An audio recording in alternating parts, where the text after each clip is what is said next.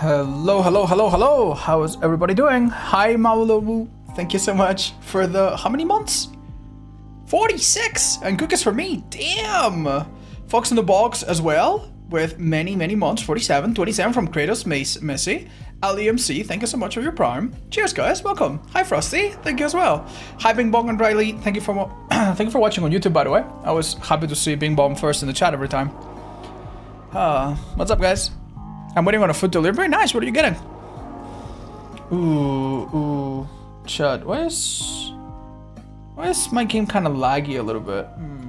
Isn't that kind of weird? Yeah. What's with the frame drops? Huh. Guys, if you don't mind, I'm gonna do a quick restart. Just make sure everything is fine. Will you do Deathslinger? Yeah, Deathslinger's coming up in a minute. So strange. What could be causing it?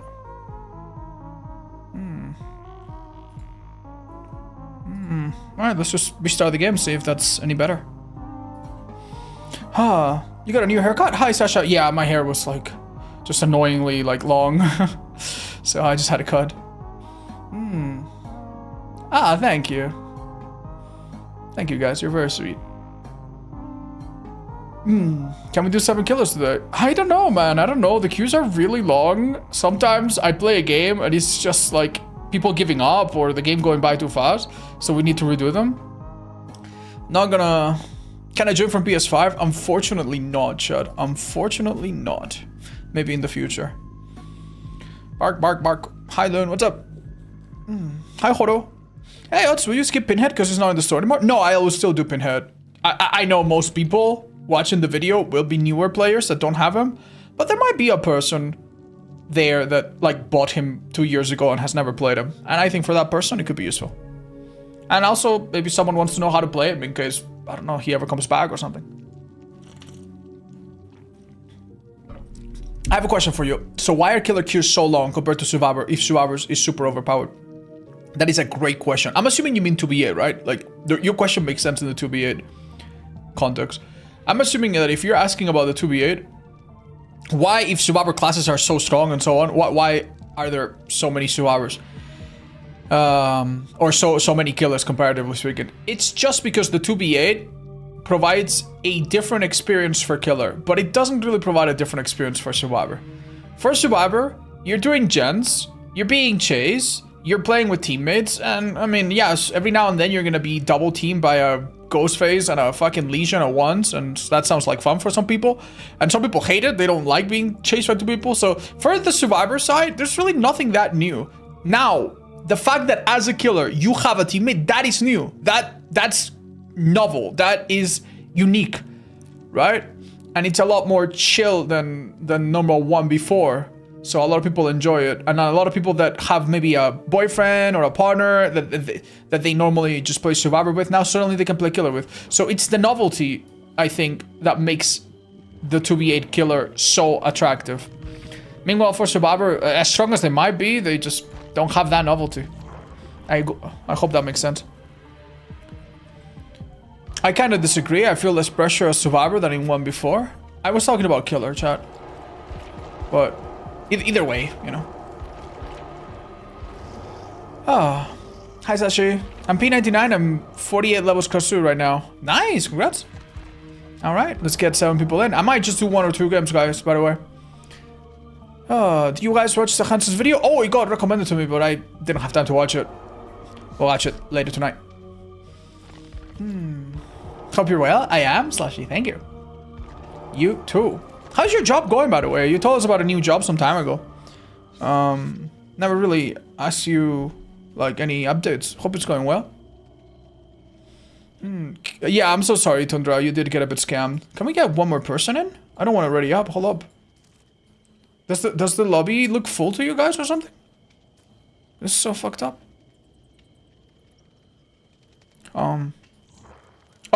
Oh, there we go. We have 8 people. Awesome. Hi, Luis. Hi, Rivia. What's up? Killer is so high and survivors are so OP that 1 before queues are 7 to 10 minutes. I don't think that's necessarily a balanced thing, chat.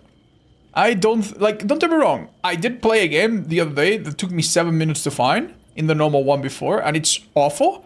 But I don't think it's necessarily because Survivor is OP or Killer is OP or anything like that. I generally think it's just the matchmaker being fucking ass, because it's split, and there's MMR, and there's times of the day, and, you know, there's like 5 different things working together to split the queue into as many little subsections as possible. What do you think would be the most horrible killer duo to go against 2v8 if they were all accessible? Great question, Chad. Great question. Let me think about it. Hi Riley, thank you for the £5. What? Do I make ice or hot coffee? It's starting to get cold, so get some hot one. How about that? Yeah, get some hot coffee.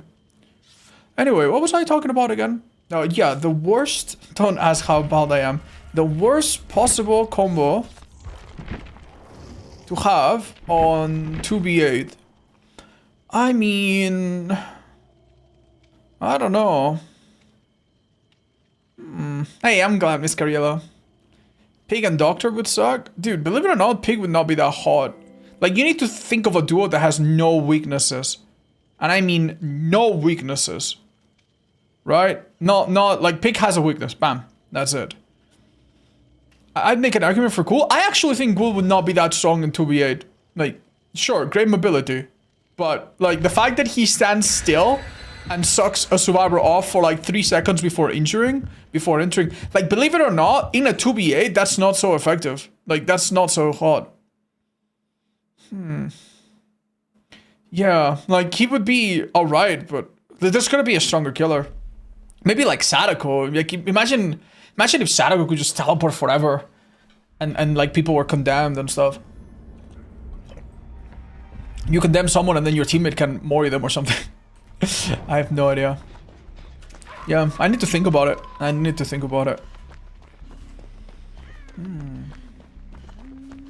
Hello. Wow, she's aiming that way. And she's got a dog with her. What? Oh my god, dude. She's not under a pallet, so I can't get you. So what's with the connection, guys? Is the killer like from actual Wallachia or what? 100 and something ping. It seems like it's inconsistent. Knight, so you can get chased by 3 people. I also think Knight is awful. Unless Knight had the ability to send all 3 guards out at the same time. Like, keep in mind, like, if you are playing as the Knight and you have 4 survivors and your guard is on 1 and then you chase another, you have 1 survivor being chased by your guard, 1 survivor being chased by you without a power, and then 2 survivors free. But if it's 2v8, that's only 2 survivors busy out of 8. That's much worse. So, I don't think it's so hot. Yeah. Yeah, Hellmaster... Any killer that... Oh, dude, Hellmaster would be awful with the amount of pallets. No.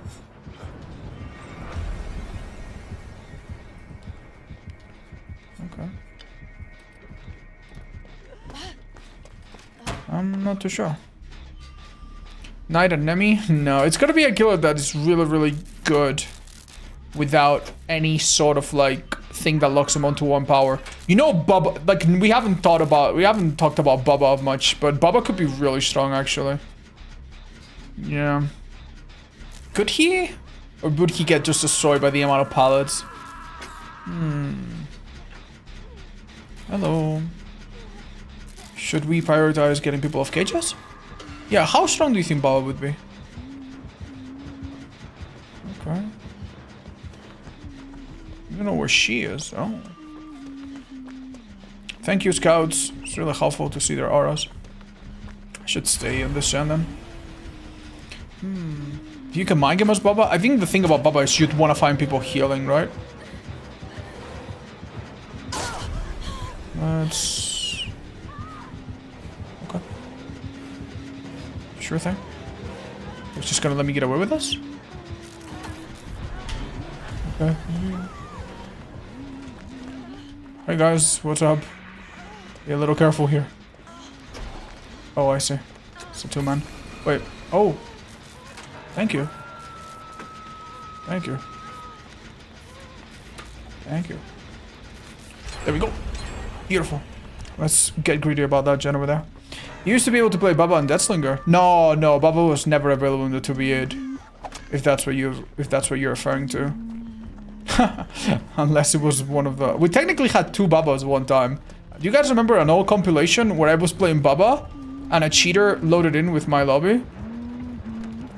And he also was playing Baba, so we had 2 Babas. Yeah, it was in Hawkins as well. Oh wow, that was excellent from her. Nice. We should be fine now.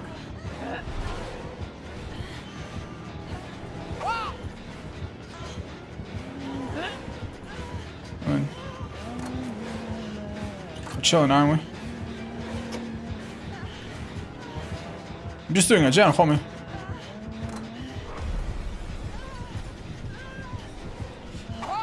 Okay.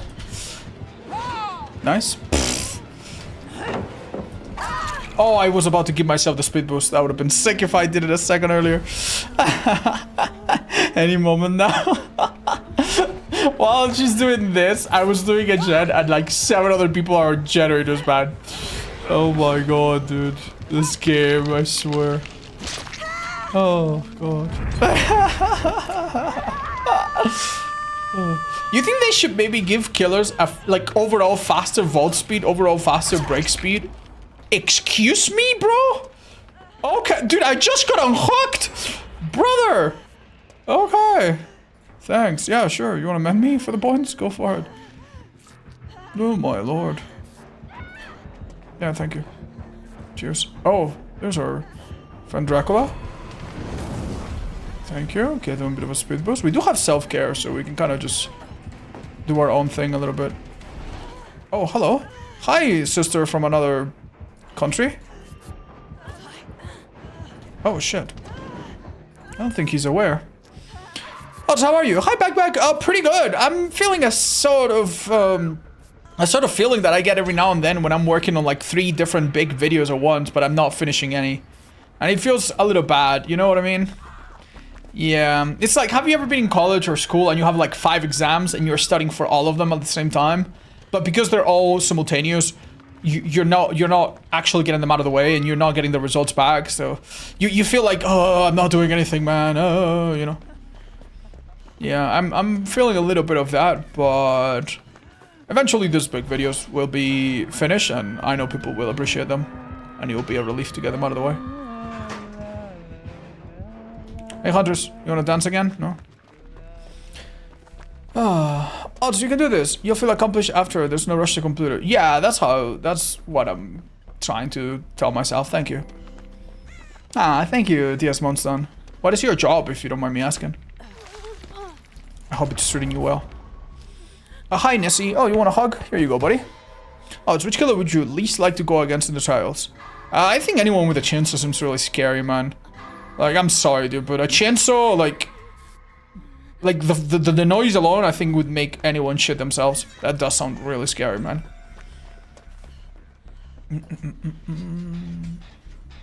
How do you keep motivation for everything?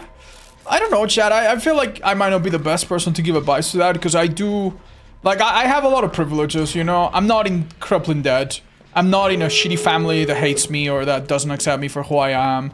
I don't have a shitty job with a shitty boss, with a shitty pay, that I can barely fucking put towards rent. I have it fucking pretty good. Have I gone through some shit? Sure. Especially like some years ago and stuff, sure. Oh, no way. You guys are disgusting. Have I gone through some stuff? Sure, like anyone else, you know, but I feel like for me, and if that wasn't enough, I just have the most nice and supportive. Wait, I didn't open it? Oh, the thing started, but that was somebody else. Ha! Nice job to these 2 guys. Hi, CCOs. Thank you so much for being a very chill parent with me. Thank you. Hi, Grishback. Oh, well, I got some good news for you then. Yeah, don't worry. I'll just patch up in the execute or whatever. Wait. Do you think the other person also gets sent here? Hold up. Oh my god, dude. That's so fucked, man. That's so fucked that hooking a survivor sends them straight to an execute, bro. How is that fair? How is that fair? Look. And we have a meat shield wall of survivors here. Chat, have you noticed anything weird about this lobby? There are 7 female survivors and then there's Krill. Play against Jonathan. Jonathan, where are you, buddy? Come here. Oh my god. This is gonna be average manga in Japan. One protagonist with like 7 love interests. He's a player? Yeah.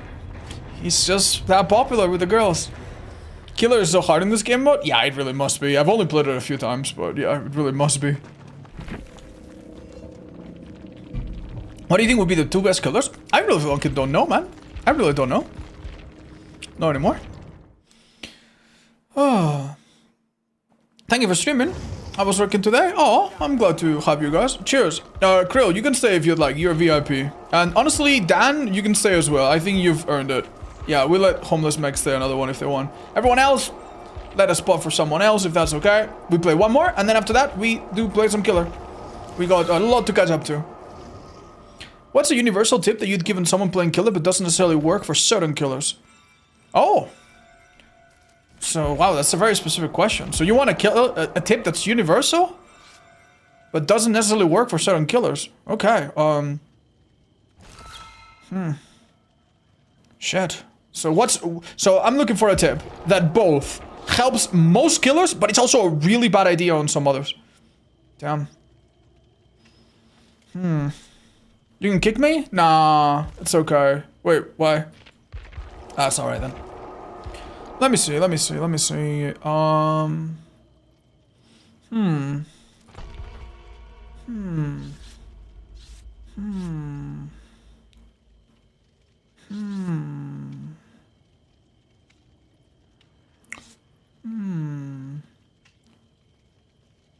I'm thinking of like strange things that make some killers unique.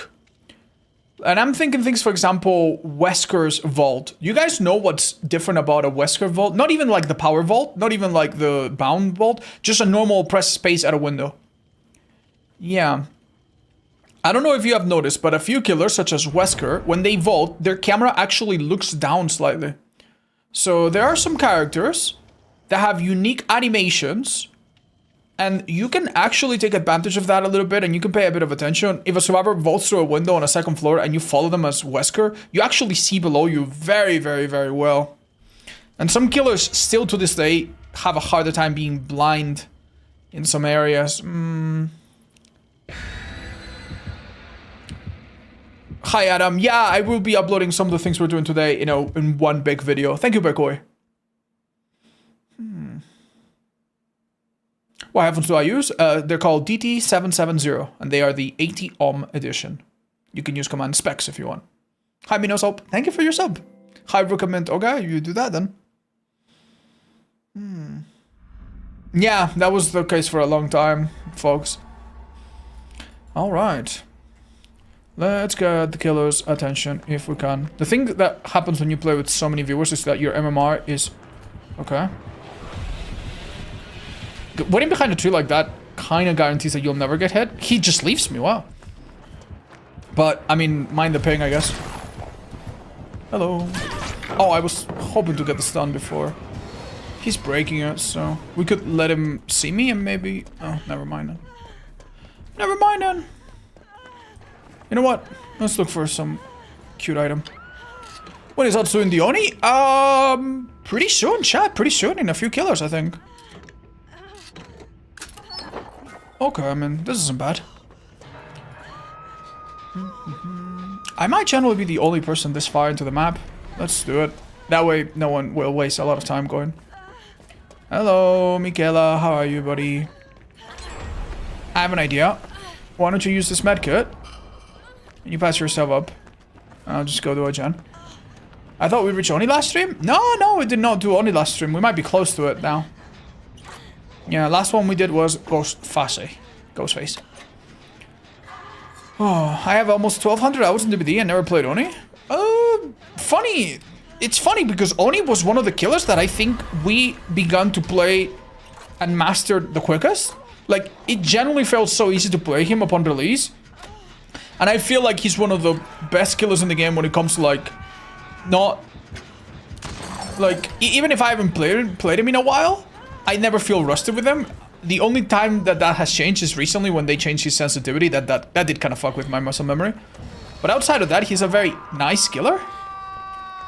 But some people really struggle with him. Like, I've heard it many times. People like, oh, I don't know how to control him. The steering is very weird. So, yeah. I don't know how beginners feel about the Oni. Hello. Did we make that window? Yeah, no. Oh, Jesus! Okay, no, we don't make that window. I saw that guy distracted with someone else a second ago, but that was amazing teamwork. You are the nicest TBD streamer. Oh, thank you, Asa. That's real sweet. You definitely should check out other people, though. There are a lot of nice people in the community. Have you done audio yet? No, she's coming a bit later. Probably not even today. Maybe next stream. Do you think killers could use an anti-jump perk in this mode, odds? No, it shouldn't be a perk. It should just be a base kit thing. Could killers be stronger? Yeah, I mean, they could. Honestly, we have to come to accept the fact that if we make killers even stronger, the queues are gonna be even longer, so I don't really know, man. Thank you. I'm sorry. Either way, she was gonna get injured. Oh, no, don't get double tapped. That's a bit unlucky. Can I get this guy's... Oh, he does not want us at all. Fair enough, man.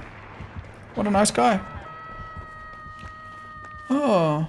Is your streaming schedule every other day nowadays? No, Chad. I stream on Saturdays, Sundays, Mondays, Tuesdays, Wednesdays, and then for Thursdays and Fridays, I take the day off. And I normally just work on other stuff. Or just chill. Hi, Waldo's Wine. Thank you for the 2 years nearly. Thank you. What 2 kills do you want next? I don't care, Chad. Honestly, I don't care. I'm completely disconnected from the 2v8. I played it a tiny little bit when it came around. I played a bit of killer with some of my close friends, but that's it. Like, I don't like this mode chat anymore. Like, it's great. It just kills the queues and it makes me enjoy the video way less. Luckily, we have a little silly video that we're working on, and that's keeping me distracted and stuff. Oh. But if it wasn't for that, man, like, what the hell would I be doing? Hi, banana, man. Thank you so much for the prime. Appreciate it, man. I mean, sure. Hi, Owen. Thank you so much for the 50. Wow, what a beautiful round number. Honestly, normalize not subscribing ever again. If you've been subscribed for like 69 months and you want to leave it there and never sub again, I totally support that. Thank you so much. That's really crazy generous. Are we winning, chat? Last match we got a 7 or 8 man escape, so I think so. Let's see this one. Doesn't look so good for the killers. They only have one person dead on hook. I'm on lunch break. Walmart has been hellish this weekend with early Black Friday weekend. Oh, dude, I'm so fucking sorry, dude. Every job has a period in the year that fucking sucks ass, doesn't it? When I worked in 911, they told me that there were 2 times that were the worst in the year. One was New Year. New Year was awful. I was there for it. It was awful. I cannot describe how... Like, it was busy and it was hectic, but more so than that, it was heartbreaking, man. Around 5 or 6 a.m., the calls started flooding in. Hey, yeah, sorry to call at this time, but me and my wife came back home and we found everything shuffled up. I think we've been robbed. Okay. Hi, yeah, sorry, yeah, just me and my family just came back to our house. They broke everything in. Oh my god, our stuff, everything's gone. Please send the police. Okay. Hi, yeah, I'm so sorry, but my door is completely broken. I can't even close it. Someone's broke in while I was out partying. You know? So many cases like that, man. Wow, that was crazy. Go, Ada. Ada, go. Yeah, dude, it was awful, man. It was awful. So many robberies, so many, like... Oh, no, she went down. Yeah. Like, I didn't realize that during New Year's, that happened so much. And of course, needless to say, a lot of people driving, a lot of people drinking, a lot of people arguing with the family, so lots of calls during emergency. But believe it or not, there's another day in the year that's apparently even worse than New Year Eve. And I wasn't there. I quit the job before that even happened, so I don't know what it was like, but it was described as really, really awful by my co-workers. Do you think a normal mode killer should see survivors auto after a gen's done? No, honestly. I think that if you do that, like, that it's basically the developers giving up on making balanced maps. If you make a map that is not the size of, I don't know, Wyoming, the killer doesn't necessarily need to be pointed towards a survivor every 5 seconds, you know? I feel like that's something that does feel necessary because you have maps like Ormond, maps like this, where if you stumble around and don't find a survivor, by the time you do find a survivor, they start pre-running you, and then they run for 25 minutes, and then by the time you catch up to them, they have Shaq in a corner of the map, far away from every other gen. And you're a killer that maybe doesn't play around Shaq so well. You know? Like... So... No, I would say they need to be really careful with what they add base kit now. Thank you, Malfato. That is the sweetest thing ever, dude. Tremendously big hugs sent to your location. Bitter Murmur? Yeah, obviously you can have the perk Bitter Murmur, but I guess what they were saying is like, what if it was like a base kit, right? Oh, those were 2 different gens. Oh shit, okay then. Sorry for your loss. I'm so sorry, guys. I could not mute myself quickly enough. I woke up with a stupid headache. It sucks. Hi, Leo. Do you think you maybe didn't drink enough last night? I think that happens to me sometimes when I go to bed without drinking enough water. It's bad, man. It's bad. Hasn't happened to me in a bit. Bless you. Oh, thank you, guys. Oh, man. I think I make it. Nice, nice, nice. Oh, wait, what the fuck? This is the second time I open the gate and it doesn't work. Excuse me? What? Am I dumb? Am I just stupid? Yeah, maybe I'm just stupid. Let's go to the other guy, guys. Fuck it. He wants to defend it? Let him defend it. Okay, dude. Oh, okay, now it's open. Thanks. Ha! Hi, Malfato. Thank you for the gifted sub, by the way. I got you, Oh, wait, no, you did a backwards flip. Fuck, man. Oh my god, they actually fucked it up! I think he reloaded. Oh my god. Oh, you silly goofers. Oh, you're welcome, Alessia. Alyssa. There's no way. You need to be really careful because you cannot get away with the normal stuff that you can do in 1v4. If you go down to 1 kill, the other one can pick you up immediately, right?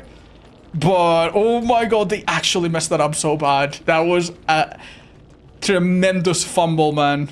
Holy GG's. Thank you, Ada, for dying for us. Will you ever play some more Hitman Freelancer? Yes. I think I will do a challenge at some point of like doing a perfect Freelancer run where I do all 4 objectives. Hey, Platypus! Miss you at TwitchCon, brother. Hope you're doing well. I'm sorry, man. This year, I had so much shit going on that... I wanted to thank you for including... Oh, thank you, Amirala. Oh, 1 second. I'll be with you, friend. Despite me not being very active in this community. Oh, don't say that. Don't say that, man. That's fine. Like, if you guys do clips and those clips pop off, I think my editor appreciates that. It makes search up a little easier. But yeah, Platypus is a fucking beautiful soul, by the way. It's still pending for us to do some kind of collab together. But yeah, I look forward to seeing you again next year. Next year, I'll definitely be there. How can you join the match? Not anymore, Chad. We got work to do, man. We got work to do. We gotta grind. We gotta grind.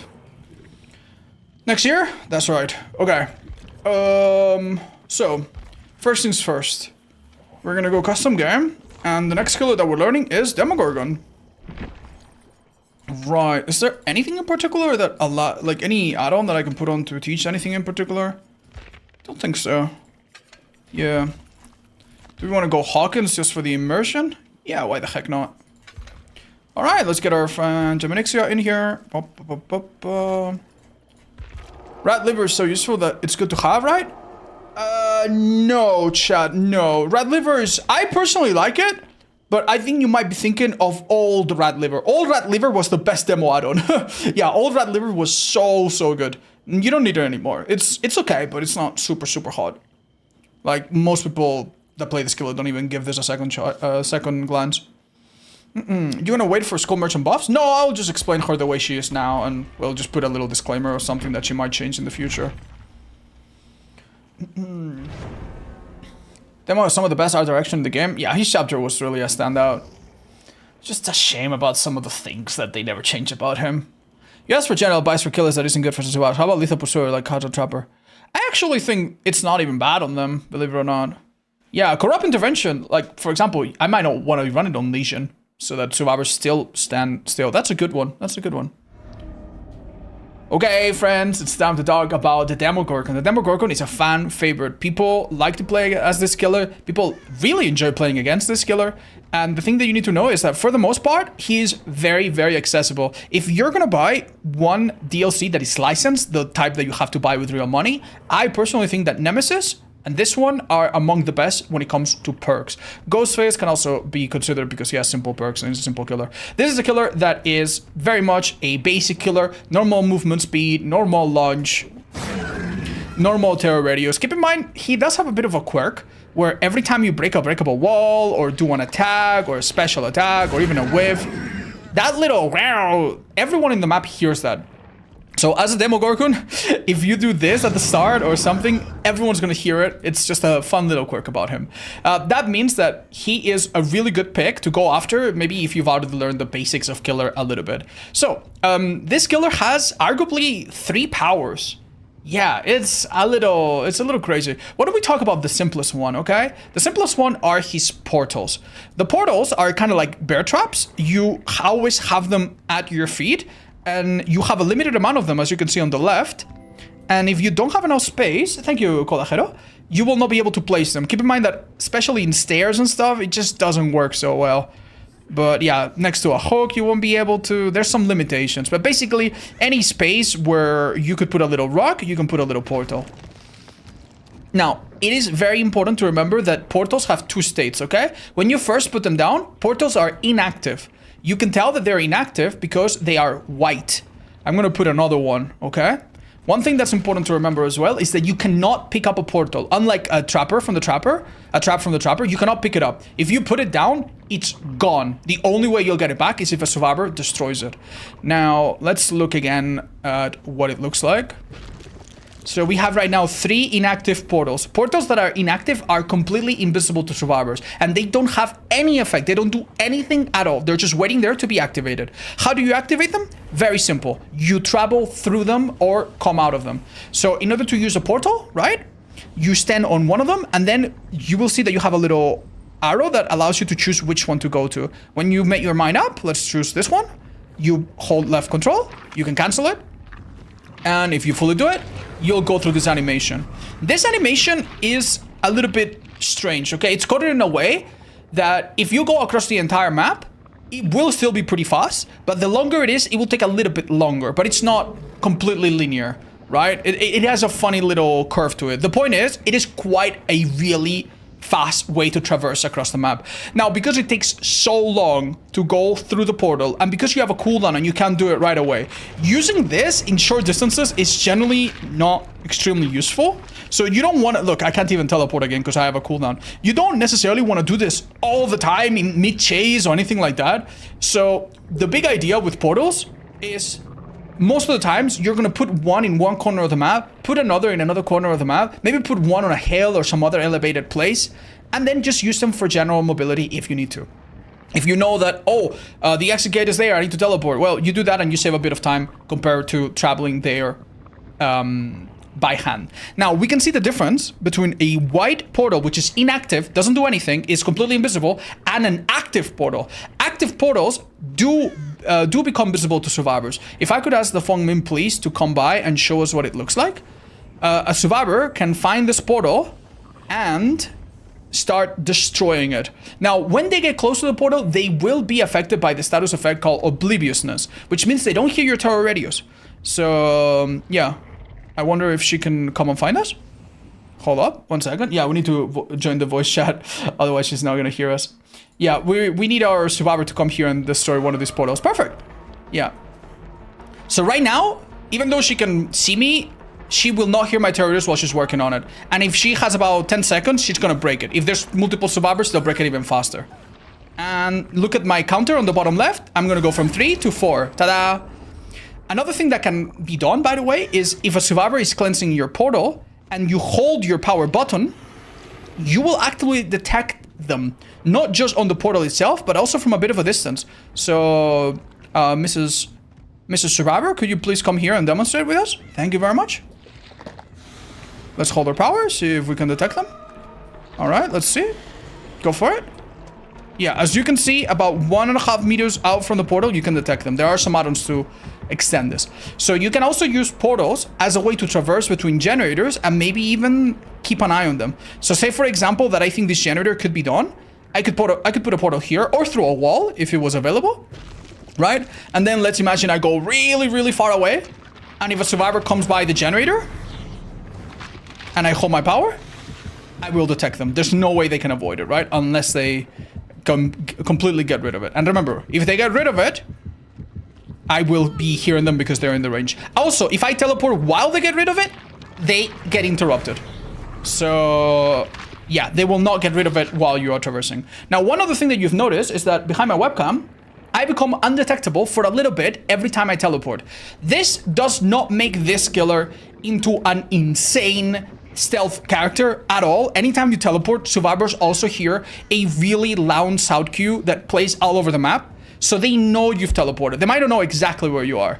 However, because you do get a few seconds of undetectable, if you teleport somewhere and then, I don't know, then you go a little bit around a corner and they happen to be healing here, you could get the drop on them. And if you get the drop on them and they are caught off guard, that means maybe you'll get a free hit or a free down, or maybe you'll get a pallet really quickly out of the way. So yeah, when you come out of a portal, if someone is not immediately nearby, you could sneak up to them a little bit. It's also a really nice idea to put portals on second floors and hills. We're gonna show you maybe when we play a match if we have a normal hill. This is an indoor map, so it's not so easy to see because of a particular quirk of our power, but I'll show it to you in a second. So, for example, it's also a really nice idea to put a portal in a place that is otherwise very inaccessible. Do you see how difficult it is to get to this map? They're going to change this in the next update, but right now it's really difficult to get to this gen, right? So look, I could put a portal here. And this portal would allow me to check on this gen, right? And it would be a little bit tricky for survivors to get rid of it. It might also even detect someone through a wall below sometimes. So yeah, this could be useful. Remember, it will not work unless it's active. And that's something to remember.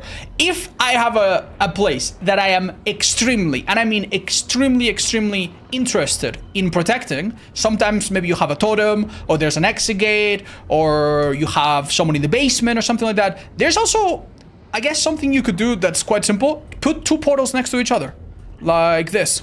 And the idea is that one of them you use and the other one you keep as a backup, right? So this one I can use and I can teleport away and then it will be active. The survivors might get rid of it and waste time, but it doesn't matter because what I'm gonna do, right? I'm gonna go around, do my thing. And then when I see that they've destroyed that one, I'm gonna be like, oh, they destroyed the one on the right? Okay, let me put one on the left. Let me put one down here right now. And now I go to the other one. So if there's one place that you're very keen on protecting, you can do that. Now, that is pretty much all you need to know about portals. There's maybe a few other intricacies, but that's pretty much it. Let's talk about his other power, which is the shred. The shred is something that you charge with your mouse, and then when it's fully charged or partially charged, you attack, and it releases. Think of it like a really, I don't know. Think of it like a really fast dash, right? You hold it, and you release it.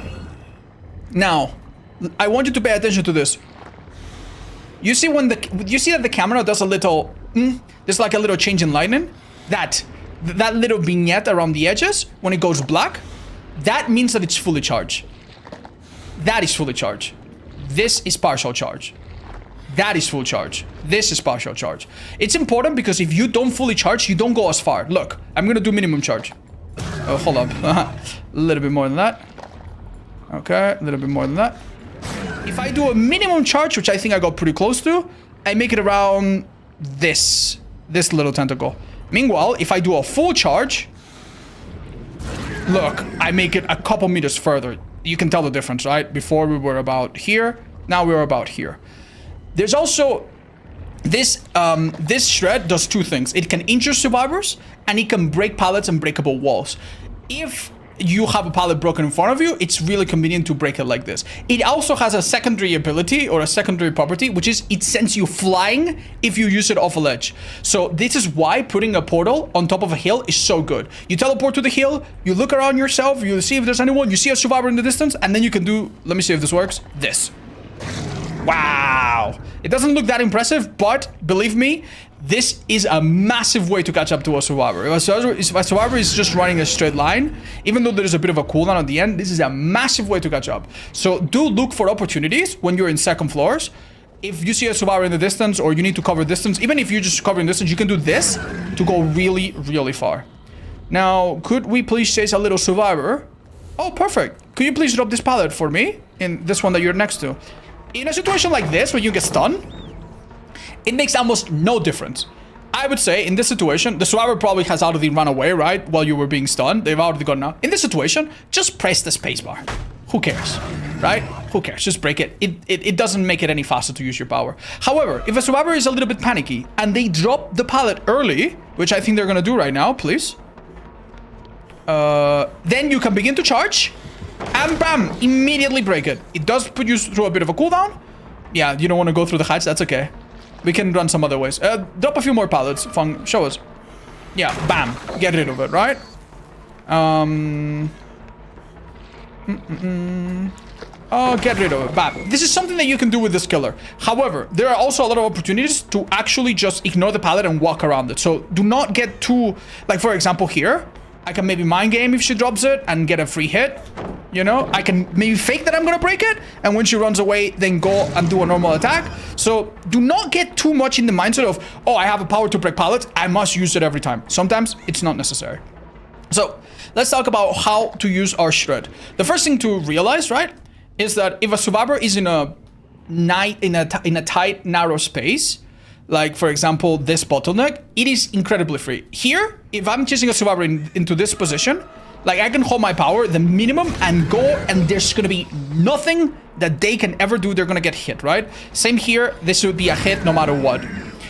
Keep in mind that your power actually hits a little bit on the sides as well. It's a little bit deceiving. If they're not crouching, you actually hit them, and it's a bit wider than you would think. Like something like that, I think if I did it a bit earlier, could have been a hit even. Like, well, that was pretty much in the front, so it's hard to tell. So yeah, the quickest way to get a hit with this power is to identify when a survivor is going through a narrow space and it's otherwise super impossible for them to dodge. Another thing that you're constantly going to be doing is things like shag and stuff like that. We're going to go to a different map that has some of these elements so we can show you a little bit what a chase using our shred looks like there. Yeah, I just realized we do need to go through shag real quick. Just wanted to let you know, even as an experienced player, I appreciate your dedication. Oh, thank you, Kuyu. It's my pleasure. Why didn't we get kicked there? Oh, would you say that Demo's teleport is just a poorer version of Springtraps? No, they're both kind of similar. They're both not the best. They're both meh. They're some of the worst teleports in the game. So, no, I wouldn't say necessarily like, oh, it's a massive downgrade.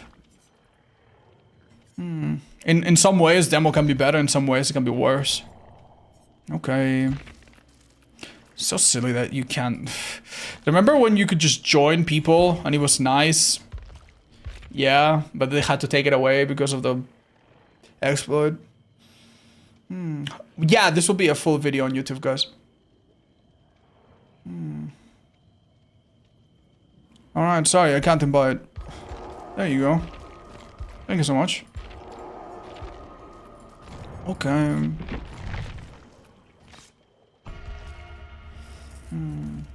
There was an exploit? Yeah, people could just join your lobby and force it to lag and stuff. It was awful.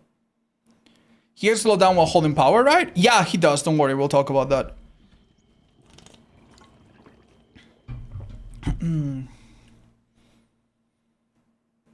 Oh, does that was necessary to destroy portal as a survivor? No, not at all. If you are out of the range and you feel safe and you don't want to waste time, don't break it. If you think he's busy and you want to mess with him, yeah, you can. Up to you, honestly. No, it's not super important. Okay. Could we please go to Shag? Okay. Yeah, right here could be, we could start a chase. If that's alright. Right in the middle. Hello. What are you? Where are you? There she is. Okay, we are in Cold Tower. This map has many of the common things you're going to see in other maps. Say, for example, that I'm chasing this survivor, and she's going towards that pallet over there in front of me. Right? At one point, when you begin to use your power, a survivor is going to hear you. Please, come over here. And when they look behind them and they see that you're doing this, they know that you're gonna launch yourself forward. So many times what they'll do is they'll fake it. So this girl could run into that pallet and then last second go towards the left, for example. And then I go, It is incredibly easy for a Demogorgon that's not very experienced to kind of bait themselves. So what you want to do in this situation, first of all, do not begin charging from like all the way up here, because that's a waste of time. Keep in mind that when you charge your power, you do slow yourself down a bit. Not tremendously, not super long, but you do slow yourself down a bit. So in a situation like this, let's play it in slow motion. What you would want to do is charge your power and only hit her when you see that she takes a step into the pallet. When she's like one tiny step. Yeah, like around there. When she takes a tiny step into the pallet, right around there, that's unavoidable. Even if she drops the pallet, with ping on your side, you will get the hit there, right? You don't want to automatically go for it because you will miss. And you don't want to wait until they're all the way through the other side of the pallet because you could get stunned if they have good ping. So you kind of want to wait until, again, they are in a very, very tight spot. When this survivor has healed, I'm going to ask them to go to Shack, and I'll show you a few other tricks, okay? Oh, by the way, this is the trick I told you about, catching up to a survivor. Wow, look at that. So we're going to be in a very common scenario where this survivor is going to go through the Shack and then going to take the window. And I want you to look at her medkit, okay? Look at her medkit. Do you see that her medkit disappear? That is a great way to know that a survivor has already pressed the spacebar and they're about to vault the window. So please do it again, Fong, if you don't mind. If I'm chasing a survivor and I see their medkit disappear, I will immediately let go, right? But now we're gonna do the opposite, okay? We're gonna do the same thing, but this time the survivor's not gonna do this. Many survivors, they look behind them in chase, they know that you're close, they know that they're gonna get hit if they vault the window. So what they're gonna do, if they are a bit aware, they're gonna run to the window, make it look like they're gonna vault, and then last second they're gonna dodge left, or more likely they're gonna dodge right so that they can get the pallet afterwards. So when that happens, we need to be a little bit smart, okay? Yeah. Like now she doesn't have an item, so I need to be a little bit... No, it's okay. You can not have it if you want. It doesn't matter. But yeah, without the item it's a little bit harder, right? She runs to the pallet, sorry, to the window, and then dodges, and I bait myself. Just one thing that you need to keep in mind is that it's okay for Demogorgon to just charge his power and then realize, you know what? She's not going for the window. Wait, and then cancel and do a basic attack. Or then just wait until she's more or less here and then do an attack. Even if she drops the pallet, don't worry, we're still gonna get the hit. So you want to be a little bit patient.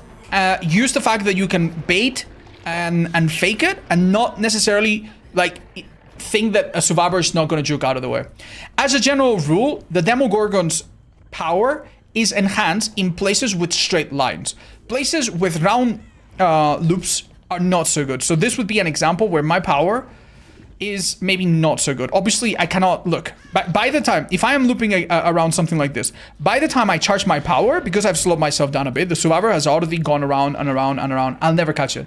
In loops like this, it's completely fine to just get the pallet out of the way. So what I'm gonna do, which way should I loop? Right or left?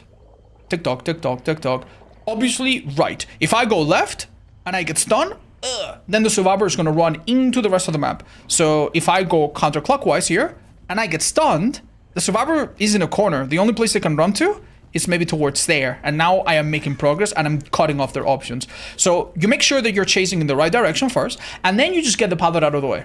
And if they drop the pallet and you want to break it, beautiful, no problem. But in places like this, do not try to use your shred because it's just not going to work very well. On the other hand, places like this are really, really good. If I'm chasing a survivor and they vault that window, all I have to do is just, I begin charging my power a little bit around the corner and bam, I can hit them. Sometimes they will see this coming and they'll do cheeky things. They might vault the window and then immediately vault back. But if you aim a little bit towards the window like this, you will clip into their hitbox if they don't do it super, super well. So places with straight lines and walls are your best friend. Places like this that are like round and not so straight liney are a little bit more difficult. Fong, why don't you just go on a little chase and show us a little bit what it's like? Yeah. So in a situation like this, she's probably gonna drop it early. I just shred it, ready to cancel if she doesn't drop it. Here, I can possibly catch her depending when she does. Let's see. Ooh, that was a good play by her. That's fine. Let's just in this direction. Okay. I don't want to give her window. Actually, I do want to give her window. Let's straight. Okay. If she... Here's what would have happened. If she didn't drop the pallet, she would have kept running towards the window, right? I would have seen it. I would have maybe let go of my power. Then I would have charged it again here. And most likely, I would have clipped her if she vaulted the window, even with a fastball. That's because this killer can have such an explosive force. Now, one of the things that takes a little bit more time to get good at is judging how far you make it. Do I make it to that window with a small charge? Yep, I kind of do. From that distance, I kind of do. Do I make it to a window from here with a small charge? Probably not. That would have whiffed, most likely, right? So knowing the difference between a full charge and the minimum charge and the in-between, that's something that you will develop with time. But other than that, that's it. This killer at its most basic. Our plan is, when we spawn in, let's put one portal somewhere down. Let's say I spawn over here. This is the main building with 1 or 2 gens around here. Let's put a portal down when we spawn, right? If it's in a good spot, even better. And then I'm going to enter chase. And maybe at some point, if I have a bit of downtime, maybe I'll put another portal down somewhere on the other side. And say, for example, I'm in chase. Say, for example, I get a hook and I kick a gen. Let's say I kick a gen on this tile, for example. You know what? Sure. Let's put a portal over here. Why not? After kicking the gen with Pop Goes the Weasel or whatever. And now look at this. Whenever I decide, oh, you know what? All the survivors are by main building. I can... Whatever I am, I can just place a portal down. This portal I'll only use as an enter. I don't necessarily care about this location. And then bam. Now I'm here and I've wasted even less time. And obviously, any chance that you have to break things from a distance with your shred is good. Instead of walking up to this and breaking it normally, if I know I'm gonna break this breakable wall, I can begin charging from afar and bam. Break it really quickly. Just remember that you do make a lot of noise when you do this. But yeah, you are one of the faster killers in the game when it comes to renovating things.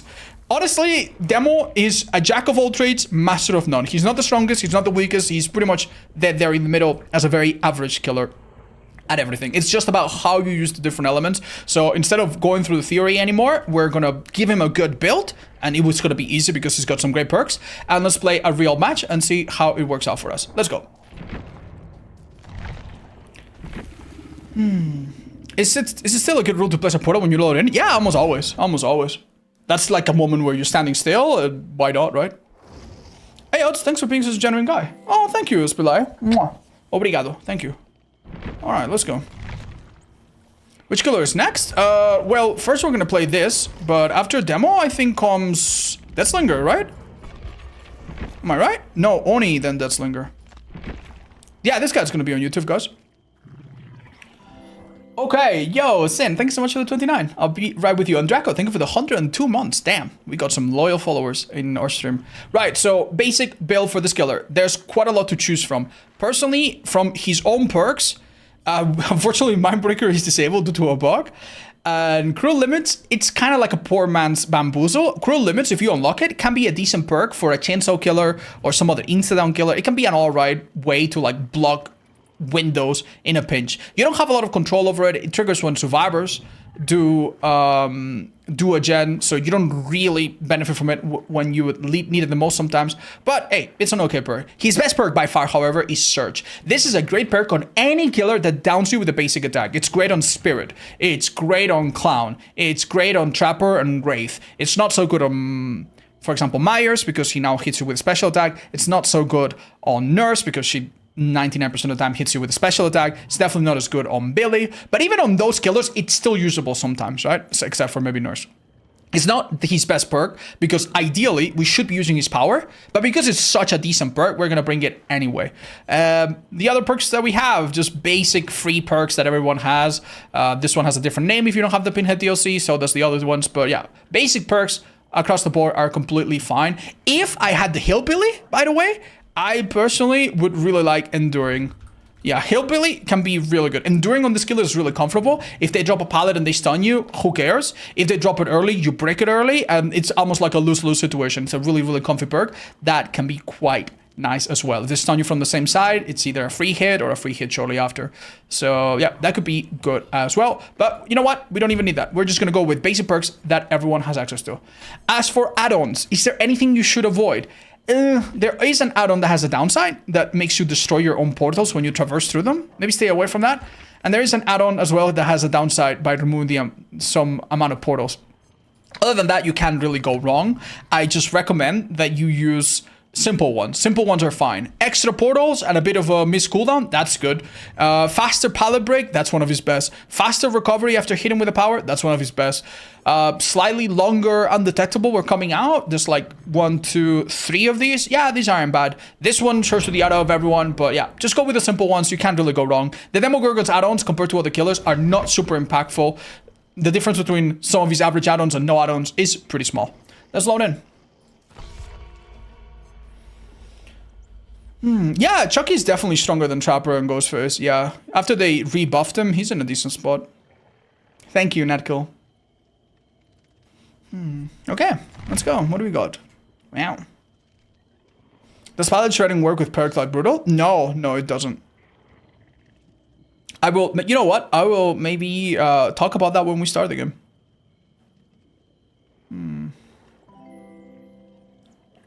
Hi, Mew Power, meow. Thank you so much for the 41. And yeah, thank you again, Draco Esper. Ridiculous amount of support. Thank you for the tier 2 as well.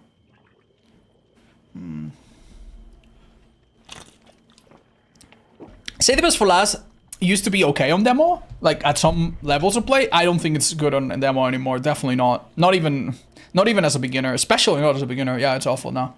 Because if you hit the obsession with your power, you still lose stacks, so what's the point? Plus it got nerfed. Yeah, Demo definitely has some of the worst add-ons in the game, for sure. He has one that stands out, but yeah. Alright, cool. Does Demo work well with any basic attack perks? No. I mean, it does if you don't use his power, but you should use his power, so I don't recommend it. Endurance Spirit Fury, good build in Demo? It's okay. If the other 2 perks are really solid and help with gens, maybe. Okay. Thank you, Fieldbird. Thank you. Okay, while we were loading in, one of my viewers had a really interesting question. Can you use a perk like Brutal Strength to break pallets even faster with your power? No. Most killers that break pallets or walls with their power, they don't do it any faster with any perks. Perks typically do not affect the killer's power. Typically. There's only add-ons that do that. Anyway, we go across the whole map. We don't find anyone. I'm going to assume that they spawn maybe towards Shack and then, I don't know, comb this side of the map a little bit. I've put a couple portals for traversal. Wow. You know what? I'm going to put one here and teleport to this other one. It's going to give them a side objective if they want to get rid of it. And it's going to give me a bit of stealth, so... Yeah, oh my god, they all spawn here. They're finishing this gen. I'm gonna whiff here. This killer, by the way, you cannot charge your power. Yeah, nice try. You cannot charge your power while you're falling down. So, oh, I saw them. Okay, so what I did there, this girl had a wall on her left. I know there was a survivor behind me, by the way. I should have hit her with a basic attack, because that would have hit... Oh, I'm just making mistakes already. If I hit her with a basic attack, this generator would have been damaged, and I would have been able to save it, possibly. So there had 3 people on this generator with a toolbox, and things like this happen. But you know what? We're definitely not bothered. Not at all. I do think that I wanted to show my... Nice. You see how generous the hitbox is sometimes? And you can hit sideways a little bit? We could have hit her with a basic attack, and that would have helped us a little bit. I'm gonna break this so that she's zoned. She's kind of stealthing there. No, she's not. I'm gonna break this in a... Pretend to break it. She's gonna keep running. Oh, she didn't. Okay, I can just hit her with a basic attack here. Nice, okay. She won the 50-50 there by running in a straight line. Very good. Okay, wow. Well done. Didn't fall the second time. Now. Alright, it took a little longer than I'd like. But we got it down. Let's do it. And we got 2 hooks. Not too bad. This is going to be 2 people that don't hear my terror radius. Keep in mind, even if you don't have a terror radius, this killer has loud stomps. And they do make noises every now and then when they go into portals and stuff like that. If I wanted to go to that gen at the edge of the map, we now have a portal we can teleport to. But I honestly think that it's this gen over there that I should be worried about. It's the one where everyone gravitated to after the unhook. And it's the one that was blocked. Oh my god, they did a different one? Yeah, damn, these people do nothing but gens, huh? Don't worry. I could hit her with power there, but there's no point. There's not a lot of difference between hitting with power and hitting with a basic attack. The cooldown is almost the same. Even with some add-ons, it's basically the same. And when you hit without power, you have more control over your camera. So it's a little better to hit with basic attack if possible. Unless you have this brown atom for cooldown and you want to have a tiny bit of an advantage. But that's fine. Right, because they've both healed, they do gens a little slower. We're going to kick this. And this is going to be the first time where we put a gen. Sorry, a portal next to a gen, just to keep an eye on it. I could go over here and just see if anyone's trying to sneak up behind the building. See if there's any scratch marks. There's none. That gen seems to be at nothing. I'm going to hold my power. I have all my portals active. No one's on them. I see that these pistons are moving. They cleanse one of the totems that makes them unable to hear my terror radios. These people are very stealthy for some reason. Here... We're going to... that was a really bad drop of a pallet. Doesn't really achieve much. Do I break it or what do I do? Nah, I think I can just whack her. Yeah, that's a hit. And do you see how that gen took damage? That's not a miss skill check. That's my perk Surge. That's the perk that's hurting them. Do we want to hook right here? Sure. I think what we're going to do is we're going to break this pallet super quickly. Oh, that was a miss skill check. I'm going to hold my power again. Do I hear a heartbeat? No, if I don't hear a heartbeat, it means no one's there. Okay, pretend to go to the left so that she sees me with her camera and stops running. Had a bit of a stutter there. They're not working on that gen yet. We could down... Okay, so what happened is Feng Min and Meg healed each other. Yeah, there they are. One on the left, one on the right. If I go for the one on the left, I interrupt the unhook, but I don't care about the unhook. I want to interrupt this gen. Hello. Remember, they play very stealthy. These ladies. I have no idea where she went after that. They do have, like, Iron Whale and maybe some other stealth perks. Yeah, she's back there. However, she is oblivious while she's here, so... Okay, so she is where exactly? She was here a second ago, chat. And I mean a whole second ago. Thank you. I would have never found her if not for the ability to detect people. Oh, she made a mistake here. Search hits that gen. Beautiful. Could I put her somewhere awkward? Yeah, I could bring her out to basement. This killer has a cute synergy with basement. And this is a little bit extreme. Oh, I get sent so back. I'm barely gonna make this. And if it fails, it's gonna be awful. I think I barely make it. Yeah. Needless to say, this person's dead on hook. She does not want to go down, obviously. So what I can do is put a portal, like, above basement, somewhere here, and it's going to be difficult for them to do anything about it, right? So I can put it right here, for example. Do we have a portal right here? We have these two gens that are being done. Hello, girlies. Okay, do we kick it, or do we bother? Oh, nice, we're chasing one into another. Fake going this way, she runs back, hit her, leave her. Hello. We still have two portals in the pocket, so this girl is being stealthy. They have to unhook right now. Oh my god. Okay, they got rid of one of the portals before going down. I respect the hustle. That being said, think about who did that. The person that did that... Hold up, I'm going to do something a little silly. I'm going to do this just to start falling down sooner. Oh, can I do that? Yeah, the person that did that is Kate, who's dead on hook. And she is in, like, the worst position in the whole world here. Do you see how you can hit sideways really nicely? That's what I was talking about when I told you that this killer can hit sideways. Right, this is a little complicated. Whoever got unhooked did not leave the room. She's still there. I don't want to walk through the pallet. But what I noticed is that I had seen the two top survivors, right? The V and the Feng Min. And I knew that whoever went for the rescue was the remaining survivor, aka the one that is dead on hook. Let's use our power, see if we can save a bit of time here. Whoa. That saves a tiny bit of time, if you can believe it. Okay. How about we keep this? We know that gen over there is also... Yeah, it's being teleported. Let's teleport now to interrupt it. And see if we see scratch marks. Do we see any scratch marks? Yeah, we do. This is V. We'd never hooked this girl. Oh, she made a mistake again. Okay. Pretend to break it. She runs out. And bam. If we wanted to, we could, like, leave her on the ground momentarily. She's not being hooked, right? Hooking her right now, I mean, it doesn't really get her killed any fast, considering that we are maybe a 1 gen left, right?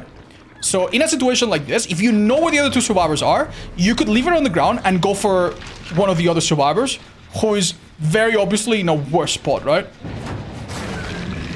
Okay, when you see these Oh, forgive me. When you see these spikes around a gen, yeah, look how quickly they healed. I'm almost helping them out. When you see the spikes around a generator, that's the game warning you. The game is warning you that you've damaged the gen so many times that if you keep doing it, the gen will be undamageable to prevent like infinite games where survivors never do anything. Okay. I think this is a down. Ooh, I needed to fully charge it a bit more, perhaps. Let's just break it. I'm not gonna lie, I don't even think we need to do this. What's even the point? Oh, she made a really bad mistake here. I think I make that, but oh, tiny bit late. Unlucky. Oh, what? I saw that dead her. I'm like, wait, that's way early. No, that somehow was fine. Okay, hold up. I'm gonna cut her off. Yeah, notice that she wanted to go towards that pallet, but she couldn't. And this is a cool, like not a cul-de-sac, a bottleneck. So, yeah. I have no business chasing this girl. She could even have decisive or something. It would be way, way better for me to simply just go for Meg. We know that that gen over there is the most progress. We don't know if it's a 0, a 1, or a 99%. Let's check. Oh, it's like halfway. And this is Meg. Perfect. Do you see that we put a portal there like minutes and minutes ago and we just recycled it? We had never really used it until now. Okay, let's fake going this way. Maybe she votes back. Okay, don't ever try what I just did there, but if it had worked, it would have been really funny. Okay, let's look at her item if possible. Yeah, do you see what I mean? Look, I can here do whatever the heck I want. Like in that situation, I'm only waiting for two things. Number one, she goes through the window like she did. We grab her or hit her, whatever, up to you. Or she goes to the pallet. When she goes to the pallet, I'm not even going to attack her until she is here. If she's here and I attack her, she could dodge out of the way. You never know. But if she's here, she doesn't have enough room left or right to dodge. It's what we've been talking about constantly, right? Bottlenecks. You want to pay attention to when a survivor is in an unavoidable spot where no matter where they go, they're going to take the shred. So that's what we were waiting for. She kind of danced side and side. And honestly, you don't even need to hit them with power. If it stresses you out, you can just cancel and do a basic attack. Okay, so... one thing that I mentioned, I think, briefly earlier is that if you hold your power and you fall down, this killer is afraid of heights. He will fall down. He will interrupt it. So be a little careful. It's a really good idea to use your power from a elevated position to gain distance, but you don't want to do it in every situation. She's gonna have dead heart. Oh, yeah, she has dead heart, so we need to kind of wait it out. Fun times. Anyway, all right, we've talked about faking your power. We've talked about using it from elevation. We talked about your portals. We talked about doubling them. We talked about putting one on top of basement. We haven't really shown you examples of putting your power like above or through a wall, but that's something you can do as well. Like, especially if you have an add-on to extend the detection, you could put it from behind a wall, although I just don't think we really had any example. That maybe comes more into play if you have a map like Batham with many buildings, right? So that's an idea. In a situation like this, especially if you have portals, tap your power from time to time. Because if you get a small heartbeat, that would let you know where a survivor is. Right? You can also use them in the final 1v1 to go through the gates and stuff like that, just to cover the map a bit more. Yeah.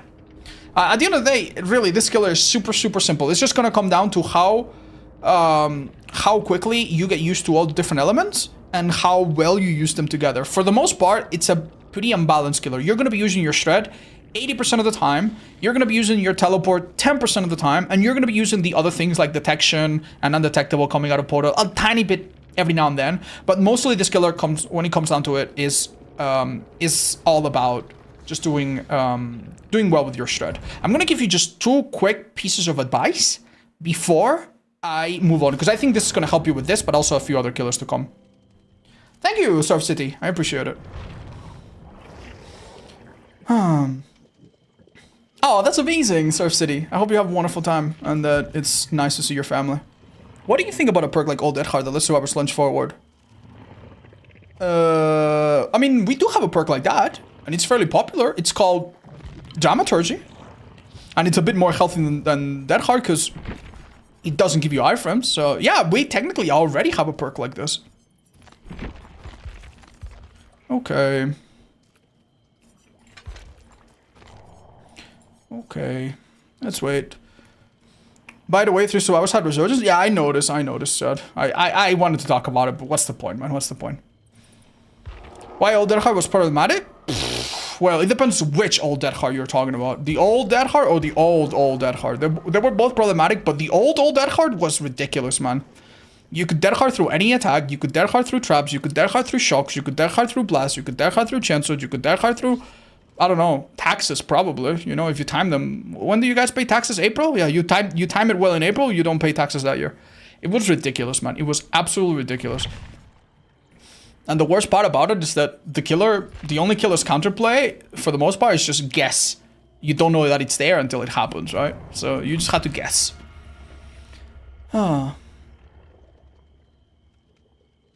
Oh shit, Mortified. I forgot about it. I'm so sorry. I know it. If you send me a business email, I'll look into it and get back to you in a day or two. Don't forget Deadhard for distance. Yeah, that's another one.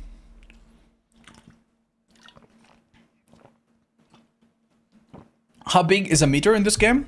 Okay, from one wall of shack to the next wall that's opposite from it, it's about 8 meters or so.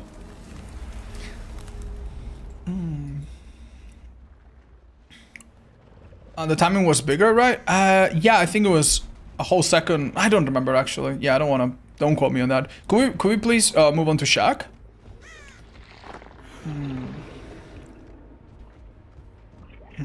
Okay, there's a hill there, so I feel like there's a hatch there, so I feel like that's not so useful. Let me find like a long uninterrupted wall.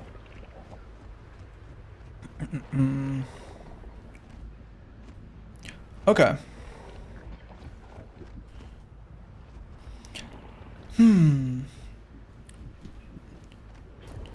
Okay, so I want to talk about a concept that will apply to this killer, but also many other killers to come, including Pyramid Head and Hillbilly, some of the killers that we've already seen. Obviously, since these killers have some kind of projectile or thing that dashes forward, whether it's them or their projectile attack, it's very important to look for these bottlenecks. This is a complete bottleneck, right? If Fong goes into this hallway and I'm behind her, I hold my power. The only thing she could do, by the way, is maybe crawl to the side. Yeah, could you please go to the side and crouch a little bit? Yeah, just crouch. That can actually make you miss. If a survivor goes on the side a little bit and crouches, that's kind of like one of your Achilles heels. It will make you miss. Very similar thing happens if a survivor is kind of below you. Could we come to this little ramp? Keep in mind that even if you aim all the way up or all the way down or all the way up again, when you shred, look at your camera. It immediately makes it stand at like eye level. That means that a survivor that's below you is almost unhittable. Look, you see, do you feel how I glid past her? This is a survivor that is...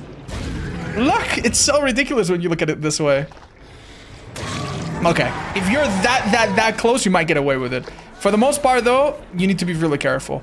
However, there are some situations where even if a survivor is not necessarily in a bottleneck, you can have a psychological bottleneck, right? And this happens really frequently when a survivor is being chased alongside some straight wall. If a survivor is going in a straight line through here, like I am right now, it doesn't matter if this is technically open, they never ever dodge into the wall. This is something that almost never happens. In a situation when I'm chasing a survivor, when they see me hold my power, they're gonna dodge. Let's say that they're going parallel to the wall. When they hear me do this, they're gonna dodge to the left. Almost every single time, right?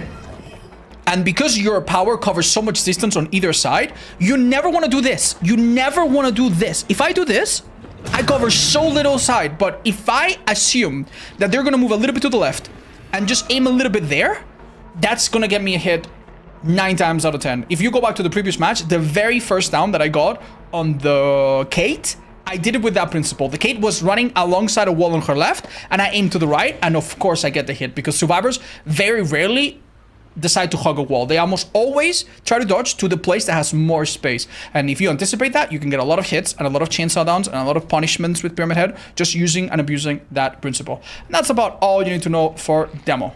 Let's get out of here. All right, chat. Next killer. What's coming after demo? Oni. Ooh, that's exciting.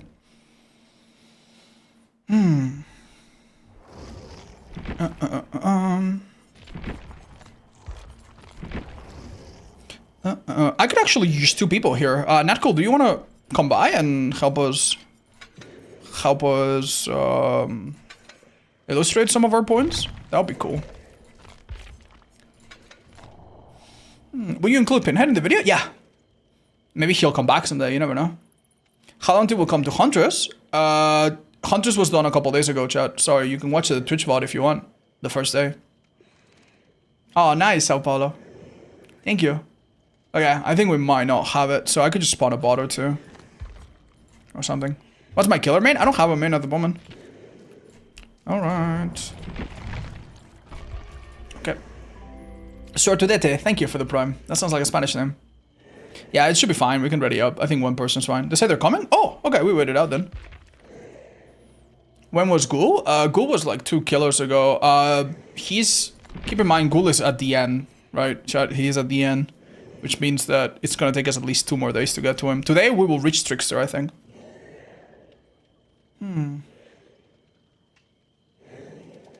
So, yeah.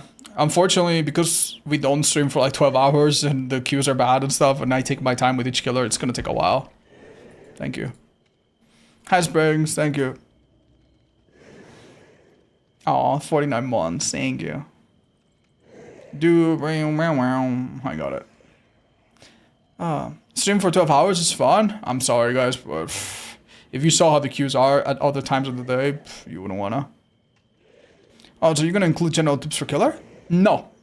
I do have a video out of there with general tips, and I do sprinkle a bunch of general tips in this one, but no, not in general, no. Are you gonna include general tips for, hold up. Chat, if you wanna know which order we're in, just come on order on Twitch and you get a list of all the killers in order. We can ready up, by the way, if Natcool needs a minute, it's okay, he can help us in the next one, maybe. I have not seen Carnival Hunt much, no. I'm not sure I'll play it. Thank you, guys. Can you do a video on how to run tiles as a killer? I might be doing that, yes. Thank you, Dan. Maybe we'll take your help or Natcool's help next time. I think it's fine to do this with 1 person. What about a video on general tips for Survivor? I already did do that. It's on my website, it's on my Twitch, on my YouTube. Yeah, I do have tips for general tips for survivors. Please go watch. Okay. Alright.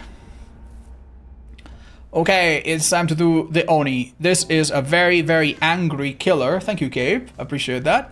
But the thing that you need to know is that even though the Oni eventually transforms into a demon with crazy speed, insta-down, pallet break, and other abilities, this killer, for most of the game, or at least for the first bit of the game, is completely normal and standard. That means he has the normal basic mouse 1 attack, the normal 32-meter terror radius, the normal movement speed of 4.6. In other words, if you've played Trapper, if you've played Wraith, when you switch to this killer, he's gonna feel very, very familiar. And you need to play very, very good as a normal killer to have success with this character. Now, the thing that makes this killer unique and stand out is that he has a power that he has to fill up. And if you notice on the bottom left, the power fills up automatically very, very, very slowly over time. I think it takes you like 6 minutes or something to get it. Obviously, that's absolutely horrible. We don't ever want to take that long, right? So what you need to do is hurt survivors in order to get this. Now, this is very important, okay? If you pull a survivor out of a locker or you grab them, that doesn't count. If you insta-down them with a perk or some perk of the survivor that makes them exposed, you don't get any blood. You need to put them from healthy to injured, all right? That's it. That's the only thing that will give you blood towards your power. If you hit them while they're out of the injured, you get nothing. If you insta-down them, you get nothing. If you pull them out of something, you get nothing. But if you get a normal hit, you will get 40% of your power. Let's see. That's about 40%, right? That seems about right. Now, in this situation, if I had another survivor that was nearby, I would immediately go for the other hit and my power would be ready. When a survivor is injured, notice that they leave little bits of blood that you can collect and they help you get your power. Could you please run a little bit away just to show us what it looks like? Yep. Now they leave these blood orbs every X seconds. And when you hook them, they also drop a few immediately so that you can get a bit of a boost. But very important, many actions like vaulting pallets or vaulting windows or dropping pallets, they drop extra. So one thing that you can try to do if you see the opportunity is just a survivor into a pallet. Let's say that one over there. Force them to drop it and now make them vault back and forth. Look. Do you see how many orbs she's generating for me? So if my power was not already ready, look. Brah. Now, when you get all of your power, that's it. Now you can see the... I don't know why it's buggy. You can see that my power is ready. And on top of being a normal killer, I now have the ability to transform into a demon mode for 45.45 seconds. Let's see what that looks like. When we do that, we're going to go through a small transition. And now I am in Blood Fury. Here's the thing, okay? If I do a normal attack, I do a little swipe. This swipe doesn't insta-down. Don't do this. But if you hold it for just a bit, bam! That is a slam. That insta-downs. Not only does it insta-down, it actually hits multiple times and can hit multiple survivors if they're clumsy enough to get stuck. And it also breaks pallets. Could you please demonstrate? So, yeah, the first thing that you're going to be doing, there's a pallet to your left. The first thing that we can do already is do this. Remember, you can charge it fully, and then you do like a big uncontrolled, really difficult to control launch, but you don't have to. Could we please drop another pallet in shack or something? Okay, we ran out of power, so unfortunately we have to get it again. Perfect. We're gonna could you please give us some blood, Mr. Svangmin? Thank you very much. This is quite important, by the way. Survivors drop blood periodically like this, but if you are in demon form, they don't drop blood anymore. That's only when you're out of it. So you cannot get more blood while you're in demon, and you cannot see it. But yeah, normally seeing this blood through walls could be a way to find where a survivor is or where a survivor has been. But anyway, let's go into demon mode, right? And remember, we have normal tap. This damages but doesn't do anything else. You shouldn't do it, generally, unless the survivors are already injured. We have the slight hold, which does insta-down. Hold up, let's do it a bit more. A little bit more. Bam, that insta-downs. And remember, if it hits, it does like multiple slams. So if I hit a survivor, it will do like bam, bam, bam. And that can down multiple survivor. And if I do it on a pallet, it breaks it. Also on a breakable wall. Not on gens, though.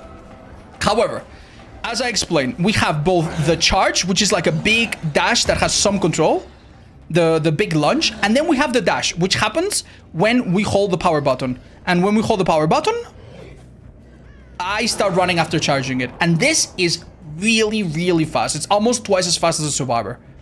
And the best part is that it's similar to Hillbilly, and at the end of it, I can end it with a slam, which will insta-down or insta-break, but much better than the Hillbilly because I can actually run into things and I don't bump into anything like Baba or Billy, right? You want to vault something really quickly so that we can get it? All right, she's gonna just vault a bunch so that we speed it up. So generally speaking, the window has blocked. Generally speaking, you want to use this power when you already know where a survivor is, either because they're right in front of you and they're healthy, or because you have a perk that lets you know where someone is. So for example here, right? I'm gonna use my power. She's gonna run away. I'm gonna hold my power. You don't need to stand still while you hold it, by the way. You can keep moving forward while you hold it. And then adjust myself and bam, hit her. Now, one thing that's important to remember is that every time you hit a survivor, you lose a small percentage of your power. So if I down a survivor, and then I down another survivor, and then another survivor, then my power runs out a little bit quicker. Also, when you pick up a survivor, your power immediately ends. It's not a bad thing, because as you can see, the power that you didn't use stays as charged for the next one. So after this hook, I get a few orbs from hooking. Look, I'm already halfway there. And now I'm like 50%. By the time I hit one survivor, I'm gonna be fully there. Right? And look, if I find a place where someone's been healing or doing something, I get my power again. So that's literally all there is to it. The only thing that gets complicated is how to use our demon dash and how to maneuver it and how to do little flicks with it. So that's what we're gonna be learning in the game. But first, let's get a build going for Oni. Do blood orbs stay forever? That is a great question. We're going to explain that. Thank you, guys. I'm going to write it down. That is a great question. They don't. There's a limit to them.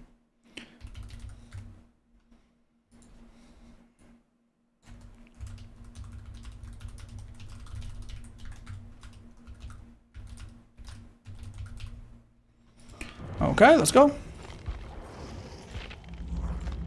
I mean, knowing some of these things as a survivor is also really, really useful, honestly. Oni? Oh, can I? make it so that... God damn it. I guess I can't.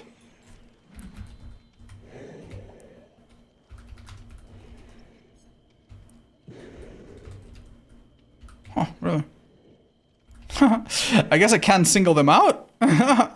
Why is the Oni... Yeah. What the fuck? That's so strange.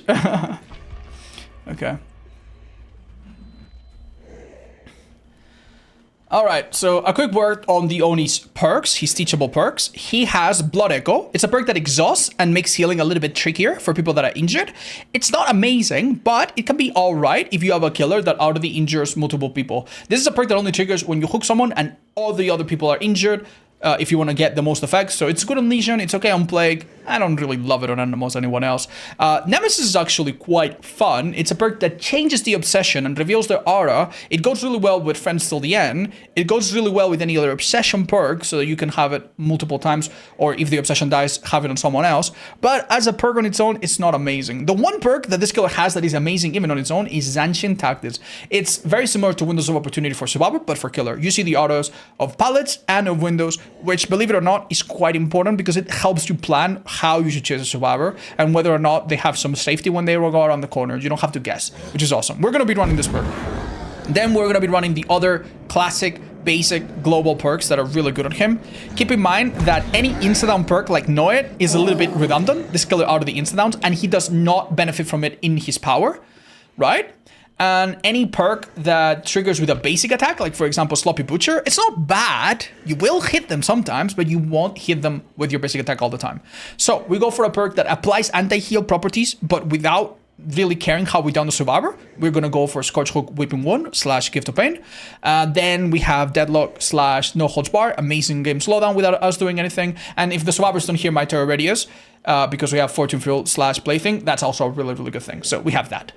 Add-ons that I recommend on this killer. Any of the 3 add-ons that increase his power duration are really, really good. On top of increasing the power duration, it also means that if you down a survivor, you lose a percentually smaller amount of your power. So this purple duration extending is great. This blue duration extending is great. And even the green one's pretty good. The 2 add-ons that make you go in and out of Blood Fury faster are also pretty cute. You really can't go wrong. I would say there's only 2 add-ons that are really, really, really bad, which are the ones that increase your passive charge rate. This makes it so that your power in the background is regenerating faster, but it's so slow even with these add-ons, I don't recommend it. Anything else like this that has a shorter cooldown or makes the orbs easier to absorb, that's completely fine. I had a question from one of my viewers while we were loading into this, and he said, do the orbs stay forever? No, there's a limit of 100 orbs, and when there's more than 100, the old ones will start disappearing and the new ones will replace them. So when you see an orb, that's been there for a while, but it doesn't mean that there can be an infinite amount. That being said, it can sometimes be a good clue that, hey, a survivor was here a second ago, which you can sometimes use. Anyway, let's wait a little bit for a queue and see what we can do with this build. Hi, Alucard, what's up? Hi, Father Fisty. Yeah, I had some friends that think that perk is actually really good. I've never used it myself. Not very much, anyway. Hi, Mr. Mayo. It's alright. I just think that instead of Know It, you could have No Way Out, maybe. That way, you actually have something keeping them in the game, you know?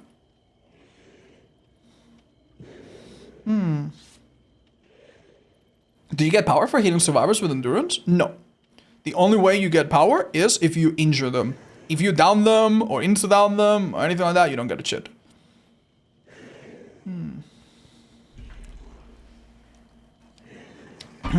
Okay.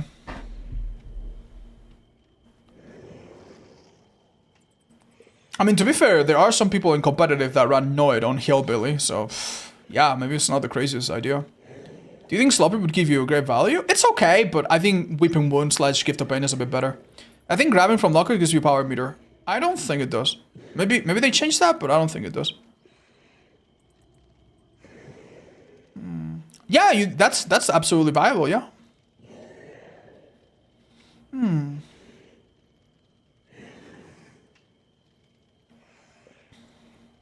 I wanted to give you a challenge that seriously you had, but your Discord DMs are logged. Hi, Bogus. You can send me a Twitter DM or a business email if you want. I'm sorry, I've kept them closed for a bit. I'm not ready to open them yet. Is Amateushi good perk against Oni? I mean, in theory, yeah. It should be pretty good, yeah. just to delay the first hit. But, I mean, you can also just run Sprint Burst if you want. Doesn't, like, Dramaturge is not uniquely good against him. It's just any exhaustion perk is good. What's my accent? I'm from Spain. Alright. Who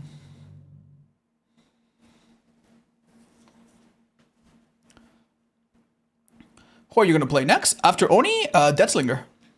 I'm enjoying Fear and Hunger a lot. It's very challenging and very humbling, but I like that sort of game. Okay, ooh, this is a classic map for Oni. Survivors typically spawn on the other side, but we're gonna quickly check our half of the map and see if anyone's here. Thank you so much, Goatman. And if not, we go straight for the other side.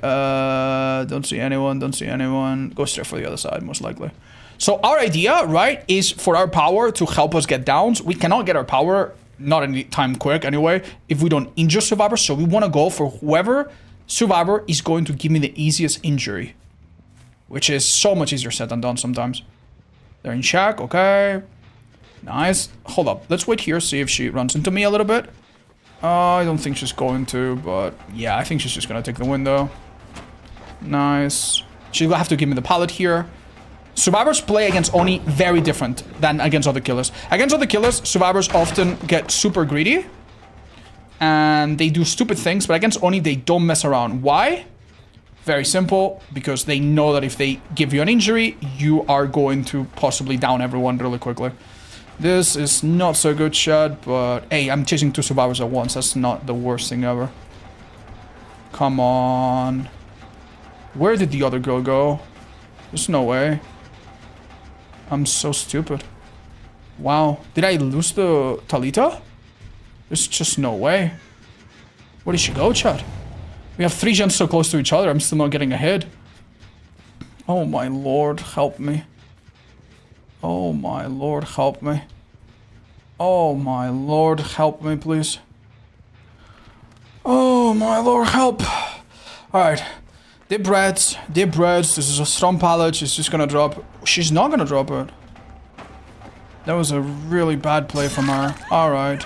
Here's the thing. I know for a fact that these survivors have these gens nearly done. They're gonna get greedy. I could chase that girl and get blood. And if I had done that hit really early, that could be the play. But I don't think it's gonna be the play here. I think the play is to get a hit on one of these boyos. I don't hear him. There he is. This is a hit because the pallet's gone, I'm pretty sure. That is 100% a hit, and that's gonna give me blood. Now, do I want to use my power on him? No, actually. It's not bad if I do, but I want to go for the healthy Talita that just finished that gen. And she's right here. Pretend to go on the left, go on the right. Bam. Easy peasy. Let's break this pallet quickly. When you break a pallet with your power, the animation is different, but it's functionally the same. You can also hold your power to break it with the slight charge, but that's okay. This gen's gonna get unblocked in a few seconds. One thing I didn't do, chat, I should have picked up the blood from the girl's hook. Something that you can get really quickly.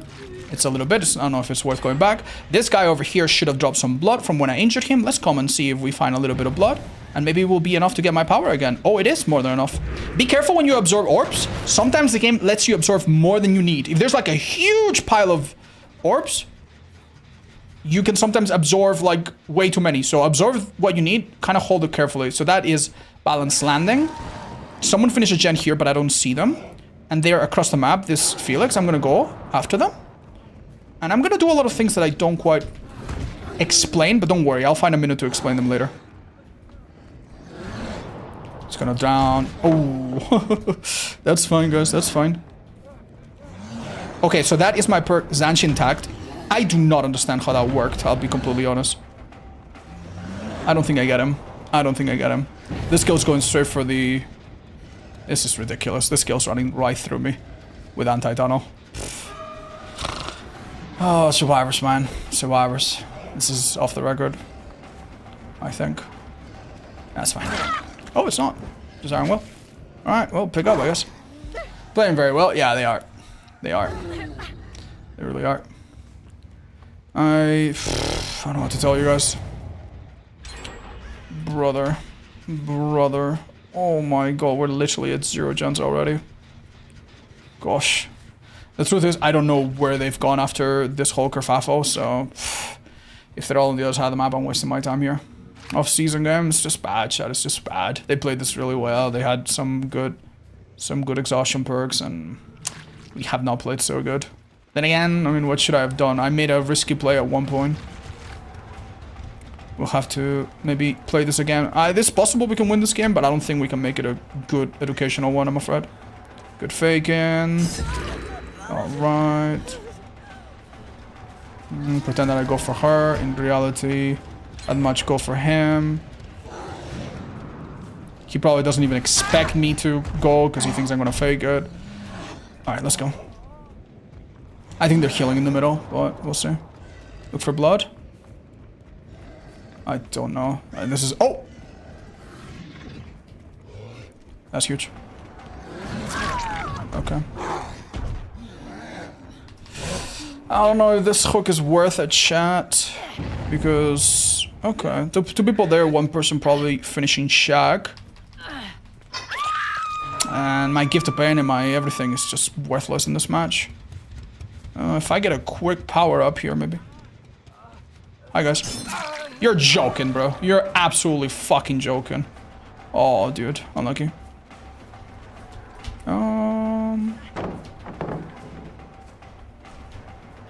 Nice try. She does make that. Nice. Alright, let's go back. I think we need power here. Shaq is being done very, very likely by Jane. Unless she was out of position, but... Keep in mind, Lara doesn't see me or hear me, but she could have anti-tunnel still. Oh, I see this guy.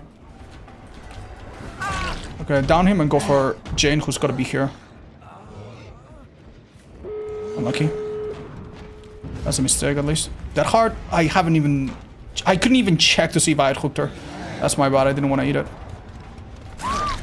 It's fine. Unfortunately, I can't even hook any of these guys, because... Anti-tunnel. I mean... Deliverance. Shit. Okay. What do we do, chat? What do we do? Maybe leave the Jane behind? Get this. Ooh, Jane left a shit ton of blood here. Hold up. That does change things a bit. I do get my power back if they're... Are you serious, man? Alright. Honestly, maybe this will work out in our favor. Doesn't have windows. Doesn't see that pallet on the edge. That's good. Good stuff. Lever. The other two might be opening. Oh, they're healing. Or maybe both. Hard to tell. Allowed to break this pallet. I just don't know if we have the time. Oh, found one. Can I get power? Can I get power? Can I get power, please? Too late. No, it's not too late. I don't know where one of these ghosts went. Okay, okay. You're fucking joking, right? Okay. What do you think, chat? Do you think she's... We would have seen scratch marks here if she was here, so I think she's actually... What? Okay, I'm way late. Oh, never mind then. You got robbed? It would have been nice if I done her a bit quicker. You never know, I might have seen what happened here exactly. Okay. Getting power here could actually be really good. I just don't think we're going to. We've cleaned up too much, haven't we? Oh. We are holding them a little bit against stuff, but... Yeah, don't know, man. Don't know.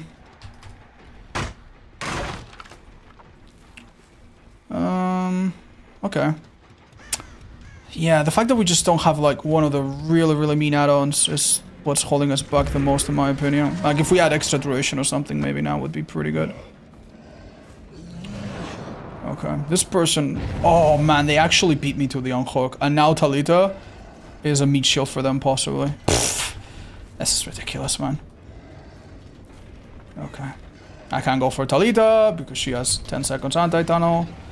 Yeah, that's okay. Nice, good hit. We're just getting all the hooks in the last gen, and it's not good. Where would you go if you were these guys? I have no idea. Apparently not here. Oh! That was sick. That was really good. Just a shame these people, none of them are dead on hook, so I can't really capitalize. Keep in mind, this girl has Unbreakable. So she's picked up really quickly. Where did I down her again? Oh, right here. Oh, okay. Where did he go? Did she mess up? Ooh, so close. I don't think so. He has a flashlight. Okay, dudes. Okay. Lots of blood here, though. I'm guessing he's gone straight. I need to be super careful. If they unhook, I'm fucked here. So, I need to be super careful in how I handle this. I don't even have power from all this blood, so... Yeah. Oh, I find him. I find him, actually. Okay, sure. Sure, I don't mind that. I mean... Okay. Sure thing. It's just so boring, man. Jesus, what blood? Okay.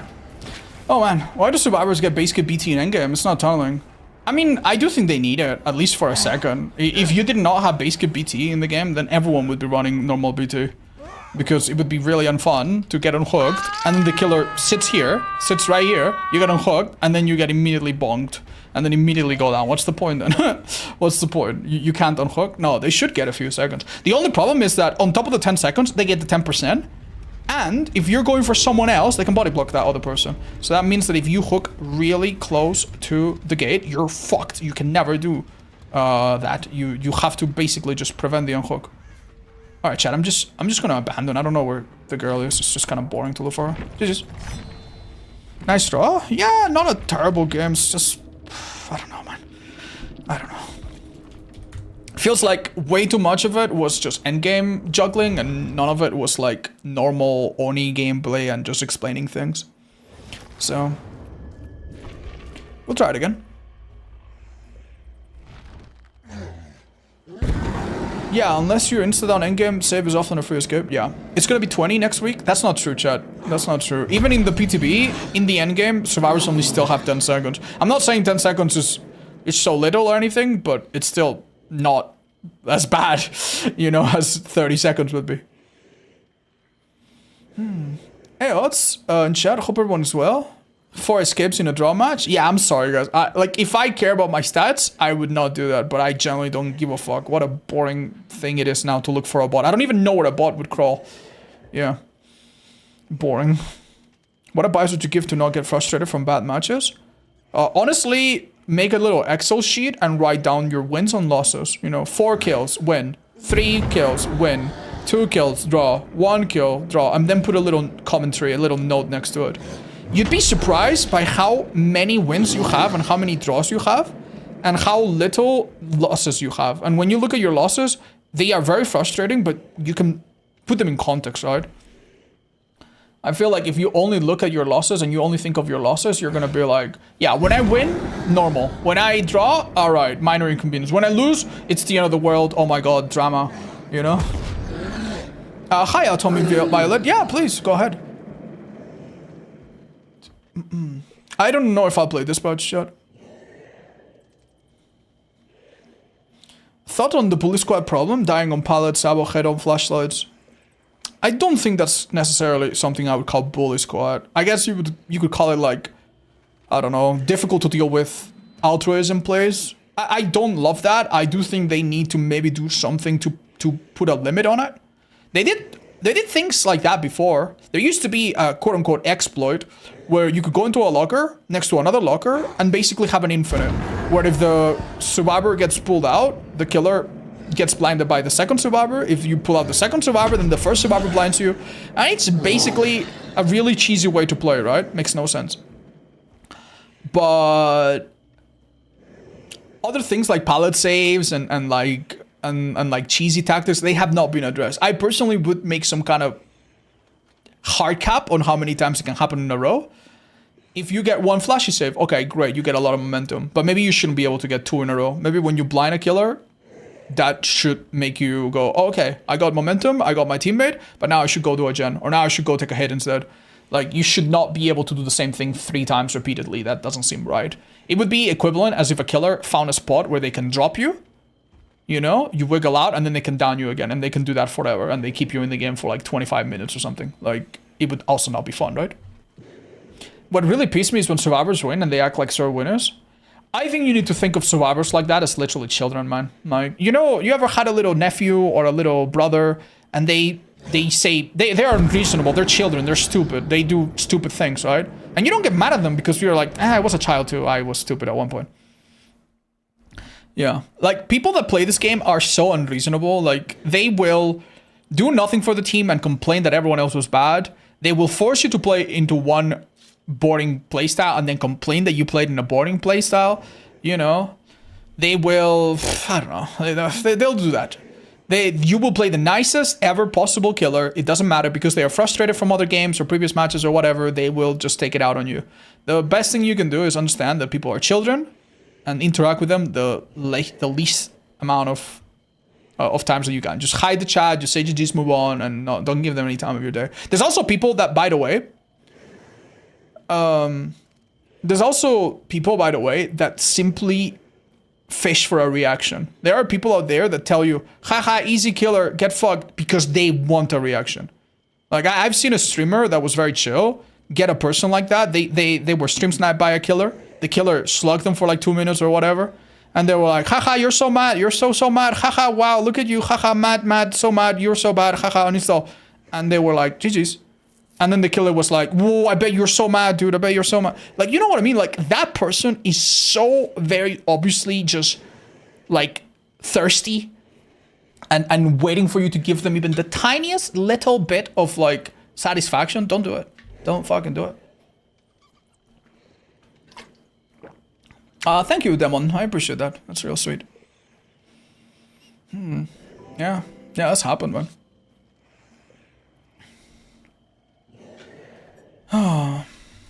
Oh, thank you, Retsuki. I'm so happy that you're here to catch us. We'll play it in a couple hours. I don't really understand why some people are like that. It's really pathetic. Yeah, I know. Just remind yourself that some people are fucking weird, man. Like, they play this game with absolutely zero empathy. There are people that you've played against that have played 500 hours of Survivors and they've never even played Killer. They think Killer is so easy, they think Killer is so whatever, and the other way around too, right? So they think of you as less than human. They'll be like, how dare you play the game, you know? Yeah.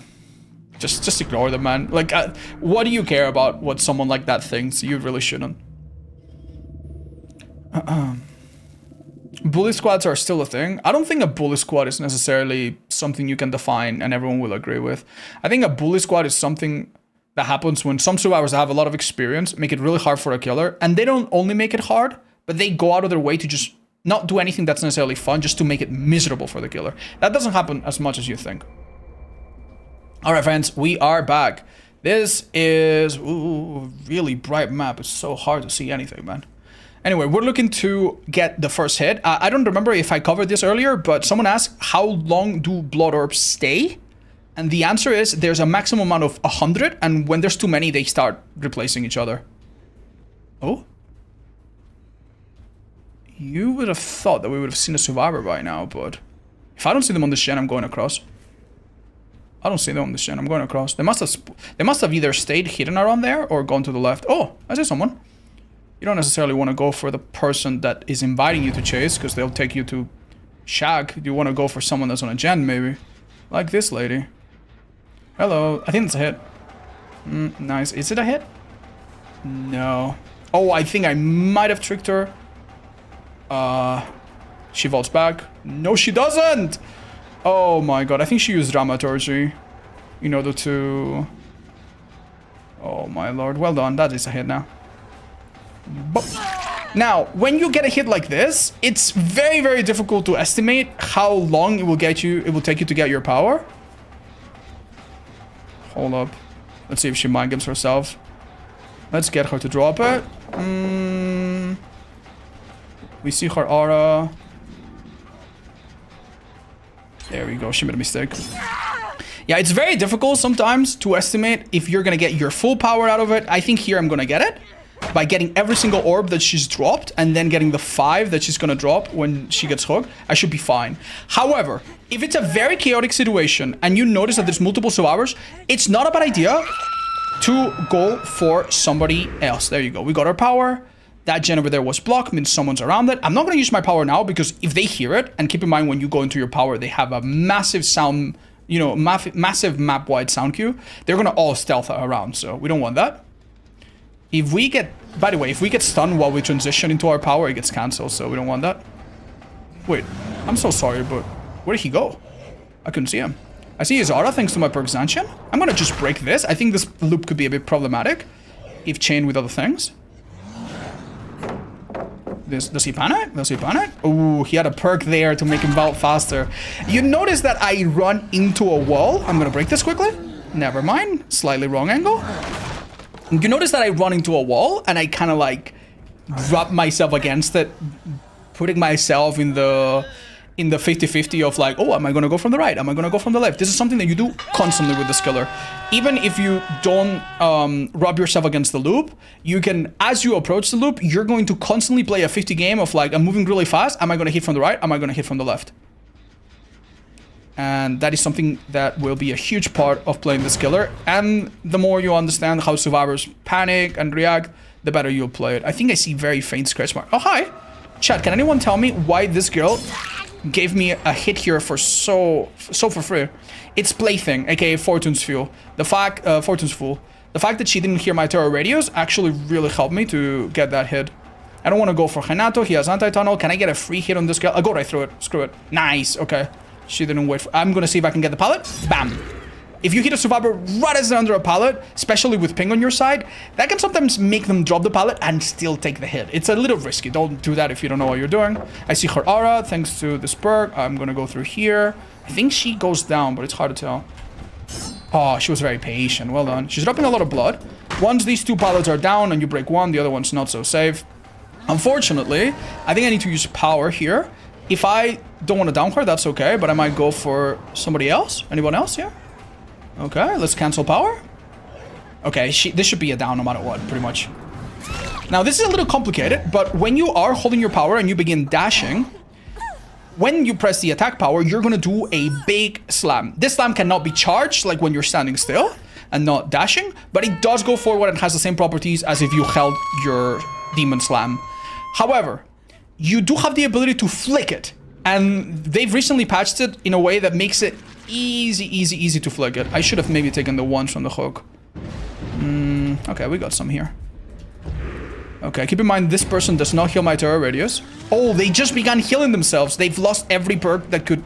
If you start to heal yourself, by the way, you lose any anti-tunnel perk in the game. Let's see your death heart if you have it. No? Okay. Okay, you notice that because she's already injured, I don't care about the insta-down. So I didn't hold my power, I just tapped it and it does the little side swipe, right? That's fine if they're injured. Beautiful, we get most of our power back. Let's see if we can find some blood here. We know that that girl was around. The gens are going back and forth in the background. They finished this one, damn. Power super close to being completed. All right, I mean, you know what? Sure, let's go. We've hooked this girl one time, haven't we? Let me make sure I see a visual of her. Hi, girl. Wait, hold up. There's no... By the way, just because you have install doesn't mean you have to use it immediately. No, she's quite smart. Hold up. I don't know if she'll fall for this. Oh, should I use my power? I feel like if I don't, this is gonna take forever. Okay, let's use our power. We know that this loop is just not safe enough. And we need to do a bit of a flick, as you can see. And because we're gonna pick her up, we're gonna lose our power. But we have 75%. That should be good enough. We now have 2 hooks split between these 2 girls. This is pretty awful, I'm not gonna lie, dudes. Man. No nice hook anywhere near. That's alright. Let's get the blood from her. Nice. That was probably Feng Min's totem. I'll get a free hit on this guy if I can. If not, I'll get a pallet at least. he drops it. Remember, against Oni, survivors are generally going to play a lot safer than against many other killers. They will pre-drop Shaq at 5 gens. They will pre-drop this at 5 gens. And they will not give an F. They will do it with no remorse. You see that blood? That's not his. This is Fong Min's. I don't know where she is. I'm following it. I want to down her as quickly as possible. But if I can save my power, even better. Does she make that if she fast vaults? Oh, that was close. A medium vault there. Yeah, she made a mistake, I think. Oh, I made a mistake myself. You know what, chat? I'm gonna do something very simple.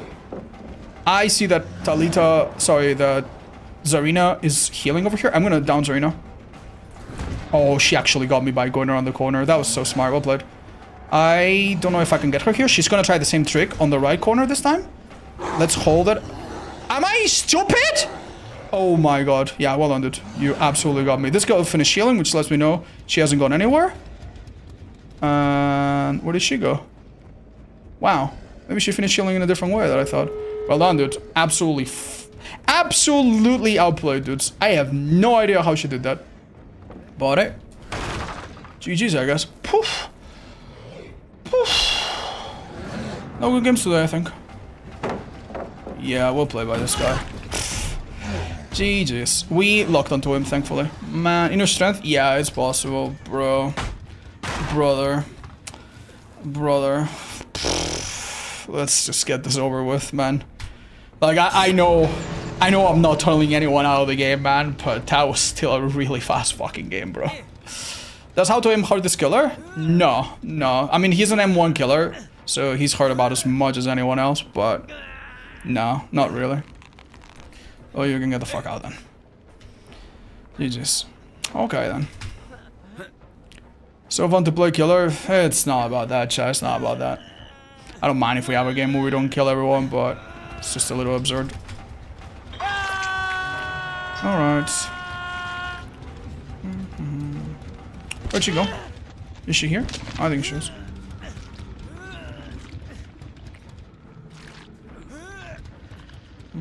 Yeah, she's behind this corner, I guess. Oh, cool.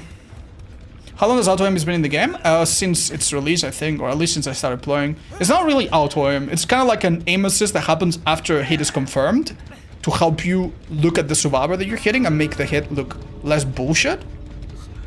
The thing about it that is important to remember is that sometimes it can actually correct your aim before it even happens, and that is the part that kind of sucks. Anyway, do I make it to this girl? Let's see. Yeah. Oh. 10 seconds, man. Oh, wait, isn't he making a mistake here? He's making a massive mistake. As far as I can tell, anyway. Okay. Thanks, I guess. What a stupid match, dude. I hate that you can do that, but... I mean, you've seen that even with really bad games, we can possibly... We can always get 2 kills at the end if they make a mistake like this, but... What? Okay, bro. Alright. Shit, man. Okay, dude. Thanks. Well, just so you know, we gave them a 4-man out and they decided, nah, I'm gonna stay, dude. I'm gonna stay. Alright. Well, thanks for staying. Phew. Jesus fuck, man. I did not think... Like, I knew she wasn't gonna get it. But because I have a good sense of how far a survivor is from me and what they can and cannot get, even with background player. But that's insane. That is insane. That was background, right? Yeah. What? That was without background player? That's just with dramaturgy? Holy, that's insane. Holy, that's crazy. Well played. You just, man. Alright. Holy fuck. That was ridiculous. Well played to this arena, by the way. She single-handedly dismantled us. This isn't a win, it's a pity match. Yeah, Chad, I don't feel good about it either. What can I do? We'll play another one, I guess. Fuck it. Why her flash didn't work? She didn't get there in time.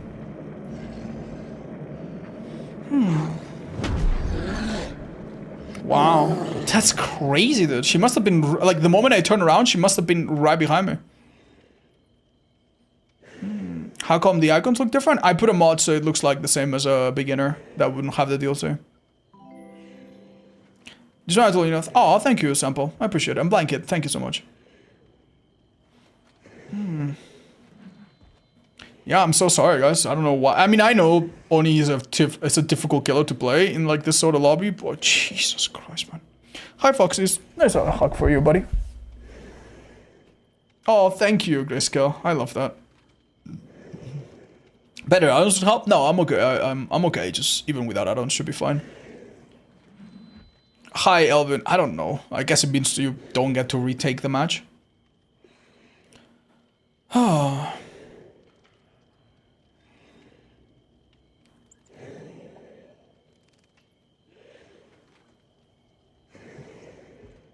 Hi, Jorvik. I don't know.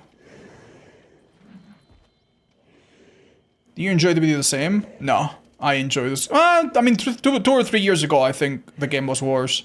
So yeah, I actually do enjoy it more than 2 or 3 years ago. But I enjoy it less than 5 or 6 years ago, if that's what you mean. Yeah.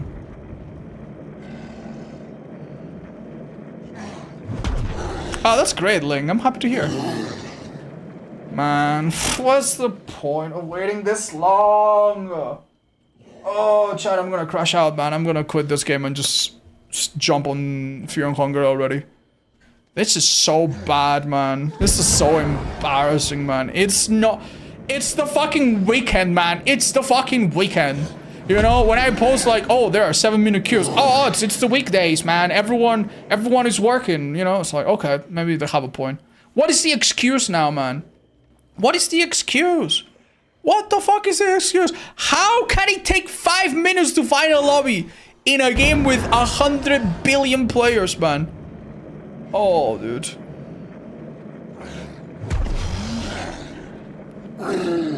I'm sorry, Yots, but that's an inconvenience just for streamers. You know what? I agree. But I guess fuck me, right? I guess fuck me. You know? Oh, what's that? You wanna play School Merchant? You wanna play Knight, which is not in 2B8? Well, fuck you. You don't get to play that. For 2 weeks, you are unable to play this if you expect no more queues. So I would say it's not just streamers. It's also anyone that doesn't want to play 2B8. It's also anyone that wants to play a killer that's not in 2B8. It's also anyone that wants to use a build or a perk or a particular item or wants to do a particular archive or wants to do a particular fun little strategy that's not just like the 4 same classes and the 10 same killers, right? So that sucks. But yeah, man, it's bad, man. It's bad.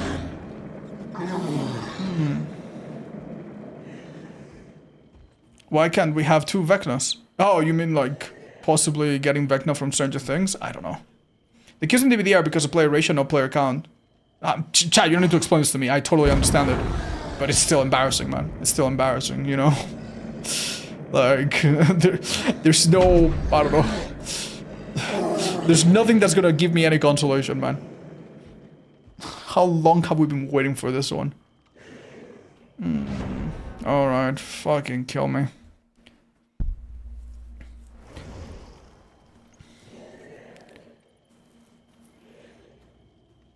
Oh, so you should mention how you should look where you want to go around the loop before you start your dash. Thank you, thank you. I'm sorry, I wanted to cover some of these things. Chad, I have a cheater, bro. I have a cheater in my lobby. You're absolutely fucking joking, bro. I wait 20 minutes and it's gonna be a cheater. Oh my god. Oh my god. Okay, man. Okay. Oh my god. Oh yeah. You know what? There's a 1% chance that this person is legit. There's a 1% chance. You know, and I'm so sorry, by the way. If I am accusing you of cheating and you just happen to be legit, that's fine. But I don't know if you guys can tell, but this is a person that has a very rare cosmetic that was only available on Steam, but she's not playing on Steam. Which means that either she used some sort of like cross-platform, or she's just straight up cheating. So, yeah. I mean, theoretically, it is possible. Theoretically, you could play on Steam, then buy it on Epic Games, and then use cross-progression. Very, very unusual, but I guess it's possible. But yeah, we'll see. We'll see. I don't think that's cheating. I have a feeling we're playing with a cheater. Alright friends, we're gonna try our best to showcase everything about this killer. When you spawn in the middle of the map like this, it is super difficult to know where survivors are. Because typically... typically you want to go to the furthest point. Here, I thought that behind me I had better odds. So instead of going forward, I just went behind me and it seemed like it was alright. Hold up, he sees me through the third person, actually leaves. There's no pallet here. Okay, that's huge. We know there's no pallet because remember, I have a perk that shows me every pallet's aura. So that's sick. Let's get the first hit. Now, if I get a really quick down on him, that's awesome. But I will look for opportunities to just get a hit from someone else. Because that actually is the fastest way to get online. Alright. This is 2 hits, which is 40% of my power. All I need to do is just maybe follow that person for a little bit. And honestly, it's so much better to use your power on someone that's healthy, right? Let's get our power. Make sure that we are right on top of this person. And use our power right here. She makes a bit of distance, it's not a big deal. Wait, where did she go? Am I stupid? Hi, who's this?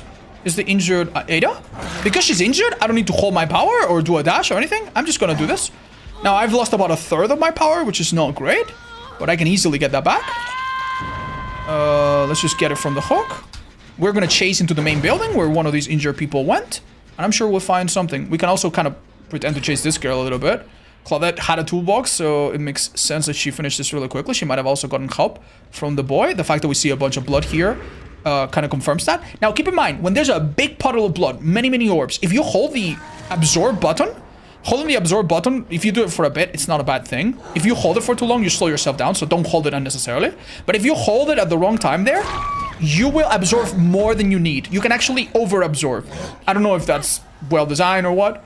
But my point is, try not to do it. Because you can actually lose quite a bit of efficiency there. Alright, so unfortunately, when you begin doing an action such as sabotage or healing or a gen, you lose anti-tunnel privileges, even the 10 seconds default. So, because I saw her do that and I thought it was really stupid, I decided to go for a hit. Remember, any hit that you do on a survivor that is not... that downs them will never give you blood, right? The only way you get blood is if you go from healthy to injured with a hit. Anything else, as far as I remember, does not give you anything. If you insta-down, if you down them while they're injured, if you hit them and they have endurance and they tank the hit, none of that works. Alright, so this puts me on second hook, which is a really good place to be. I already have my power.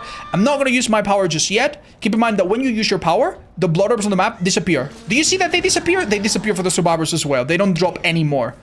Quite important to remember. Hello. Alright. Alright. This is a little weird flick that we can do there. When you have 2 pallets like this, once you break one, the loop becomes a lot weaker. There's so much to talk about when it comes to like... Oh, there was a flashlight maybe in play. Watch out. Oh, wow. He was here, actually. Didn't make any noise. And these survivors actually just decided to... Okay, dude. I'm at a loss for words. That is gonna be okay. I don't know how they did that. Hiya. They started healing over here. We can absorb it through walls a little bit. Alright. Hello, buddy. How about we go for you this time?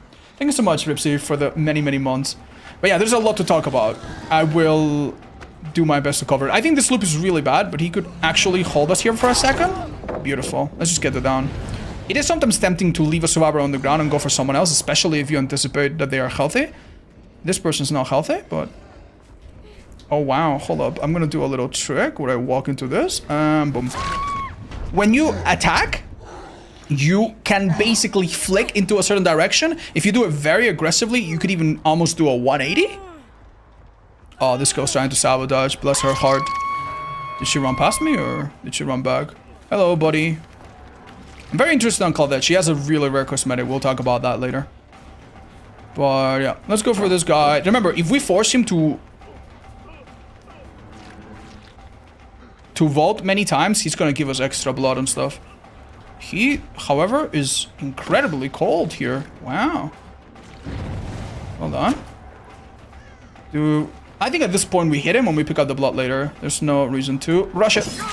Yeah, what's the point of picking up blood if I'm gonna lose a little bit of distance and space every time I do that? Alright, sure, let's pick him up. This should be safe. This would be his first hog. Ada and Kate are on second, so we keep that on mind. The more hook people, the more they have to deal with the hex that's gonna make them oblivious. So that's nice. Oh, he's disconnected. That's a bit disappointing. Anyway, so when you use your power, right? And you hold M2, even if I don't move forward, my character automatically goes forward. But typically, you actually want to hold the forward button while you run. If you hold backwards, you actually slow yourself down a little bit. If you tap A and D, and move side to side, you also lose a little bit of distance. So in a situation where I actually want to slow myself down, I can just tap side to side. Do you see what I do? It slows me down slightly, and it can be a way to kind of like play a bit of a waiting game. Much of this killer's power... Yeah, we saw that Sabo attempt. Much of this killer's power is putting a survivor in a loop and making them guess whether you're gonna come from the right or from the left, and then do an aggressive flick around it and hit them no matter where they end up going, right?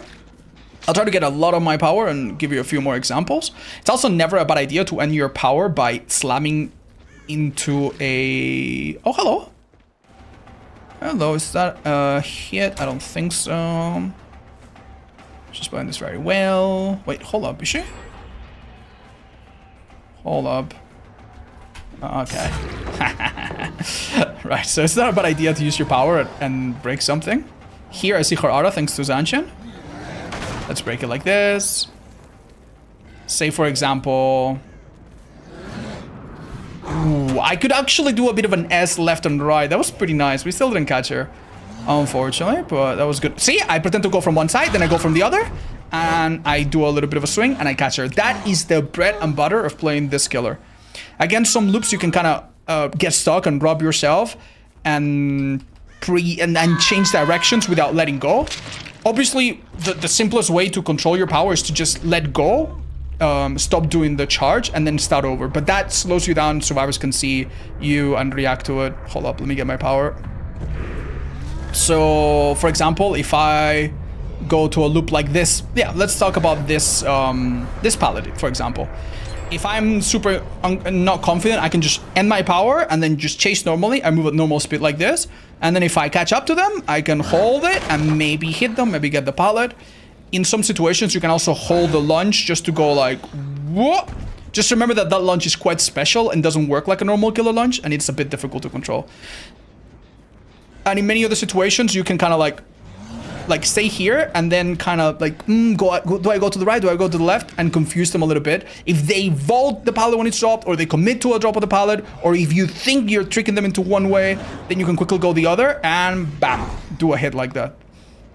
You can also, if you anticipate that you're going to go a certain direction, you can already like begin to turn, and that's going to be important for a very simple reason, right? Because we have a limited ability to turn, and it's much easier to turn 30 degrees and adjust than it is to do a 180-degree turn crazily and try to hit them. We already kind of want to be looking at the direction that the survivor's in. So if I were, for example, chasing a survivor around this loop, and I expect they're going to go through the pallet and go on the left, I would already, as I charge my power, I would already be looking at this way, so that by the time I'm here, I see them and I just do boom. And I do the little flick with the slam while they're still in my field of view. But yeah, don't forget that many times it's actually a good thing to slow yourself down a little bit by tapping AD&D, and doing that.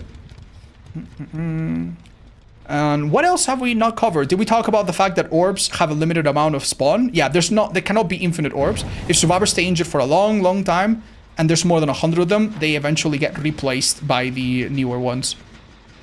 Hello. Hello. Oh, that's a mistake. We get our power. I mean, we can kick the Shen, why not? The Kate, I think, is here. There are a lot of perks like Tinkerer that let you know when a gen is being done, or Discordance that lets you know when two people are on a gen. And if you use them, it's a great way to know where... You know, here I am kind of faking going one way, then I go the other, and bam. Ah, I almost got her. You see the idea, right? Like here, I step back a little bit. Why do I step back? To give myself a little bit of like leeway to go one way or the other. And try to fake it. Here, it's a little bit transparent. She honestly was really smart. Played that really well. I could break this breakable wall if it was here. It's not. I can go through this pallet, pretend to go back. See, that's the basic 50-50 that you force survivors into. The survivor thought that I was gonna go to the right side of the pallet. So when I went here, I very aggressively turned the other way to catch them when they correct their movement and try to step out of the way. Because if you lose one of those 50-50s, the survivor doesn't make that much crazy distance anyway. You can take these 50-50s very frequently. Forgive me, very frequently, and it's not a big deal at all. If you lose it, you will catch him in the next one. Oh, damn, okay. Where are you headed exactly? Okay. Do we break this in this situation? I mean, in this situation, I could just kind of farm my power, could I not? She's dropping it slowly over time. Yeah, okay. Wow.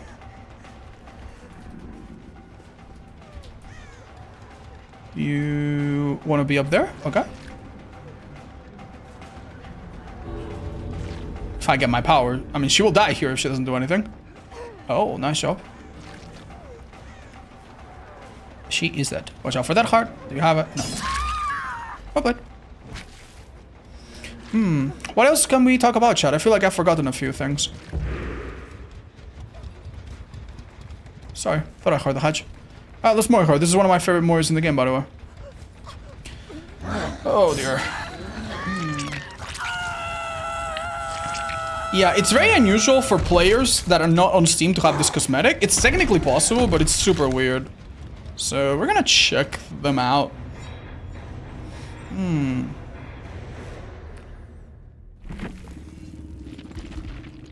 Yeah. Yeah, this doesn't inspire me with a lot of confidence. I don't know if this person is legitimate or not. That cosmetic was just given to a few people in 2016, and it's only Steam players, so yeah, it's quite unusual to see it on someone else. But yeah, hopefully we covered almost everything you need to know about Oni. I'm sure I forgot something, but if I did, maybe I can edit it out and fail you. And if not, hopefully this is a good way to get you started. Let's move on. It's Deathslinger coming up. Thank you, Deckard. Appreciate that. Brought steak out to car. I don't know, man. It's just unfortunate, man. It's just unfortunate. You have these perks that have effects that are so unpredictable that if that person is legit, and honestly, I have no reason to believe they're not. Like, I didn't see anything in their gameplay that was like, huh, that's sus. Like, they seem perfectly legit. Like, what? How would I know, right? You can't tell it apart, really. All right. Let's go. Have you seen the new hardware buff announced? Yeah, I don't know if that's something I'm personally interested in, but I mean, if people like it, awesome. If it's affordable, great. Yeah, thank you, Well Ridden. I appreciate your patience with that. Thank you so much. Okay. Is there a hillbilly cheat that makes people miss their turn rates? Possibly, yeah, possibly. There's cheat for probably everything. Why doesn't people use Forever Entwine when Fire Up exists? I mean, Forever Entwine, you can have it at 5 gens. So ideally, let's say you're playing Legion or something, I don't know. And you play Forever Entwine. Like, you could hit, have 4 stacks, pick up, and then someone misses a flashy save at 5 gens because of Forever Entwine. So it's not bad. It's a bit different, but it's not bad. Oh, thank you all to me. Yeah, I'm gonna read it, absolutely.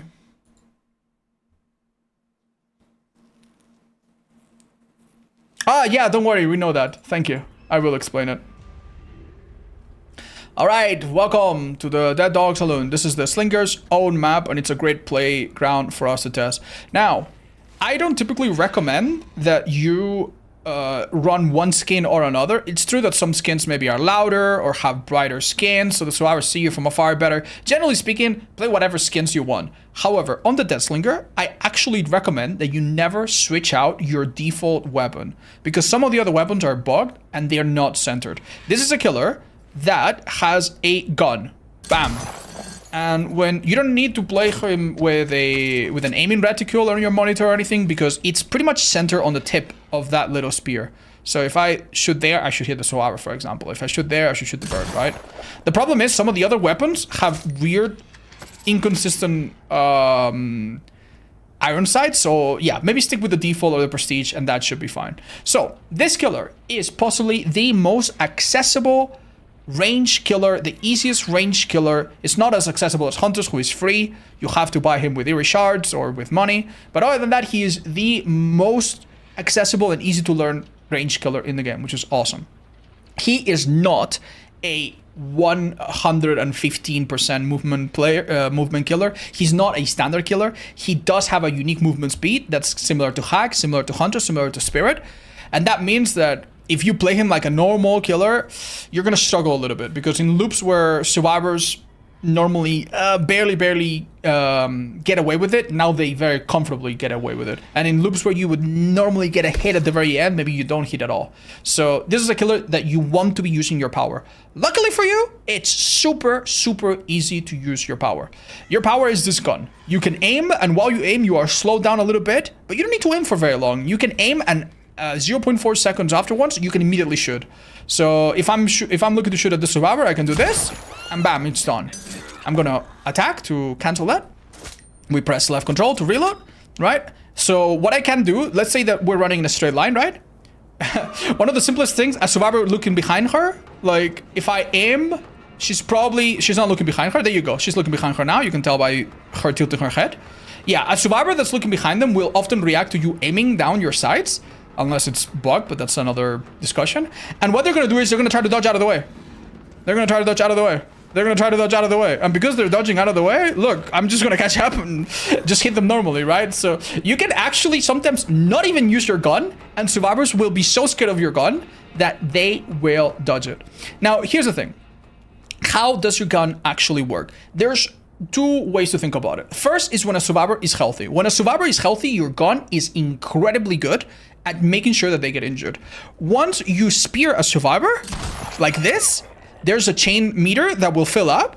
If they resist, it fills up quicker, which typically they will. If there's some kind of obstacle,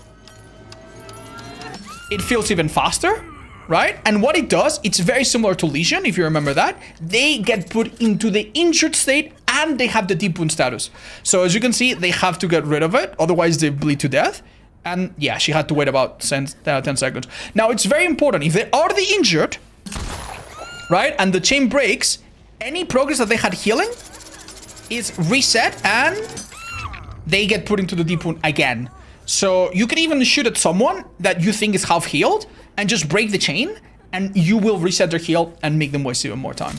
So the first thing that we're gonna learn to do with this killer is to know that whenever I shoot at a survivor and the shot connects, that is going to be 100% an injury. The only way where it won't be an injury is if I do a basic attack and I undo the chain. That's the only way where it will do literally nothing. I could do this all day, and this doesn't do anything. This doesn't injure. The only thing it does is interrupt, I guess. Yeah. You could use your gun to interrupt. That's another thing as well. If a survivor is doing a totem and you're like, oh no, you could quickly do this and even reel them towards you, and that would be good, right? Even if you want nothing else, just to interrupt, that's possible. Now, what else can we do on top of injuring by breaking the chain? We've already explained how that works. We can also reel them towards us and then hit them with our basic attack. And even though we are using our power to get them close, by the time we get them close and hit them, let's pretend, I'm gonna hold my power, right? The M2. You see how they get closer? By the time I hit them, this hit counts as a normal attack. And this is awesome because it means that Deathslinger can use Sloppy Butcher, he can use Surge, he can use Noid, he can use every insta-down perk in the game, every basic attack perk in the game. So that is great. This killer is really, really good at using that. If a pallet gets dropped in front of you, right? Let's go for that. Obviously, in this situation, I cannot hit the survivor physically, right? But it's okay. I'll just break the chain. And again, they're injured. Perfect. So obviously, pallets and windows are not very safe against this killer when you're healthy. When you're injured, it's a little different. Now that she's injured, this pallet, if it was very strong, let's say it's Shaq pallet, right? Can you please go to Shaq real quick? Shaq pallet, in this situation, is incredibly good for us, for them. Because look, I shoot her, and what can I do? Nothing. Realistically, nothing. The only thing I can do here is maybe break the chain, right? I purposefully walk into an obstacle to do it faster, and then reset her health and reset her deep status. But pallets are really good. Windows, on the other hand, are very, very dangerous, even for injured survivors. Could you please vault this window and show us exactly why? When you shoot a survivor through a window, you can get close to them, and then whack them through the window. It's a little tricky. Sometimes the survivor can be, I don't know, stuck on the side of the window, or maybe they'll be there and you'll whiff. You need to be a little bit accurate, okay? So be a little bit patient, but you can do it. And the best part is that you don't even need to get them through the window itself. I'm gonna ask the survivor to please get up. Fengmin, please stop being lazy and get up, or else. Come on, thank you. Could you please walk to that doorway and pretend the pallet's there? Look, you see that little gap over there? I'm gonna try to catch her. Do it again, if you don't mind. Yeah. If I shoot a survivor and I catch them through there, I will be able to start reeling them in, even if it's from a small gap. I just so happen to be really bad at this, apparently. Come on. I'm too late. I don't even know what I'm aiming at. Hold up. So this is a pretty crazy situation. Go ahead, do it. Bam. But if I hit someone, I will be able to reel them in and hit them around an obstacle, even through a window. Hold up. Yeah, thank you. So in this situation, I could reel them, and hit them right here. Let me just not do that so that we don't waste time. Edit this out? No, it's okay. It's okay. This killer is the type of killer that can do very fancy things, and sometimes there will be a temptation to do it. If it works, it works. Try it out. You know, the worst thing that can happen is you have a little bit of fun. But you would be surprised how many loops have small holes like this. Unfortunately, the game right now is in a very buggy state and it's very inconsistent. Some places, like this, you can shoot through. And some places, you can't shoot through. I'm gonna give you an example, right? Fong, could you please come with us to the main building? Could you please go to the window that's right outside the main building? That one over there, please. Thank you. So, yeah, for example, I think this is bugged. This looks like a gap that I could shoot through, right? Any gap that's like bigger than, I don't know, an apple, you can kind of shoot through. But look. Oh no, it does work now. Oh, they fixed it. Hold up. Did they fix it? Yeah, this used not to work. They actually fixed it. Hooray. I'm so happy. So yeah, this was broken some time ago. Oh, by the way, Fengmin showed us a trick that very few survivors know. Come to this pallet right here. Yeah. Spam the spacebar, by the way. Hold up. Yeah, spam the spacebar. Normally, when you get to a survivor and you're gonna hit them, they are unable to do anything. But look, they can actually hop into lockers and vault pallets really quickly. It's just a fun little thing. For the most part, if you catch a survivor and you are about this close and you lunge forward and you hit them like this, it's impossible for them to avoid it, right? Impossible. Even if they have dead hard, the game does not let them do anything. The only thing that you could do is mess up the distance and be like, ugh, that's a mistake. Don't do that. Wait a little bit. Now, there is a big debate among people that learn to play this killer as to what you should do when you spear a survivor from afar, right? And I'm going to teach you how it works right now. When you spear a survivor from afar, notice at the top right, it says sharpshooter. That's because I did that from more than 12 meters. That's important for one add-on. If you get more points, that means that it was a far away shot. When you shoot a survivor from afar, you can do two things. You can reel them towards you, right? Or, let's repeat it again, please. Hold up. Yeah, go ahead. Or, you can walk towards them. Or, even, you can reel them towards you while you move back, like this. And you know what? None of it makes a difference. None of it makes a difference. I know it seems like walking towards them and reeling them, it seems like that would be quicker, but the reality is it takes pretty much the same amount of time. So in an open field like this, it makes absolutely no difference whatsoever. The truth is, all of them are valid. However, there are some situations where you might want to do one or the other. For example, if I want to hook her in basement, which let's say it's in the shack, obviously I'm going to try to reel her towards me. So I can then down her, and I'm as close to basement as possible, right? And if I want to, I don't know, let's say that I have a 3-gen around main building or whatever, then obviously I want to hook her between my 3-gen, so I will take her. So if you already know more or less where you prefer to hook, you might have a preference of like moving towards them or dragging them towards you. Also, I can't believe I even have to say this, but just in case, if a survivor is on a pallet, that could be a place where a teammate could get a pallet safe. Or if a survivor is in the open, that could be a place where I pick up and then a Jane runs in front of me with a flashlight and saves her teammate. So if possible, drag survivors away from a pallet so you don't get pallet safe, and drag them maybe away from the complete most open part of the map where they could get you with a flashy save. If you get them next to like a wall or something like this and you pick up against the wall, that will make it a lot harder for them to get a flashy save or any kind of save.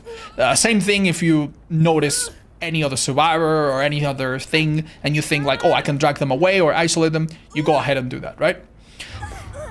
Now, there's another reason why you should go forward or backwards. Now, if a survivor is already injured, sorry, if a survivor is already healthy, it doesn't really matter what you do. Because if they're healthy, I can just, even if I just, you know, break the chain by walking into something, you know, the only thing that's going to happen is that they're going to be put in deep one. But now that they're already injured, if I want to get the down, there are some situations where it's best to go forward and some situations where it's better not to. Here is what can happen, right? Let's go to the main building. Let's assume, right, that I am about to shoot a survivor. And they are right in this spot right here. In this situation, what can happen is that if I shoot them and they take a step backwards, they can get themselves, because they can control themselves while they are stuck, they can get themselves stuck here in this corner, and then I'm not gonna get the down. So if I get a shot like this, and then she gets herself shimmied in there. Hold up. I didn't quite do it right. Yeah, let's say about there, right? In a situation like this, where she gets herself shimmied, this is terrible. Oh no. So we want to avoid situations like this, where the survivor successfully gets themselves stuck somewhere where I cannot get them out, right? So in a situation like this, if I shot, I would always go forward, so I'm closer to the survivor, and then start going towards the right, so that even if she shimmies herself into that corner, I can kind of pull her towards me, and at the end, do a lunge. In this situation, I would never, ever, ever want to do this, where I shoot, and I start reeling back. I also have seen a really, really, really bad habit of new Slinger players, and I have to tell you something. I've seen streamers with 10,000 hours do this mistake. I've seen multiple streamers with 10,000 hours in this game do this mistake, and it is this. They go to a survivor, they shoot, and they start reeling back. Now, did you notice what happened there? I missed my shot, which will happen even when you have good aim. It's gonna happen. And what did I do? I walk back.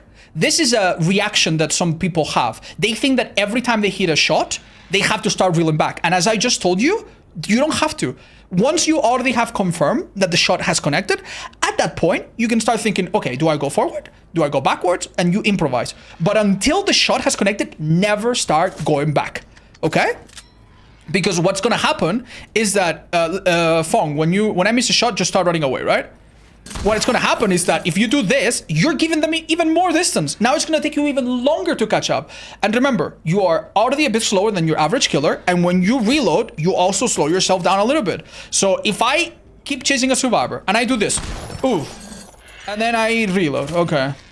And then I go for the survivor, and I do this, and then I reload. It literally will take me forever to catch up. So never ever do the thing where you shoot and you start walking back immediately, okay? Try to take that outside of your habits. It's a very natural habit because you think that you have to reel. And the truth is, you don't have to reel, necessarily. Now, what are some other examples of places where maybe you would want to reel back or do certain things? It is a little bit difficult to see, but for example, if I were to shoot a survivor here, right? I want you to notice that the chain has a health that breaks. And as we already have explained, if the chain goes through something, it breaks much faster. But one thing that you might have not noticed is that for the first second or so of the shot, there's the health doesn't begin to deplete. So look. You see? You see how there's like 1 second where the health doesn't deplete? That can allow you to actually go through something really thick and get a survivor on the other side. So say she drops this pallet out of panic. Look, I can shoot here and then go, bam, and hit them. Here, I missed by a little bit. But you see what I mean? If you already know, let's say that obviously in this situation, it would be much better to just go the other way, right? And look how easy that would be. But let's say that this side was like a complete, much, much larger loop. And this was the only way. What I would try to do is shoot and immediately start going this way. And if I do this right, bam. In some situations, you don't necessarily even want to reel, but yeah, most of the times you just want to hold the reel button. Most of the times. So I would want to do something like this, and then at the very, very end, lunge. Oh, sorry, I try not to down you, but it looks like I did. So, because this killer can put survivors in deep wood, it actually is kind of optimal if you injure a survivor and then you go for someone else. So we will look for opportunities to shoot a survivor, break the chain or hit them, which will put them into deep wound, whichever one of the two, doesn't matter. And then go for someone else. Like, that's okay. If it's free, we take multiple hits. However, this killer really excels in the 1v1. This killer, because he has to reload and because he can only target survivors at a time, you cannot skewer multiple survivors. You cannot shoot 2 survivors at once. That would be sick. So at the end of the day, this is a killer that needs to be played in a very one-on-one focus. And our big idea is we're going to chase a survivor. We're not necessarily going to put our gun up a lot. We can do it every now and then to scare them, right? And we're going to shoot at very specific moments. Let me help her out. Don't forget the knots. Yeah, that is important, actually. No, it's not, but it's funny.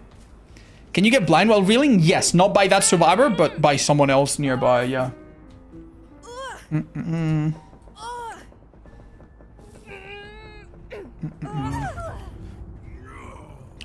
Right. Fawn, could you please walk very slowly up and down this corridor? Alright, you'd be surprised by how difficult it can be to hit survivors even in very narrow places. You'd be really, really surprised. The thing is, with other killers that have very big hitboxes, a survivor going down a narrow hallway like this, you aim in the middle, you use your power, and they get hit 99% of the time, no matter what. With this killer, because his projectile is so small, and the hitbox on survivors, it is sizable, but it's not super, super huge. You can actually miss. If she hogs the right side and I aim down the road, look, I can miss. So this is a killer where you need to be really, really careful. If a survivor is in a complete, and I mean complete, super tight area, then yes, if you shoot in the middle, you will get them no matter what. But the number one way you get survivors is by shooting them when they're locked in animation. Could you please vault that window? Over there. So you want to shoot them. Oh my god, I'm so bad. You want to shoot them when they are busy vaulting a pallet, busy vaulting a window, and then you drag them when you're sure you got it. Then hold up, let me not do that so that we don't down her. Then you whack them and hit them through the window or around the pallet or whatever. That is your number one way of playing this killer. You chase them, and when they are in the middle of like, let's say for example I chase them into this pallet, right? Like, I am so fast even while holding my gun a little bit. Let's say that she goes through this pallet. I can just, let's say I'm behind her. I can just aim. And if she goes through the pallet, shoot. And then drag her and down her. And if she fakes it, let's say that she goes to the pallet and then does a little fake. Doesn't matter. I keep gaining distance, right? So if she goes a little bit to the left, I can just shoot her when I'm really, really close. Drag her out and down her. Remember, I will drag her out of a pallet, because I have the ability to do that. You don't want to down a survivor under a pallet to avoid a potential pallet save, right? And if they're, for example, vaulting this pallet, let's say you vault the pallet, what would I do?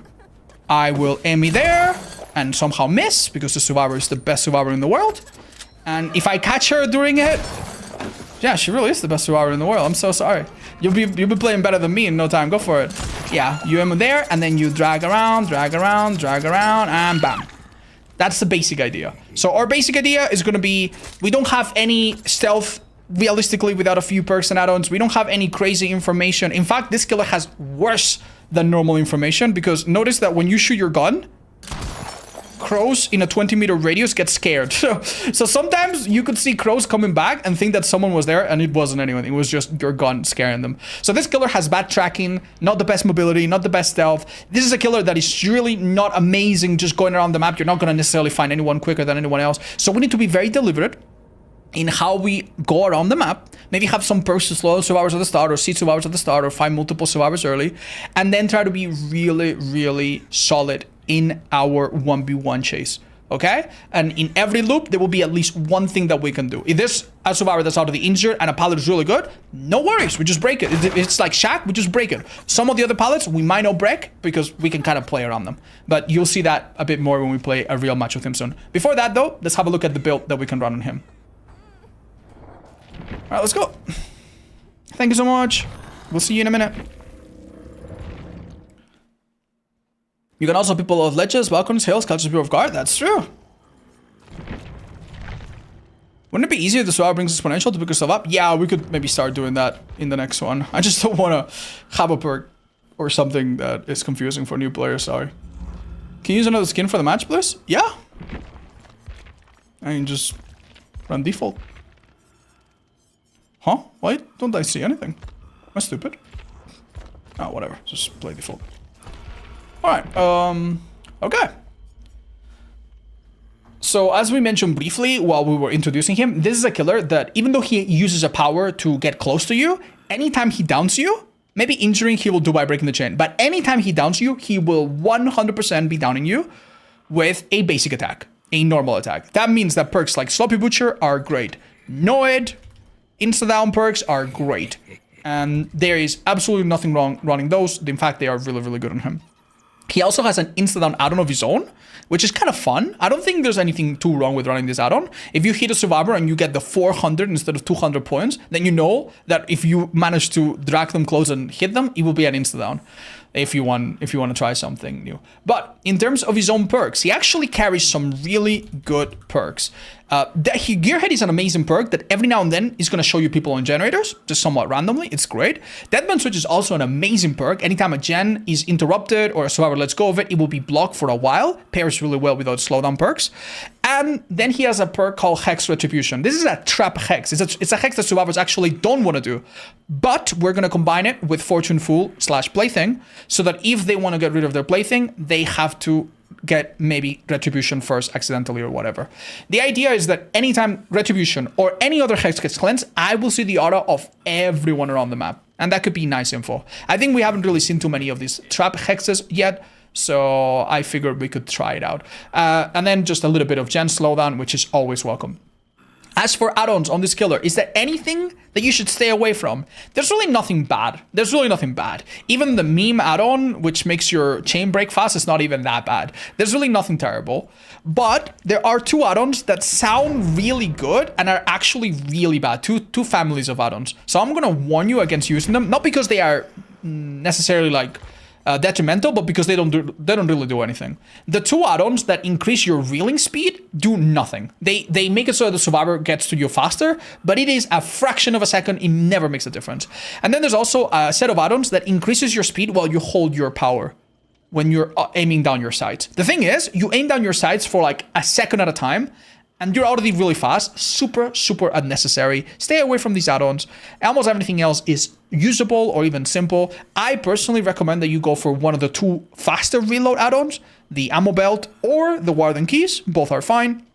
And believe it or not, the two add-ons, the Teen Oil Can and the Polish Rag, these two add-ons that make you recover faster after a miss shot are actually really good. You actually want to be going for risky shots every now and then. This is not a killer that should be going for crazy shots all the time. You will lose the game. And you also don't necessarily need to play it safe completely because that's a little boring. You want to have a bit of a healthy balance of like risk and reward of like, ooh, going for a crazy shot. And if it works, wow. And if it doesn't work, well, you didn't lose that much. So being able to recover faster after a miss is actually really, really useful. So we're going to use those add-ons. Let's load in, see what happens. Yeah, this will be in a YouTube video, guys. Thank you. Why not DMS instead of Deadlock? I feel like DMS on its own is not so hot, but... I don't know.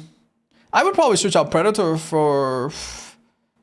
I don't know. Maybe Discordant's there, so you find people in gens and you're kicking gens that people really want to do. Okay, we're on the East Wing. This map is really unique. I feel like we're not going to see Shag and some of the other common things. If I spawn in the East Wing, I typically expect survivors to be by the helicopter. This map is very knowledge-based. You need to know where you're going and know, you know, the things that you're supposed to be doing at any one time. So I don't know if it's the best for learning, but I'll try to maybe teach you a little bit. We find someone really quickly. There's two people here. That person, I felt... there were two people here, 100%. Just don't know if they've started hiding in lockers or what. Ooh. Wow, they actually didn't come out here at all. Oh, you see the scratch marks? They went back. This is a little awkward. It's not a little awkward. They're just 5 million years ahead of me. Okay. Any minute now, guys. Any minute now. Oh, they're in this window. Okay, that's good. Well, they were. There is a very easy way to hit a survivor. I'm gonna hit them with my basic attack, but I didn't need to. I could have just broken the chain if I wasn't confident. There's a very easy way to hit a survivor that is running into your screen. That's running perpendicular, aka at a 90-degree angle from you, right? And basically, when you aim down your sights, you wait until they are at the top, at the tip of the left side of the spear, and you're gonna get them. Now, notice that I haven't even reloaded.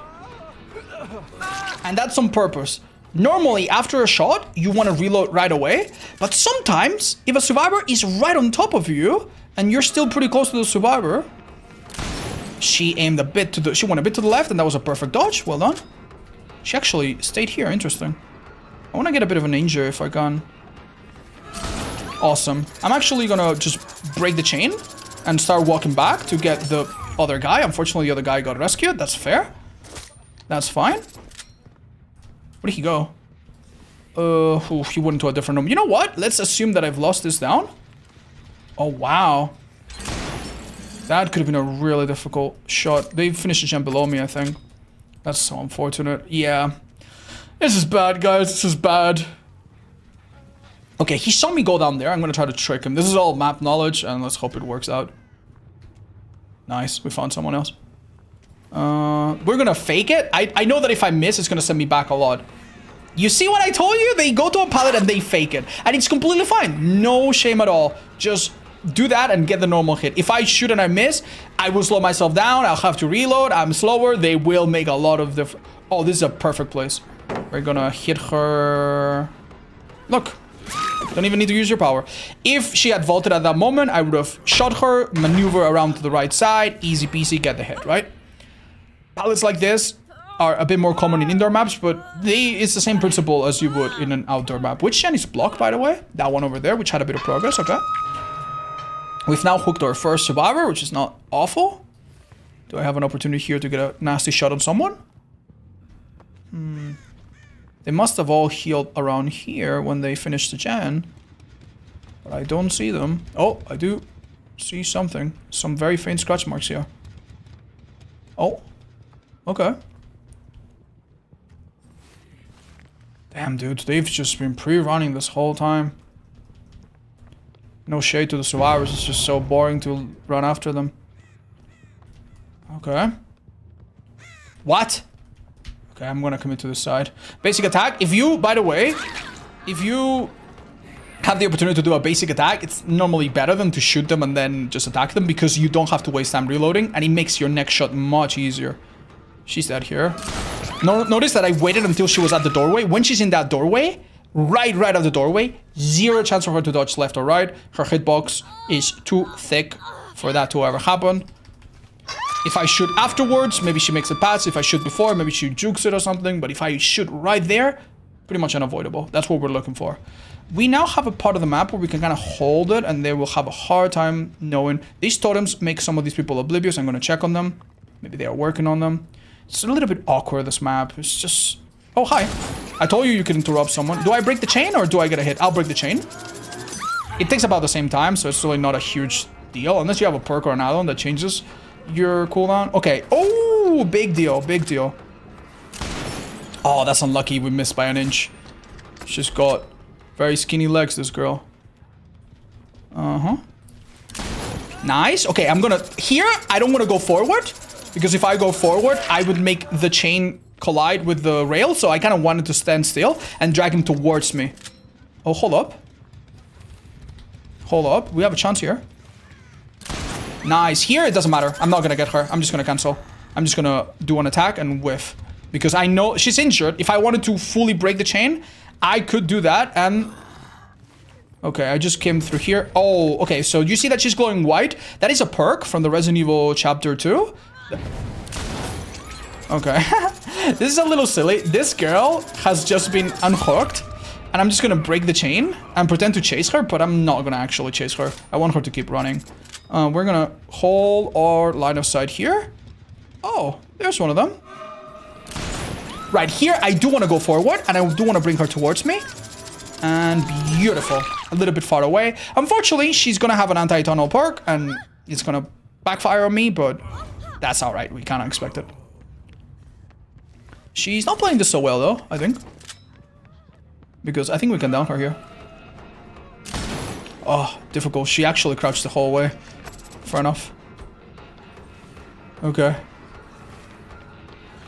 Keep in mind that what... Yeah, I was gonna say. Wow, if we shoot them and we reel them, they can never use that hard. But if we are in a normal situation, like we were there, she could use that hard. I just wanted to show you that she had it. Why I didn't know that she had it? Because it's common to run that perk with Decisive, which is the perk that she had used before. Which is something that you probably will know with experience, so don't worry if that seems super intimidating. If you are a relatively new player, your survivors are going to be a bit less predictable. They're going to have perks that are really, really weird all over the place. You're never going to know. Okay, there's a chance I can do a crazy shot here right about there. Do you see how I told you that when I aim down my sights, I have like a little arrow, right? And if I shoot... I cannot really do anything here. Retribution is going to show me the autos of everyone. That's huge. Wait. Huh? It actually hit his auto because he has a perk called Distortion that is kind of like a Uno card. That's fine. No worries. I know where these people are. Oh, that would have been sick if I could have stopped it. You have a maximum range of 18 meters.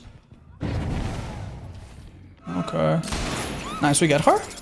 This is fine. By the way, here, no worries. If Rebecca's taking a hit, what I would do is just wait for the chain to break, and this girl would be injured no matter what, right? Okay. Oh, that would have been sick. I just wanted to go for the fancy shot, even though it was so unnecessary. Hi, Rebecca. What's up, darling? Why can you see me? Okay, here, it doesn't matter what I do. I want to go down and go down. Remember, she has that heart, but she cannot use it. So yeah, and Decisive Strike is a one-time use, so we're gonna kill her. This is playing a little bit dirty. It's kind of like 3 hooks on one person, pretty much back to back. It's gonna happen sometimes. Survivors sometimes don't like it, but I mean, you saw that she was absolutely, completely okay with this. She had opportunities to hide and go do things. She did not care. She was super confident because she had some perk to help herself. We see that Felix, oh, again, huge. Hi, girly, what's up? Beautiful, they made a huge blunder there. Hold up, can I shoot her right at the door? Beautiful. Here, I want to drag her because I want her to be closer to this other survivor. I see the other survivor there is doing absolutely nothing. Can I really don't know which way she's going to go, so it's a little risky. Hold up. She's going to hear me reload when I do that. But she might make a mistake and come down the stairs. Hold up. Hello, did she? Maybe if she went 7 feet tall, I could have hid her there. That girl got picked up so quickly. I don't know if that was teamwork. I see too much blood here. Yeah, this was teamwork. If you see that much blood... You know, that means 2 injured people were here. Oh, we have a chance here to do a cool shot. You see what I mean? Sometimes you really don't have to shoot at all. Okay, here is very simple. We're gonna wait for her to do that, shoot her, and then just walk down. You see how simple it is? Like, when you have a loop that doesn't have any tall wall, survivors are absolutely naked against you. You can hold down the barrel of your gun, get really, really close. If they don't vault, you will just shoot them, drag them, kill them. If they do vault, you shoot them still, but then you start going the other way and then drag them towards you and kill them anyway. Retribution has given us insane value here. Do you see how many totems they cleanse? And how many times they show me the autos of everyone? Pretty nice. It's a nice perk to have with other hexes. Just don't run it on its own, because it's a little pointless. Hello. Where are you? I see you. Awesome. I'm gonna go for a basic attack, because it's kind of free. I don't know where she ran, but I can imagine. Oh. Ooh, that was close. Okay, here, I want to drag her towards me because it's really nice and open here. I don't want to go towards her just in case she gets stuck on that jail-like doorway, so yeah. This map is very simple. I feel like we might be missing out on some opportunities. But on some opportunities to learn like common things that you see in like half the other maps, but I'll try my best to cover everything. Right. I think we're doing so well that it doesn't matter too much who we chase. If we want to win, obviously, we would want to go for Yui, who is dead on Hawk. Maybe not so much for this. Oh, hi. Yeah, there's Yui. Hold up, why don't we drop down from this hole? This map doesn't change very much. It's almost the same. Oh, he's over here. Hold up. I thought I would have a shot. Sometimes you can hit a survivor even when their hitbox is a little bit hard to see. Because the hitboxes on survivors extend beyond their bodies sometimes. Ooh, I was a bit late here. In this situation, by the way, I'm not going to reload just yet. I'm going to make sure I know where the survivor's headed. They're gonna pre-drop this pallet. And you know what? We know that the person that on hook is on this side of the map, so frankly, what's the point? Oh, not only on this side of the map, she's literally right here. Hi, lady. Ooh, we missed, but no biggie. Unfortunately, if we keep chasing her down, we will have a... This is a really good chase, because if she goes down, she's dead, and then the game gets a lot simpler. Oh, wait, we have a chance to shoot right here. Hold up. She's gonna dodge it one time, and then the second time... Oh, I got the wrong boy. I'm gonna drag him towards me and hit him at the end. If I'm very, very cheeky, I could just leave him on the ground. He's never been hooked, so I don't care about him. I can get him later. If you have never hooked the last survivor, who cares? You hook them, the last survivor, they die, right? But right now, he would waste my time. Oh, wow. I waited until she was at the doorway. Here, I want to drag her towards me. Bam. Easy peasy. In that situation, obviously, I didn't want to drag her back. I wanted to stand still and drag her towards me. And I couldn't go towards her because I cannot vault a window. So this is a bit more efficient. As you can see, we had the other injured girl have to come to pick this guy up. They didn't do anything for a while. We're probably going to see scratch marks leaving out of this place, maybe. Yeah, kind of. We could kick this gen, but what's the point, you know? We're probably going to be able to finish this game before they get to the final gen completion. So we're chilling. Every time I reload, by the way, I save a bit of time thanks to my brown add-on. Every time I've missed a shot, and that's happened a few times, I've also saved a tiny bit of time, which is great. I think he might have used the perk Lithe to get a bit of a speed boost. I'm gonna assume that he's running ahead like a headless chicken. And maybe I meet him here. I hear him. Okay, this is the sort of pallet that you can do nothing about. If he was... I gotta pretend that didn't happen. If he was healthy, I could obviously shoot him. But because it's such a strong pallet and you can't really like drag him to the side, that should be a pallet where you can't do anything once they're injured. This pallet, on the other hand, is different. This pallet, look, I can do this, and if I do it right, yeah, okay, it was a bit tricky. And this survivor, do you see? He knew the trick. He knew that you could vault immediately, even when the chain breaks, but it wasn't enough. We still clipped him, and he went down. Awesome. Now is a good time to hook him because what are they gonna do about it?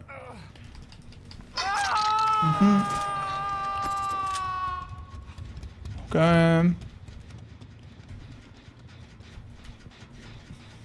Let's do a bit of cleanup. And I think this match is just going to be wrapped up. I need to think really long and hard about whether or not I've missed anything. Is there anything, chat? Did I miss anything? Hi, Total Sniffer. No, it's not been patched out. It's probably just a little bit inconsistent. Doesn't always work. And the killer can play around it. Yeah, it's a little bit inconsistent. Oh, you missed a lot of shots. Yeah, I missed that. I missed some shots, but hopefully I didn't miss anything important. The truth is that, as I mentioned earlier, this is one of the more accessible killers. There's really not that much else to him. What you're gonna be doing as you play Slinger more and more is you're gonna have a better sense of what survivors do, how they dodge, what are the common patterns that they do, and you're gonna be better at faking your shots and then doing them for real. You're gonna have a better idea of how much your shot can do. Like, there's no point in shooting at a survivor. You see that American flag? That is too far. Oh, actually, no, that's not too far. That was still in range. That's about 18 meters, right? So a survivor there?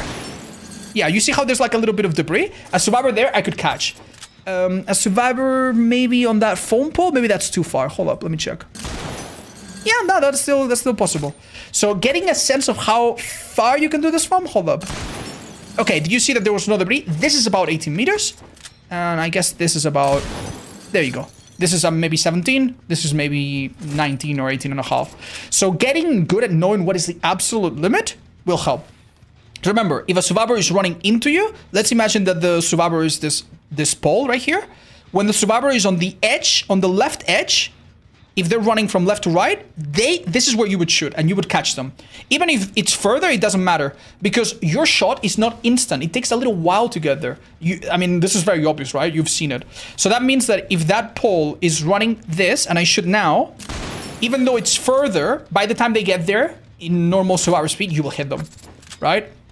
And if I'm closer, same thing. If they run a straight line, this is where I would shoot them. If I shoot this, I would shoot ahead of them. If I shoot here, it will be too late and they'll probably get past the shot. But if I shoot around here, that will work. So any survivor running past me, that's assuming that they're running across from you, like perpendicular. If they're running away from you, obviously it's different. And if they are zigzagging crazily or something, it's also obviously different. Alright, that's pretty much all there is to this, right? I would not run Say There Was Flaws on Slinger anymore. That perk used to be alright on him. Used to be alright on all the killers. The perk has been hit really hard. It's very inconsistent. I don't recommend it. What you want to do with this killer is have at least one good perk to let you know where survivors are. You want at least one nice info perk. And there's quite a few free ones. Tinkerer, Discordance, Bitter Murmur, Whispers in some builds even. If you know how to use it, right? And then have definitely a lot of slowdown. Slowdown like Surge or Painters can work. You could even have an insta-down if you want, but I think that his add-on to insta-down works well. You could also have something that helps you in chase indirectly. He deals with pallets really well, right, as I've told you, but windows... he deals with windows really well, because he can hit you through a window, but he cannot hit you through a pallet. So a perk like Blood Favor from the Blight can be really, really powerful on him as well. So... Alright. Let's see what this guy's brought. Nothing too special. A lot of anti... Yeah, that girl was ready to be picked up when Felix went back for her. GG's, man. GG's. Well then. I hope you have a lot of fun with Slinger. He really is worth trying. How do you deal with survivors body blocking while you're real? It depends, chat. It depends. If you want to injure... If the person that you shot, you just want to injure them, just break the chain. Who cares? Just wait. If you want to down them, that's a little bit more complicated. Sometimes if you just move side to side and it's the open, they'll probably like squeeze past. If it's in a tight spot, you can't do anything about it. That's one of his weaknesses. Can you lunge while looking up? Yeah, but you're gonna not get the distance. You're gonna like lunge in place if you look completely down or completely up. Okay. Hi, Foxes. Don't say that. Don't worry, man. All right, Pinhead. Sorry, Pyramid Head. Let's go into a private match. I could use 2 people for this, actually. It would be nice. Yeah, Krill, you wanna help me? I would love having 2 people just to showcase that the cages. That would be nice, actually. Is there any add-on or anything that I could use that would be nice? It doesn't matter. Thank you. Oh, Natcool's here as well. Awesome. Wicked. Hi, Marix. Thank you for the 12. Appreciate that. I'm also ready. Oh, that's wonderful. Thank you. Yeah, you guys just sit there and I'll tell you what to do. Okay. Wow, so many Fongs. That's awesome. Can we have different color ones? That's so cool, man. I feel like I have my own team of cheerleaders. This is great. Thank you. Where's Midwich, you guys? I can't find it for some reason. There we go. Great. Yippee! Awesome. So nice having so many friends. This is great.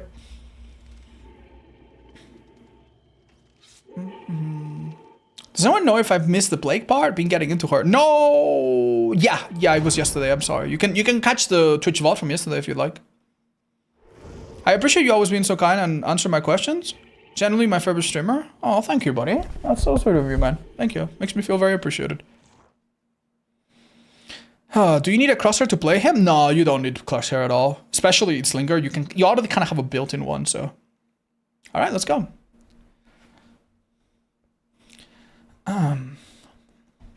Alright, it's time to play Pyramid Head. That comes from the Silent Hill chapter. We're playing on the Silent Hill map, in case you've never seen it. And yeah, this chapter is quite fun. It's the killer from the second game, the main character from the third game, and the map from the first game. Little bit of everything. Now, what's up with the Executioner, aka Pyramid Head? He is a little bit like Plague. He technically is a normal standard killer. He has, even though his sword is like humongous, he has a normal lunge with the normal range. He has the normal stun time, normal terror radius of 32 meters, normal movement speed of 4.6 meters a second, which is 115% the normal running speed of survivors. So everything is very normal, right? We have some friends now to help us. Everything is very standard. If you play Trapper, if you played Wraith, this killer is going to play very, very similar. However, similar to Plague, he does have some parts of his power that slow him down, and he has to make a lot of decisions, and he's the kind of killer that if you play him wrong, it's gonna constantly set you back, and he can be a bit difficult. Not to mention that his perks are a little bit advanced and not always the best. So for that reason, I do recommend that you play this killer a little bit later. You can play him early if you want, and I hope this guy will teach you. But if you want to play a few simpler killers like Wraith or Legion first, I think that would prepare you quite a bit. So, On top of being a standard killer with normal movement speed, no built-in stealth, no built-in mobility, no built-in anything crazy, this killer has the ability to drag his sword on the ground. The first thing that this does is create a trail on the ground.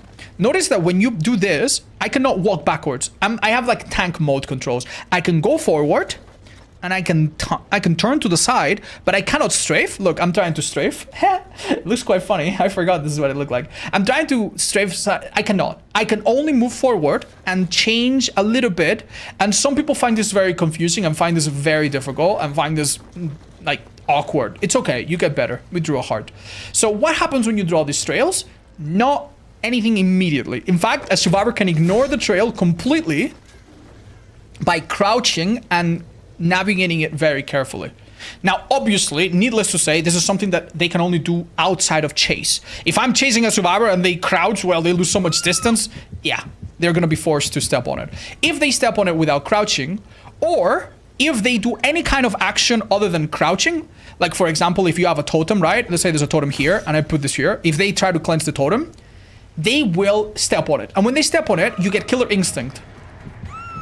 And they do a little scream. And this happens across the map, by the way. You will get that across the map. So it's a way to get a little bit of information. But more importantly, you will notice that on top of getting killer instinct, they have a new status effect that creates a little bit of particles on the ground. Could you please walk in the open so we see your feet a little bit? Yeah, you see those little barbed wire particles that she creates? That and the fact that in the HUD she has barbed wire lets you know that this is a survivor that is tormented. A survivor that is tormented doesn't have any debuff or anything naturally. Inherently, it doesn't really do anything. But they are susceptible to your secondary hook form.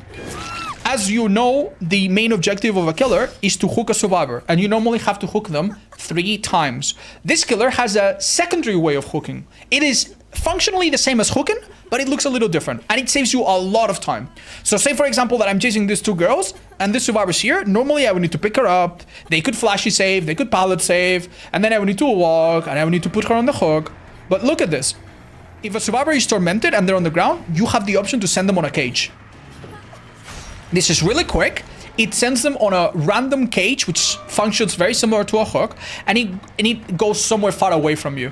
You don't see the aura, but you can more or less guess that they're going to be far away. They are going to show us where it is. Now, I want the survivor that is already tormented, the yellow Fong Min, to please get the rescue. And look at what happens. Yeah, please get her, please. Otherwise, she's going to disappear. Oh! The game detects that I am close to the cage and automatically moves it somewhere else. This is a method that the developers put in place so that you don't just sit in front of your cage. When a survivor comes out of the cage, they don't have any perks that trigger upon hooking, but they do have the normal 10 seconds of not being able to be hit. I will show you that, okay?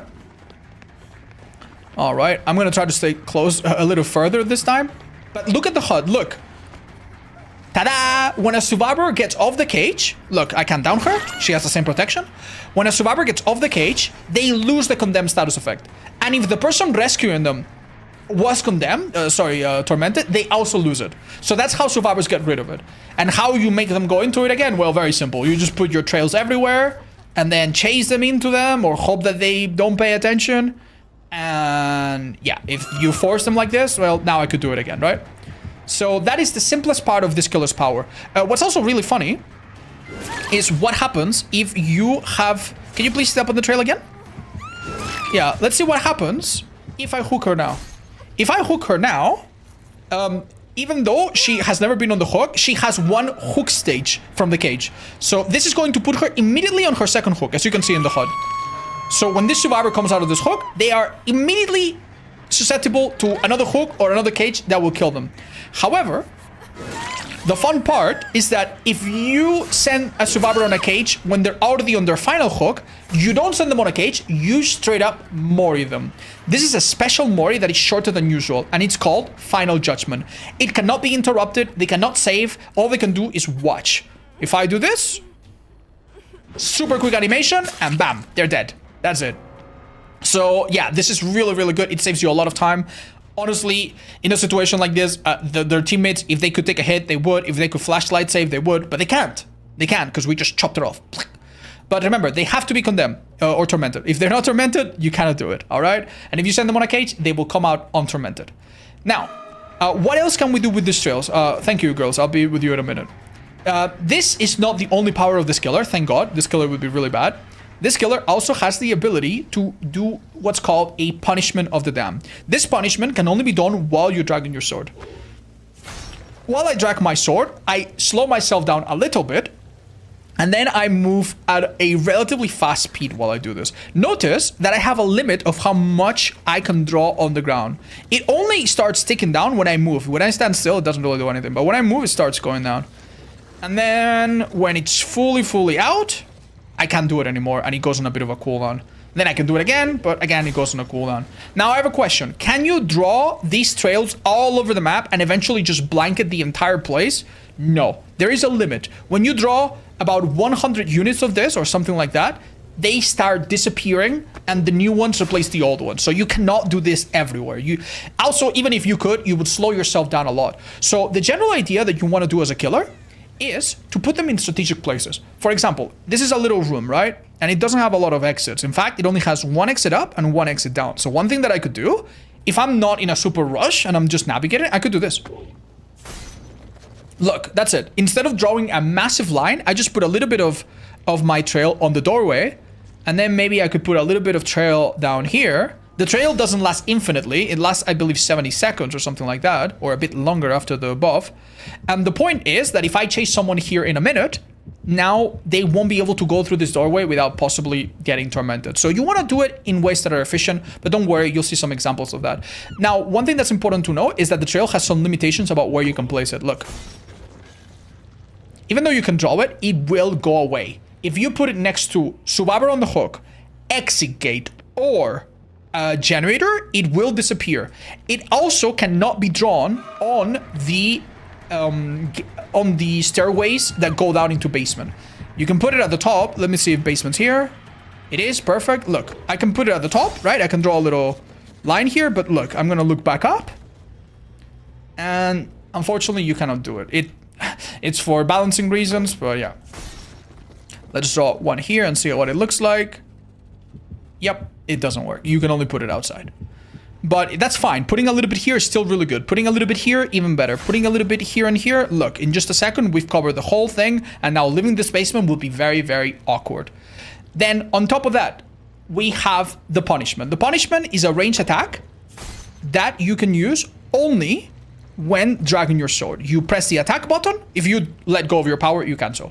You press the attack button and it's very similar to the Dr. Shock. It looks very, very similar and works very, very similar. And much like the Dr. Shock, it can hit multiple survivors.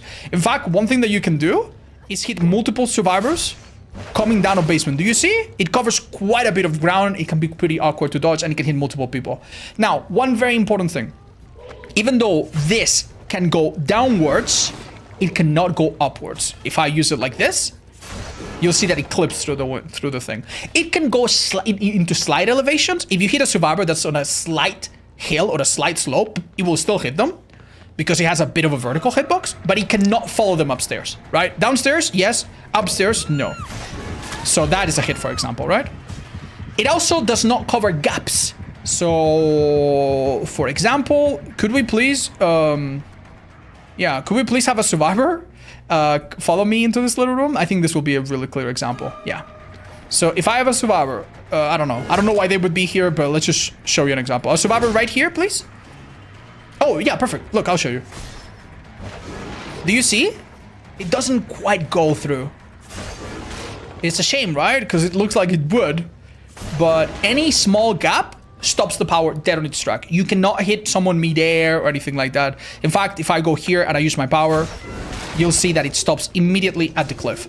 If the cliff goes down with a gentle slope, like a set of stairs, then it will go down. Let me demonstrate that again. So this is perfectly fine, right? But anything more steep than some stairs will typically break your power. Now, the fact that you can hit multiple survivors is a big deal. If, for example, a survivor is being unhooked, I can take advantage of the fact that I'm close and hit them both when the unhook happens. Now, I need to be a little bit careful because my power, it travels like like a wave, right? If I have a survivor that is really... Don't unhook yet. Oh, well. Wait, now. Bam. And then you get a double hit.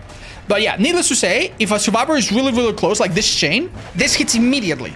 If a survivor is really, really far, like that thing, this will take like a second. Like... Do you see that it goes like a piano, having its keys pressed one by one? It's kind of like a wave. That's kind of how it works. That means that if I see a survivor unhooking from afar, I need to let it go a little bit earlier. And if I am already this close, I need to wait until very last moment, right? Otherwise, the survivor on the hook will still have their invincibility coming out of it. So yeah, you can take advantage of that. If you're undetectable or if the survivors are distracted, you can actually hit them through walls with this power. Even though it doesn't cover gaps, it absolutely hits through walls. As you can see. And it's very satisfying when you do that. Let me send you on a cage. Yeah, baby. So, because this killer prevents survivors from using their hook perks, this can be really powerful, but it also means that you cannot use your own hook perks always. If you have something like Pop Goes the Weasel or Pain Res or Barbecue and Chili, these are perks that work when you hook a survivor and they don't work on cages. So keep in mind that that is a small weakness of this killer. You can still bring them, they can still be occasionally used, but you will not use them every single time.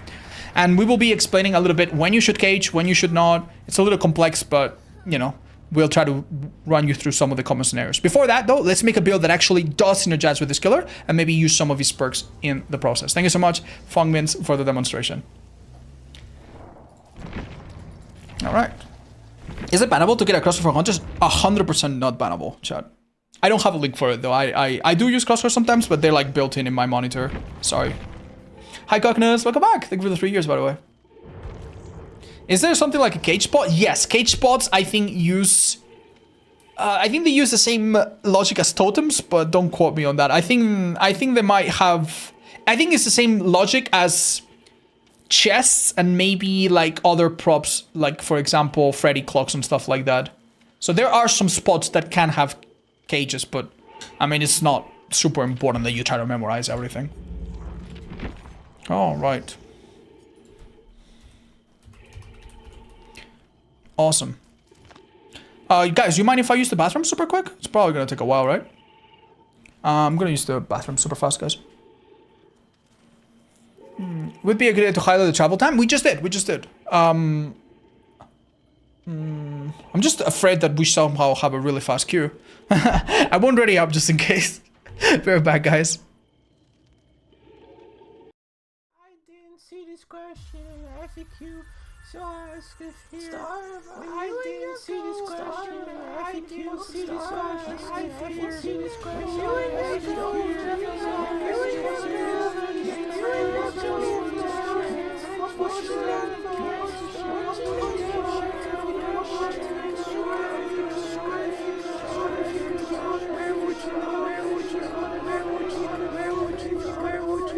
Eventic timed out hip turtles for 600 seconds.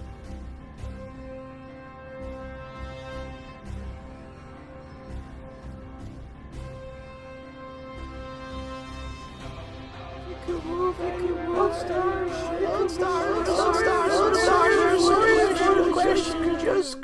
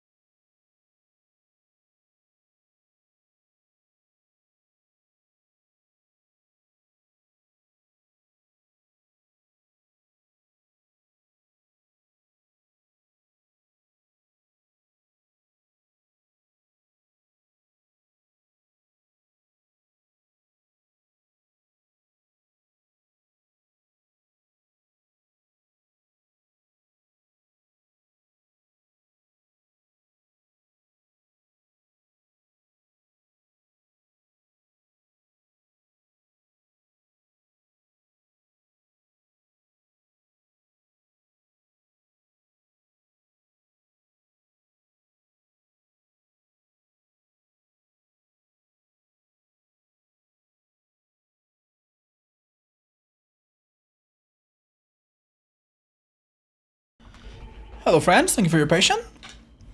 All right. Let's go. All right, so talking about the Executioner's perks very, very briefly. His first perk is Deathbound. This is a surprisingly decent perk. Anytime a survivor heals another one from injured to full health or from down on the ground to injured, this perk will trigger unless you are extremely close to them, 4 meters, basically on top of them. If at that point they separate, they will be hit by an Oblivious status effect, which is a little bit confusing, and they also scream when this happens so that you know they are there. It's a really nice perk to know where heals are happening and to interrupt survivors. It's honestly quite decent. The main downside of this perk is a lot of survivors like to heal by themselves. They heal themselves with self-care or medkits or perks like adrenaline, so yeah, this perk doesn't work then. We then have Force Penance. It can be quite a crippling perk. If survivors try to take hits for each other, this perk gets them broken for a long time. On a few killers where it's common to take hits for another, like twins, this can be really, really good. But you can also have it and then go entire matches without the perk even triggering one time. I think it's a bit niche. You probably don't want it as a beginner. This perk, however, is great at any level. And I imagine for beginners even more so. You kick a generator. The generator has a bit of a highlight, which gives it away. But if survivors are not paying attention, you lose your terror radius, which means that you could catch them off guard. And if you are a chainsaw killer, for example, that can be really, really devastating. We're going to be using Trail of Torment. We're going to pair it together with Deadlock / No Holds Bar to slow down gens a little bit. And we're also going to have an endgame combo, okay? Bitter Murmur, which will show us the auras of every survivor in the endgame, and Know It. Know It is really, really scary on this killer, because if you can down a survivor and quickly cage them or quickly chop them, then you can go to someone else and it can be a little bit tricky. Bitter Murmur also gives us a bit of information during the game as well when a generator gets popped, and that's always good. Keep in mind, this killer has no extraordinary stealth, no extraordinary mobility. He needs to be quite deliberate. He has one of the worst mobilities in the game because he slows himself down when he puts trails, so you really need to know what you're doing. Also in loops, he is extremely, extremely tall. Compared to Legion or Freddy, he stands out a good meter above them. This means that some mind games are basically impossible to do, and you're gonna have to brute force some of the chases. We'll keep that in mind going into this match. Yeah, we'll do Pinhead, don't worry. Who's better to unlock first, Legion or Plague? Legion for gameplay, Plague for perks, but I would say probably just get Legion. Yeah, and then by the time you're a bit more experienced, you'll probably really appreciate the Plague's perks. Alright.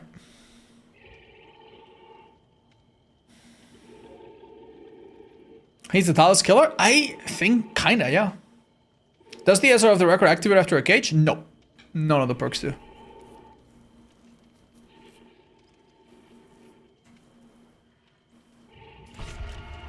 Yippee. Do I have a party streamers or something? Yeah, I do actually. Let's put that on. Isn't Dredge taller? Yeah, with some cosmetics it could be. Isn't Nemi the tallest? Doesn't matter, Chad. He might be taller by like 2 inches with his little pointy head. Who cares, you know? Just saying he's tall, so watch out. Hi, Osiera. I actually really like that build. One of my favorite ways to play him. I haven't done that in a while though. You're a good commentator. Thank you, Global Snowman. What's the optimal way of aiming his power? This killer is a bit of a bive. I think the best thing that you can do with this killer is not to like make it super obvious that you're just going for crazy ones. Just literally chase them down like the force of nature that you are. And when they don't expect it, you do a quick one. That's it. That's it. Thank you, Messi. I appreciate that.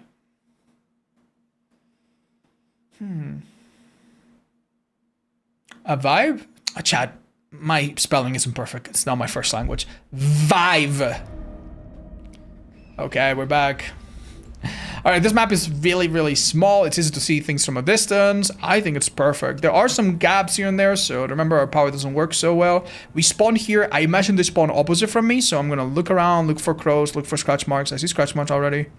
Okay, I could see someone run past me. I'm gonna put a bit of my trail on this pallet.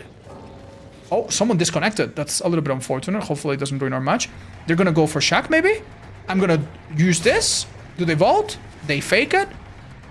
Can I? Yeah. I wanted to see if they would be stupid enough to step into my trail, but They just didn't, so we're gonna chase him. Chasing into main building in this map can be a little bit difficult sometimes. It is a strong part of the map. Beautiful. So we had to aim a little bit ahead because he was gonna take a step after vaulting, right? And there was a chance that he completely read our intentions and went the opposite direction, but we got a bit lucky. Needless to say, much like with Hunters or Deathslinger, one of the easiest ways to play this killer is to just hold your power out, right? And when they make the mistake of running into a tight spot, that's when you get them. They both stepped on my trails, which is awesome. This girl did take a hit though, so I'm gonna go for her. And if I could down her really quickly, I would put her in a cage and immediately go back to the hook and make this really difficult. I'll put a bit of trail here, maybe for someone else. I'm gonna hit right through. Ooh, right at the end. I guess that she would just go there mindlessly and she wouldn't dodge, but the truth is, every survivor plays a bit different and you need to get in their head. If a survivor is looking behind them and you visibly see that they're looking behind them, and you can tell that they're quite switched on and playing really smart, well, maybe not the best idea to do what I just did there. Hold up. You go to the left, you go to the right. There's one survivor here and maybe 3 on the other side of the map. Maybe chasing this guy's not the best idea, but because they had a disconnection, who cares, right? Yeah, everyone is on the shack side. Let's just kick this generator. I'm going to now become undetectable thanks to my perk Trail Torment. I want to avoid going in the open so I don't get spotted. Shh. Oh, this is a bot. Okay. Ah, damn. That bot was actually really switched on. Never mind, the bot is really stupid. When bots are close to you and they detect a pallet, they always just kind of do the same thing. You can sometimes hit a survivor when they obviously have like no room. Like here, for example, she's so trapped. What's even the point, right? I'm going to cage her. That gen has been touched, so now I lose my undetectable. You keep it for a while, and if they touch the gen... Oh, this gen got blocked while I was kicking it. Bit remember does tell me where multiple survivors are going. And can I hit this girl, maybe? Ooh, that might have been close. It's hard to tell. I'm gonna just put it on the window. She was quite smart. I'm gonna put it on the door as well. By the pallet. If she uses either of them, she gets tormented now. Ooh, that was really smart. She had a perk that makes her vault faster. It's a perk from Lara Croft. Oh, she went into a locker. Really smart. I'm gonna vault it. No need to complicate yourself. Don't forget that at the end of the day, you are an M1 killer. You can chase normally. You don't need to do anything fancy. One of the ways you... Yeah, we've seen... Ooh, that was really good. She actually phased through me. I'm gonna aim a bit on the left. I knew she would move to the left because she didn't want to get caught at the pallet, which was like the obvious thing to do. She actually kind of phased through me and did so good there. I'm gonna fake going on that side. She leaves the tile. I don't need to use my power here. I could just cancel. I see a survivor there. I don't know who that is. Possibly the bot. I'm just gonna send her in a cage and go on to the next survivor, shall we? But yeah, the higher level survivors, they know exactly how to get inside your head and what can happen with this killer. Similar to Hunters, similar to any other killer that has to like be accurate, is that you miss and then you miss and it gets inside your head. Huh. Really? Really? I cannot tell if this was the bot, so I don't know what sort of behavior to expect from them. Oh! Shoot, that is the bot. Ha! Hold up. Bots, they are... In some ways, they're very easy to chase. In some others, you cannot really mind game them, so it is curious. Oh, there's no pallet here. Oh, that should be a hit. Ooh, she actually did that so well! Oh my god, I cannot believe it. I don't even think a human would have done that so well. Damn. I thought she was in a tight spot, but not really. One thing that's important, by the way, that is not true of other killers. Nice, we got her. Is that if you start using your power, your punishment, and at the same time the pallet comes down and you get stunned, it doesn't matter. Your power still comes out.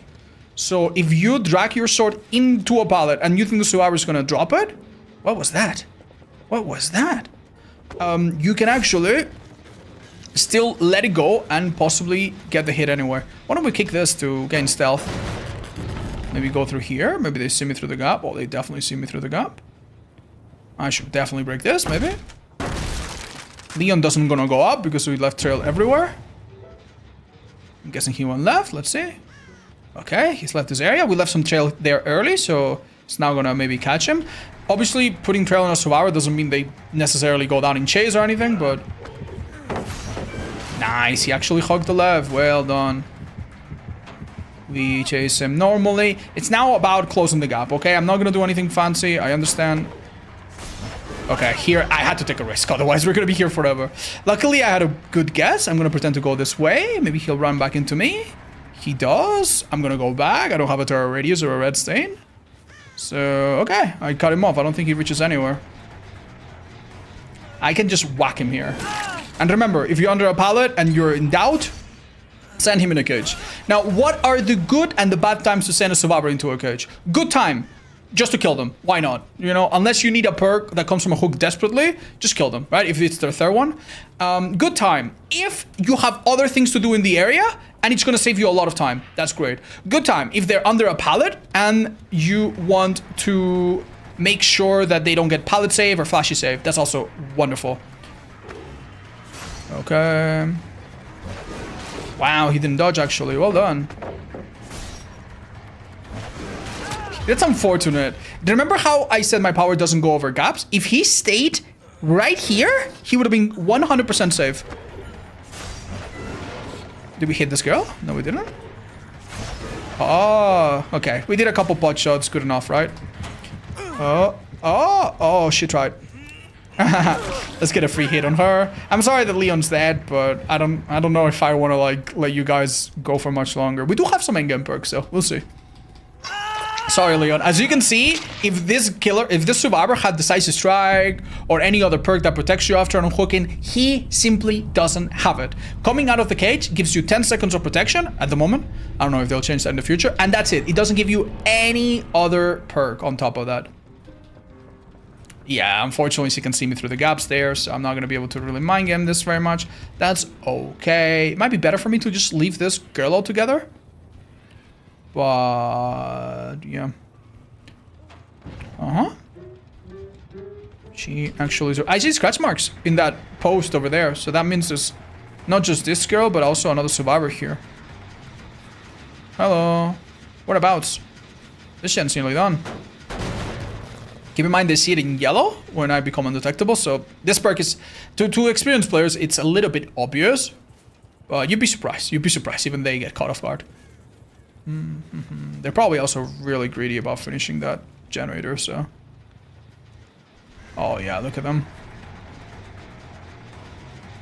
Alright, we'll go for a hit on this girl if we can. If I knew the generator was about to pop, by the way... Oh wow. If I knew the generator was about to pop, I could just wait, and if it pops, then I could hit her and insta-down her, possibly. Then again, she could have adrenaline and get a speed boost, so... Yeah. A little bit difficult to know what's the right play, but... I don't think she's gonna take the... Oh!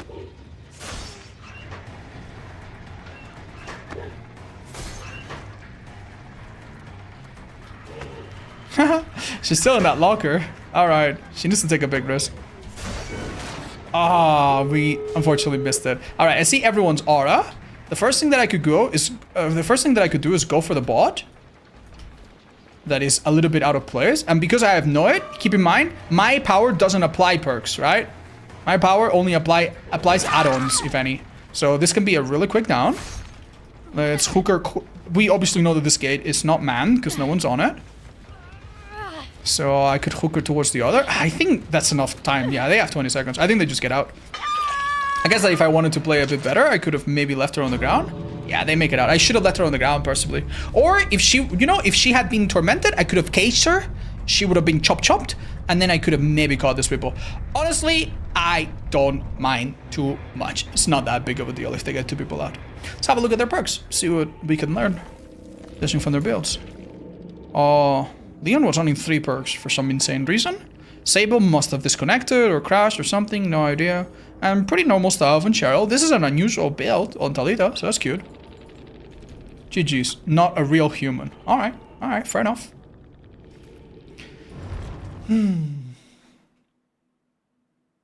Hi, QRT Pounder. Thank you. Okay.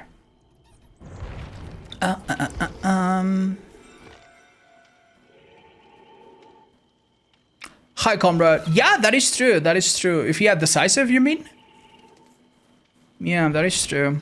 There's a few tricks we could teach someone. I'm gonna go in a private game.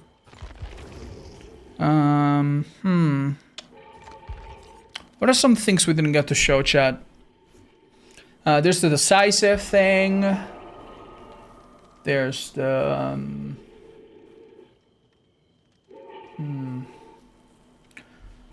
There's like a couple, but I don't know. I feel like I'm missing one thing. The flick? Nah, don't teach people how to flick. Who cares? It's really not important.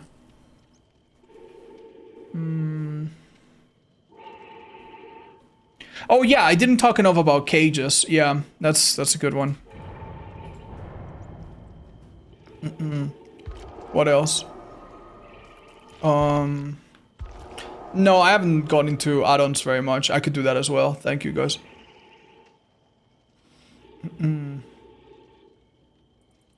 Used man? Nah, we've already explained the basics, yeah. When do we not want a cage? Yeah, let's do that. You guys can ready up. That should be good enough. Let's go Forgotten Ruins or something. Do you say the moment your sword hits the ground you can shoot? Yeah, the moment you begin to drag, you can shoot almost immediately. I mean, specific tech within reason should be handed to explain. Yeah, Chad, but there are some things that are best not taught to beginners because they're too complex, they're too inconsistent. Maybe they only work on PC, you know, things like that. I don't want anyone to think it's important. How your power works with verticality? We already explained that, don't worry.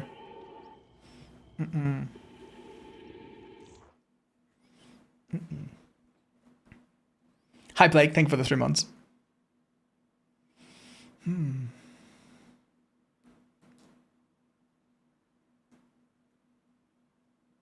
This is power brick pallets with one add-on. It can, yes. Okay, I realized that in that match we didn't really explain some scenarios that I think are quite important. We didn't go over some of the times when it's not a good idea to cage a survivor. So I've recruited my Fengming helpers again. By the way, one thing that we also didn't cover, if you have a survivor on the ground and you suspect that someone's gonna rescue them or that they have a perk to rescue themselves, could you please step on the pallet real quick? One thing that you can do, if you think it's inevitable, you can, as you down them, oh, can you please stun me? Yeah, I want to show what I said earlier. Stun me, please. Perfect. Let's do it. Let's do it on this pallet over here. I want to show you what it looks like when you get stunned and you still use your power. Yeah, hold up. Yeah, go for it. I didn't get stunned. I was too far. Basically, if you get stunned and you send your power out, you'll still get the hit. The idea, right, is that if you think that a survivor is going to escape you, you put a few trails, and when they get rescued, they will instantly step on them without being able to even prevent it. Also, the person rescuing them might have to step on them to get the pallet down. Now, that being said, when you have a survivor that is tormented, and you have the ability to cage them, when should you not cage them? A few situations. If the survivor is caged, they typically get sent to the furthest or one of the furthest points away from you, right? So if we're in the end game and the survivors are across the map and I send her on a cage, they literally could spawn right next to the open gate. And then I show up there, they rescue, they have the 10-second immunity, and then they all walk out, nothing I can do. So anytime you want to put them in the basement, or anytime you want to hook them away from exit gates, or you want to have a more controlled choice of where to hook them, you also don't want to cage them, okay? Okay, situation like this. I wait until her feet touch the ground, now. You want to, if you're going to hit survivors when they come off the hook or off the cage, wait until the unhooked survivor touches the ground, then wait a tiny little bit and release. If you're closer, wait a tiny bit longer and release, and you'll hit them both. All right, let's assume that once again, we have a survivor that is under a cage like this. In a situation like this, by the way, with a hook so close, it's almost better to just hook. Look, I can pick up against this wall. They're never going to get a flashy save because I'm looking at a wall. They're never going to get a pallet save because there's no pallet here. And this will make it so that it's such a fast hook anyway.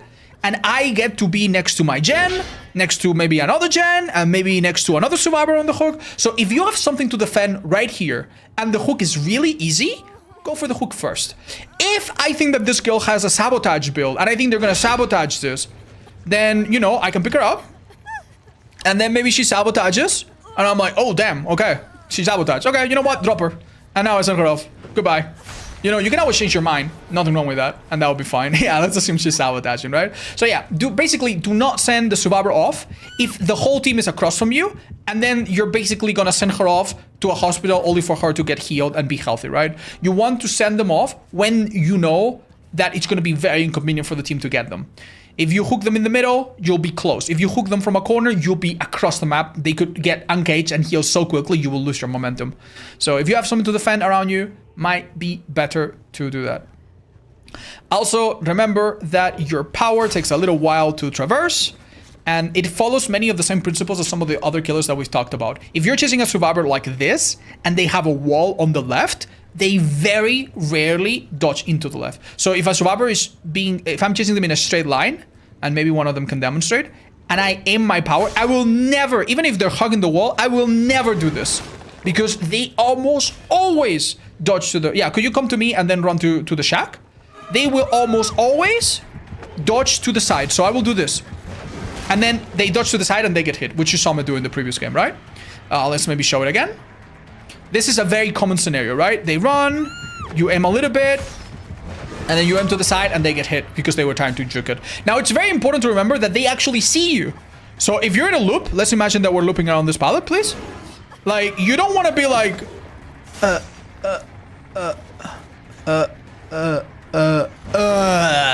They see you. They know. So you sometimes want to play a little bit with your expectations. Do a little turn last second. Bam. And you hit them. And if you miss a couple times, it's fine. Break the pallet. Zone them into another corner of the map if possible. And then you'll eventually get them. It's not about just brute forcing it. Even if you are the best pyramid head in the world, there are times when survivors just get lucky. You know, your power takes a while to get there. It can be reacted to, you know, and it can also just miss by a pixel and nothing you could do. So don't get too crazy about it. We didn't talk about which add-ons to bring on this killer, so let me give you some really quick advice on that.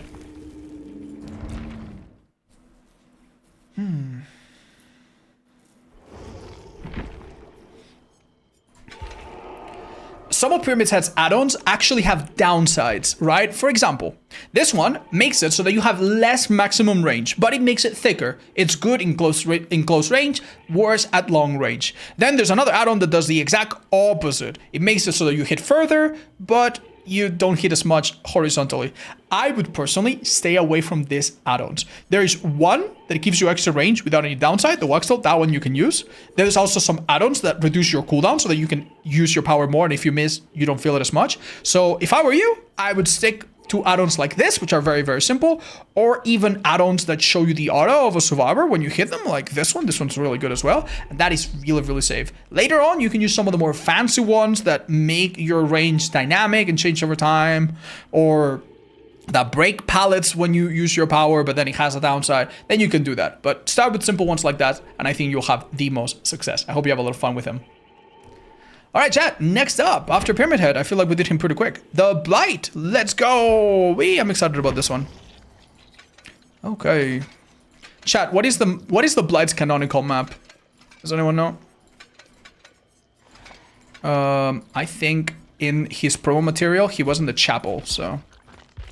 Yep. Does anyone remember that? The game? No. It's chapel, yeah. Every killer that didn't have a map has a canonical map. For example, Hammaster is Pale Rose. Trickster is... Ooh, Trickster I think is Ironworks. Twins is Red Forest. Yep. Do we need anything else? I think we're good, right? Awesome. Oh, so you compare Trail Torment and Unforeseen. Trail Torment is better if you want to bait them to touch the generator with perks like Dragon's Grip.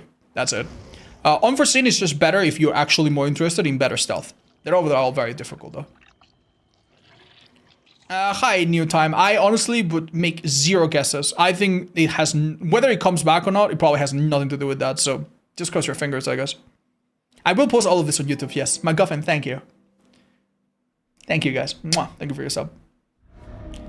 Okay, it's time to play the Blight. The Blight honestly has so many reasons to play him. A lot of people find him to be one of the most fun killers in the game. He also happens to be one of the strongest killers in the game. He gets a lot of blood points compared to some of the other killers.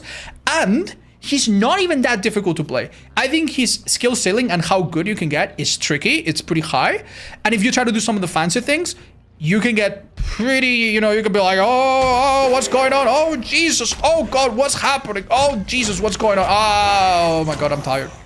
It can be a bit overwhelming, but the thing is, you don't need to use his power. You can start very simple, baby steps, just chasing survivors normally. Unlike other strong killers like Nurse or Spirit that have reduced movement speed, the Blight is actually a regular standard killer. He has the normal terror radius, actually a little bit larger, the normal lunge, the normal stun time, the normal movement speed of 4.6 meters. So that means that if you're in doubt, if you don't know how to use your power and when to use your power, you're completely fine. You can just chase survivors down, and for the most part, it's gonna feel exactly like a Trapper or a Wraith when you play them normally, right? Now, on top of that, he has a power called, I think, Blighted Corruption, and this power allows him to move really, really fast. He actually moves as fast as the Hillbilly, 230%. That means you're twice as fast as survivors running, more than twice as fast. And if we just do it in the open, look, you use it, right? And then you go into a little bit of cooldown. You can actually tell how long it's gonna last by looking at the power. You'll see that my bar kind of like gets depleted, and then he goes into a bit of fatigue. This alone is already pretty good, by the way. This alone is already like decent mobility. But as you can see, there are 5 tokens, which means that I can do this up to 5 times. Now, the key to use multiple tokens is not to spam the power button like Cannibal. It's to actually bump into something. So if I don't bump into anything, by the way, survivors are not bumpable. You cannot bump into survivors. We can demonstrate that. Hold up, look. Yeah, I can slide off the survivor and bump into something else, but the survivor itself, look. Yeah, I cannot. So if you don't bump into anything, your power ends and you go through a bit of a cooldown. But if you bump on something, then you can do a follow-up. So let's see. Let's start with that, right? Bump. And then let's do it again. Oh, that was too slow. There's a small period, very similar to Nurse, where you can do a follow-up, but if you don't, your power ends. This time, we'll try to be a bit quicker, okay? Okay, you see that period? Now. Oh, okay. Now. Oh. Okay, let's walk a bit. Now. All right. Now. Well. And that's it. This is the last one. I can do even a little swing at the end just to get a bit more distance. It's similar to Legion. You can get a bit more distance. So I don't know if you noticed, but in the span of like 10 seconds, we covered the entire distance of the entire map. This is huge. This killer has crazy mobility. If you want to play this killer and you want to train properly, start by playing against bots and just practice moving around the map. Now, there's one correct way and one wrong way to get mobility. Because our dashes go so far, we're interested in getting the most out of them. If I only bump into objects that are really close, I don't get the most out of my dashes. So if I do this, and then I do this, and then I do this, and then I do this, and then I do this, I mean, I'm already out. And as you can see, I didn't make a lot of distance. So what I want to do is what some Blight mains call go long. Going long basically means try to squeeze as much value out of each rush as possible. The wrong way to do it is like this. Damn it. It was too much. I gotta be greedy. The right way to do it is to hit something right at the end. So now. Now. Now. Perfect. Let's say now. And there we go. Ta-da! And we made it to the horse.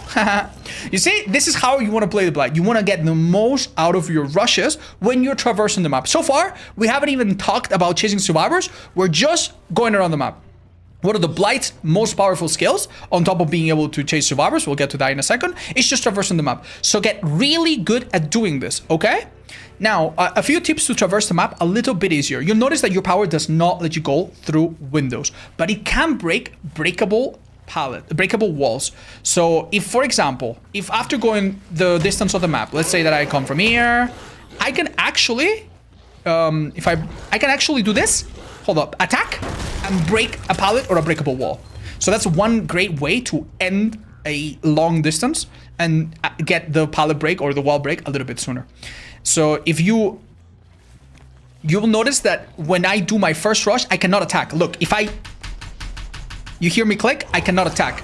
But starting from your second rush, you are able to attack, right? Notice that it's called rush, and now it's called lethal rush. That means that I now walk with my cane up, and anytime, any subsequent one, I can do this, and hit. And this will, if it hits a survivor, it will damage a survivor. If they're already damaged, they will go down.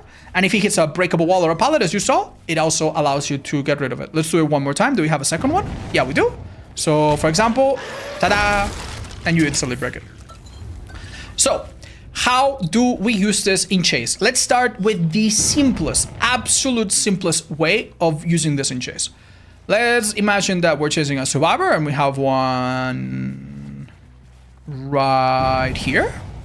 Are they AFK? I think they're AFK a little bit. Yeah, okay. Okay, this survivor is a little stinky. There you go, perfect. So let's say that I'm chasing the survivor, right? And, why don't they, for example...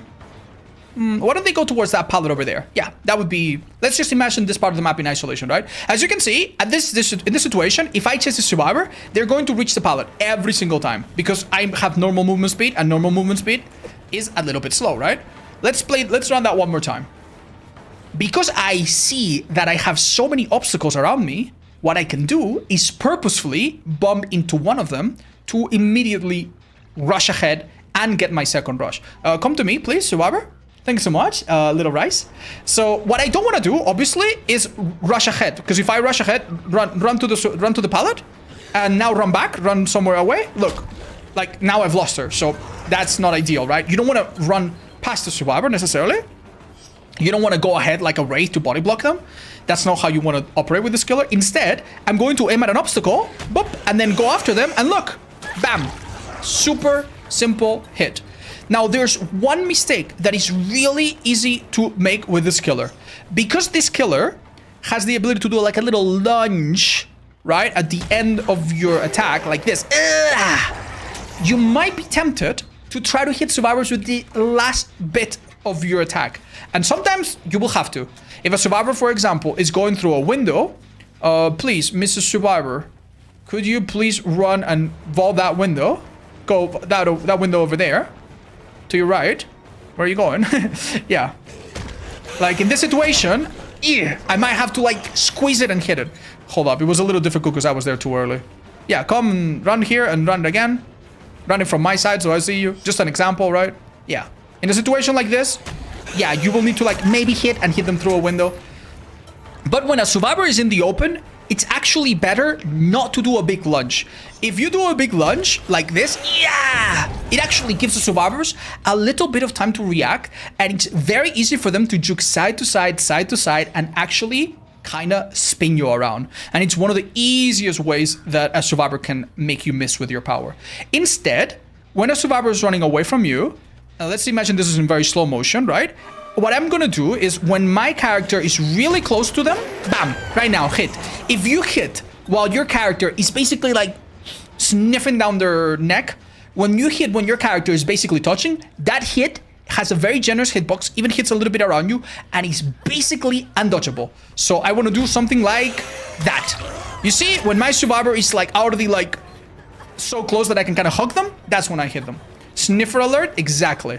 So remember, if a survivor is running in a straight line in the open and there's no worries about them reaching something and you actually have control exactly how you approach them, you want to bump into something, right? Get close to them and now hit them there. You don't want to launch from afar necessarily, okay? Because what can happen is you're going to miss and you're going to be spun.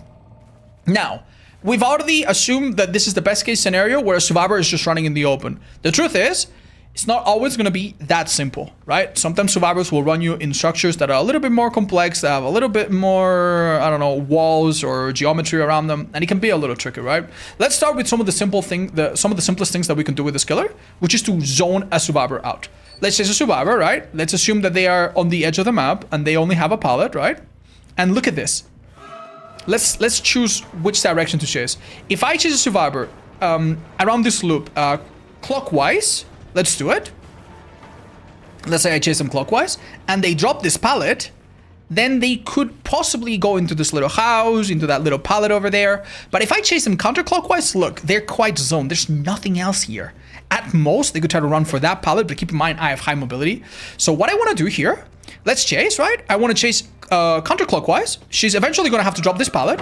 And what I can do, right, is see what she's doing. If she's running to that pallet, boop, and hit. That's a hit. I'm not going to do it so that we don't waste time healing, but that was 100% a hit. But if she is a little bit smart and she doesn't fall for this and she stays on the loop, here's what I could do, right? I could chase a little bit around, then maybe bump into something, and then bam, break this pallet. And what is she gonna do now? She can't do anything. She's trapped here. She can run to this side. I'm gonna run her down. She can run to the other side no matter what, unless this horse bites my ear off or something. Look, we're using the same principle, and that's a hit. Remember, when a survivor goes into the open, you want to look for something to bump on and do 1, do 2 if necessary, bam. So the first thing that we need to remember is that our power can break pallets. So in this pallet, we would use a similar example. If I was chasing a survivor here, I would chase counterclockwise here so that when they break the pallet, they have nothing afterwards. If I chase in the other direction, that would be incorrect, because they might reach the safety of that tile. So let's chase in this situation, right? Let's chase counterclockwise here. And you know what? I'm just gonna use my power. She drops the pallet, break it immediately. Because I only use part of my power, I get the cooldown back really quickly, right? And look, 3, 2, 1, bam, I got my power back. And I can use it, and ooh, I did it a bit too... I was a little bit unsafe there, but you get the idea, right? Oh yeah.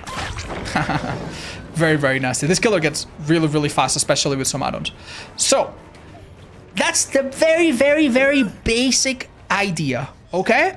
It gets a little bit more complicated. Let's go to some common things that you're going to be seeing in most maps, like, for example, Shack. Remember, we want to use the most of our power to get there, and then at the end, maybe I can swing here to have more control. Bam. Shack is incredibly difficult for survivors to play. Most of the times, they're going to have to draw the pallet really, really quickly. If I was chasing a survivor that was going around here, well, if they go through the window, I can just see here, see what they do. They run, I run them down, they go back, I'm going to get them. If they try to go around, look, I aim for that tree, right? Boop, and then I follow it up, and I'm going to hit them before they even make it to the door. Now, one thing that helps a little bit, if you already know you're going to bump into something, is to already preemptively move your camera into a certain direction. So, for example, if I know that I'm going to go to the right here, is there a simpler example? Yeah, let's say, for example, that this tree didn't exist, and I want to bump into this wall, and I want to go to the left. I mean, one very robotic way of doing it is I bump, and then I slowly turn around, and then I use my power. But you can do it a lot faster if while you're running, you already start turning your camera. Notice that while you run, even though you cannot change directions very much, you can actually move your camera quite a bit. Look, you see how I can move my camera quite a bit? So obviously you don't want to be moving it frantically like I just did. What this allows you to do, if you already know the direction, is to already look towards the side that you're going to do a follow-up. This allows you to better see the area and better see the survivor if you're chasing one. So since I know that I'm going to the left, I'm going to start looking at the left while I bump. Boop. Maybe here. Boop. And bam. Maybe I hit the survivor. Maybe I don't. But that's the idea. Survivors typically are really easy to hit. One time where it can be a bit difficult is if they are below you. If they are below you, by the way, can you be somewhere in this staircase? It can actually be a little bit tricky to get them. If you swing from afar, your hitbox will kind of hit above them. So in this situation, if you want to get a hit, what you need to do... Hold up. Let me wait for it. Look, I'm going to show you one more time. Crouch, please. Ooh. I don't know if she crouched too late. But basically what you want to do, again, is get really, really close and hit them from up close. If you crouch and I hit you from afar, I'm going to miss every time. Yeah, I will miss. But if you get close enough, or if you maybe do an additional bump, you're going to be completely fine. There's nothing wrong with doing an additional bump if you need to correct yourself. If you go... and you realize, wait, this survivor, let me do another one. Okay, that's fine. Just remember that you can do up to 5 by default. Now, the way that a lot of high-level Blight players operate with this killer is not necessarily by doing anything fancy. They don't necessarily try to do anything like, wow, oh my god, hitting through a gap or hitting over arms or sliding in some crazy way, like or maybe using your power from like elevation to like go over something and, you know, bump into something midair. You don't really necessarily need to do anything fancy with this killer. The thing is, around most loops in the game, you can follow a certain pattern. It's what some people call bump logic. Thank you, Laney Love. Mwah. Thank you for the 74 months to the tier 2. And basically just run the survivor down. So what a Blightmane will do in this situation, instead of trying to do anything fancy, they're just gonna go boop, boop, and look, it's a hit. No matter what they do, right? Unless they juke you last second. Well done there. So the idea is that you're gonna look at the loop that you're in. You're gonna see what inside the loop or around the loop helps you play around, and you're gonna play like a little bit of a ping pong, so to speak. And every different loop will have a slight different approach, but it all plays out very, very similarly in the end. Do we have... Oh, this is a TL. This is perfect. This is a very common tile that you see everywhere, right? Other killers can struggle a little bit here, but this killer is absolutely lethal. As you can see, in almost every single map, you're gonna have some sort of like box or tree or anything like that, and it's super, super easy. If she runs around this, go for it, please. Like, I'm just... Obviously, if she's here, she's absolutely screwed, right? So I could chase in this direction.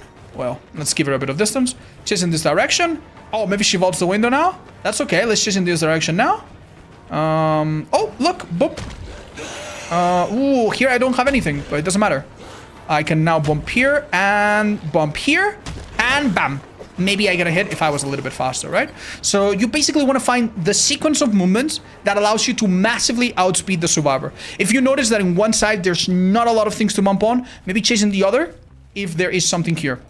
Now, one thing to keep in mind is that this obstacle right here can actually be quite difficult, because most of the times when you bump into something, your character bumps back. So look, when I bump, I need to like, shimmy myself a little bit, right? This can actually make it a little bit difficult to go through doorways. So, for example, if I'm chasing a survivor, right? Let's say that I'm approaching very sharply into this doorway, and I want to go into it because I know the survivor is going to run through here, and then they're going to go, I don't know, straight for that window or something. It can actually be really difficult because if I bump into the doorway itself, look, it puts me quite back, right? So if you notice that there's some obstacle a little bit far away from the door, you can actually bump into that instead. And look, I'm perfectly aligned with the door, right? Look, perfectly aligned with the door. Look, perfectly aligned with the door. And so on and so forth. So that's something you can do to ease your way into a little doorway. Now, other than just learning every tile and practicing every tile, this killer doesn't really have that much more complexity. It's just about using your power first just for a bit of mobility, later for simple hits, then for more complex hits, and eventually you will be using it all the time as soon as it's not on cooldown, right? So yeah. Oh, by the way, needless to say, like any other killer that has a power that can break pallets, you don't necessarily want to use it every single time. So if a survivor comes to this pallet and drops it right away, go for it, please. Let's say that if I'm using my power, it's very easy for me to break it. And it's very seamless. And because I've only used 2 tokens, I will get my power back. But in a situation like this, if she drops it, I'm just going to press the spacebar. It's just as fast. It doesn't really... Yeah, say I get stunned here. I don't need to go like... That's a waste of time. You don't need to do that, right? If in a situation like this, breaking the pallet just immediately is completely fine. This is a killer that is quite special. Even though you can use basic attack perks, you most likely than not want to use your power a lot to down survivors, right? So he sometimes needs perks that are a bit different from some of the other killers. Let's find some builds that are good on him and play a real match with him and see how we end up doing. Thank you so much, helpers. That was really useful. I'm low-key motivated to play Bladder to the stream. Hey, that's awesome. Thank you, Bob. It really is easy to pick up, man, if you use your power little by little. Did you explain moving your camera before attacking when you try to flick around corners? I think I know what you mean, but I'm not sure. You mean like... Yeah, you need to be a little careful with that. Because a survivor that predicts it can kind of juke you. That's an easy way you get juked. But I think I know what you mean. Don't worry. I think we will see examples of that in the match, so we don't need to worry too much. Alright, so as we've explained, this killer most of the time wants to down you using their special attacks. That means that any perk that works with basic attacks, his own perk Dragon's Grip, which insta-downs, Devour Hope, Friendly End, Know It, they're not bad. They're not even bad, honestly. If a survivor is too afraid of your basic attack, and they just put up a pallet, I mean, you can play around it. Like, the instant perks are not even bad on Blight, but they're not the most synergistic. So we're not going to be running any of that. Instead, we're going to be running his other 2 perks, which are really, really good and also good together. We're going to be running Blood Favor. Whenever you damage a survivor in any way, every pallet around you, is it around you or the survivor? Around the survivor gets blocked for 15 seconds. That is a pretty big deal. That means that a survivor that takes a hit cannot immediately drop a pallet behind them and cannot immediately be pallet saved by someone else. It's a huge, huge deal. This is one of the best hexes in the game. Doesn't work with every single killer. It's not as useful on killers that insta-down. But on killers that can injure quickly, this is super, super strong. He also has another perk that's basically like a Hex Uno card. Whenever any Hex gets destroyed, Undying basically takes its place and replaces it. So it's basically like a get down, Mr. Hex President. If you have Blood Favor and Blood Favor gets cleansed, Undying instead will take the bullet and will disappear. So you basically have 2 Blood Favors. They no longer can do just 1 totem. They have to do 2 totems to get rid of your perk. So that's a pretty big deal. I also have another Hex perk, Hex Plaything or Fortune's Fool, depending if you have the DLC or not. And this also has a similar effect, right? Our final perk, just very simple, game slowdown, nothing fancy here, just to keep gens from popping. It's called Deadlock or also No Holds Barred, depending if you have the Cenobite DLC. Anyway, add-ons. There is an add-on that shows you the location of where you're going to slam. Seems like it would be good for beginners. I actually think it gets in your way. Stay away from it. There's an add-on that automatically makes you face the survivor that's close to you. It sounds like it would be good for beginners. It actually is really confusing. Stay away from it. There's also an add-on that is a meme add-on that makes you slower. Definitely stay away from it. Add-ons that you want to use. Anything that shows you auras is good. Anything that makes you faster is simple. Anything that makes you turn a little bit more can make your power feel a bit less unforgiving. And also, this add-on that increases the recovery at which you regain your power after using tokens is universally useful. You can never, ever go wrong with it. So, yeah, anything like that will get you served. Maybe stay away from the iridescent add-ons because they limit your... Yeah, they change a little bit what you do. There are definitely simpler ones. Let's load in.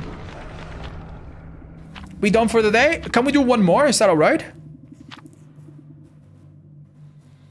Using items too soon does not help the killer power. I think using add-ons is fine. You just have to make sure you don't use the 1 or 2 add-ons that fuck with the power too much, you know? Thank you, Netcool. Appreciate it.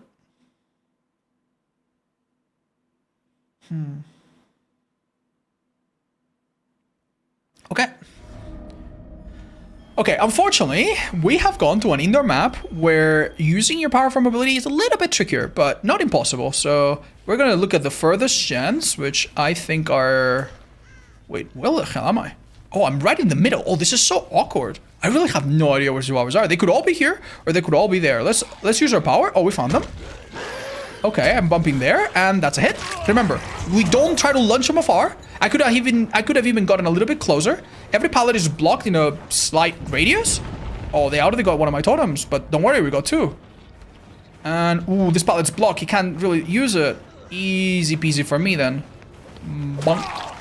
You see how they got blocked like this? They cannot even use it for a pallet save. Huge. That was a really quick chase, probably the quickest one we had today. As I mentioned, this is a very strong killer. It doesn't really matter where you hook because you have such mobility, but I mean, obviously if you hook next to your gens, even better. I see some scratch marks. I could use my power, but because this map is just so claustrophobic, I might actually just take a minute to find out where this crew just flew off, which means they didn't go this way, most likely. Did they just hide around here somewhere? Oh, wow, that's unusual. They already did a gen. God damn. Hi, Carlos. You wanna, like, spring into action? I'm gonna bump into a wall, and boom. Ah, no! I made somewhat close to the mistake I told you about. They actually got to switch direction last second. Unlucky. That's fine. They drop a pallet. I immediately break it. It will be fine. Carlos is already healed somehow. Wow. This is a slow vault for some reason. Let's get a basic hit. If you have the opportunity to get a basic hit, that's completely fine, by the way. Your power doesn't go on cooldown after a basic hit, so that means that you could use it immediately after. Oh, hiya. Oh, wait, that was a bug. That was a visual bug. The game thought that I went into cooldown even though I had bumped into something. Well, that's about as far as you can take a rush. Wow. Yeah, it's DBD. It wouldn't be DBD without some bugs, right? Bam. Beautiful. We got the pallet and the down. And I see someone else here. Who is it? Carlos, my friend. You see that I can actually hit survivors through walls, no problem. If you angle your camera just right. Beautiful. This pallet is blocked and also down. It's so stupid. All right, Carlos is the one survivor that we've hooked, so we have a vested interest. Is that how you say it? We have a great interest in downing him again. I think I can cut him off if I see this right. Oh, that's not him. That's Adam, who has a really nice drip, by the way. Hello, Adam. Nice. We're gonna go for a hit. Bonk. Remember, if we can do a hit, no need to use power. You know, if it's guaranteed, might as well. Now I use power. Whoa. Oh, isn't that so good? This way, I get really, really close, and he's not gonna trick me like that Rebecca did. Yeah, I don't know if you noticed there, but I used the principle that I told you earlier to go through a doorway. If you play in a map like this one, Larry's, you have to go through doorways constantly. So, if there is an opportunity for you to not hit the doorway itself, but hit something else to go through it easier, you look for that opportunity. Hiya. Anyone here? Hiya. What's up, cutie pies? Let's hit him at the pallet. Nah, we're fine.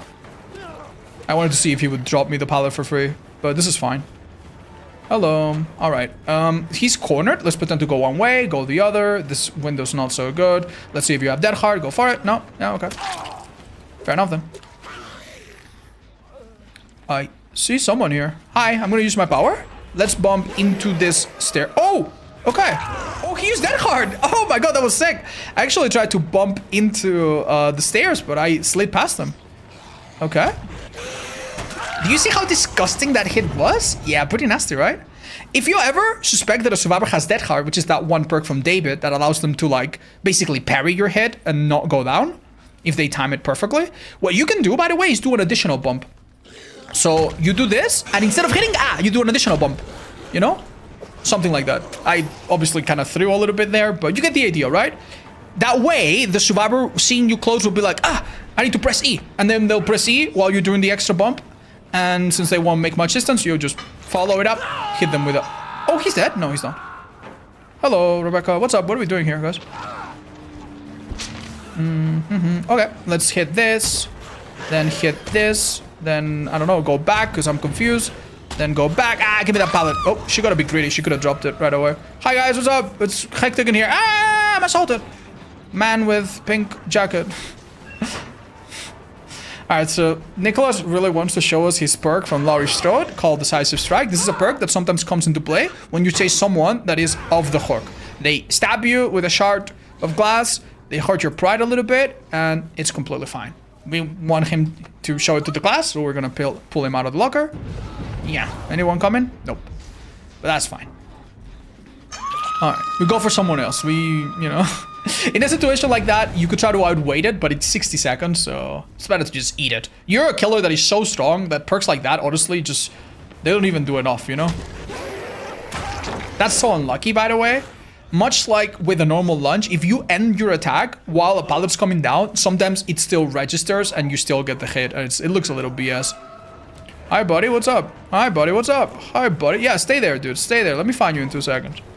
Alright, I'm going to assume that he ran a straight line. Let's go through the other doorway here. This room always has 2 doorways. Oh, he's here. Do I hit him with power? Sure. There's no need to, but I don't know. It's good practice, I guess.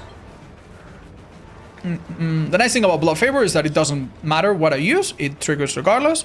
Oh, I think I can get him here really easily. I could just use power here, and then use power here, and he dead harded. You see? That's what I meant!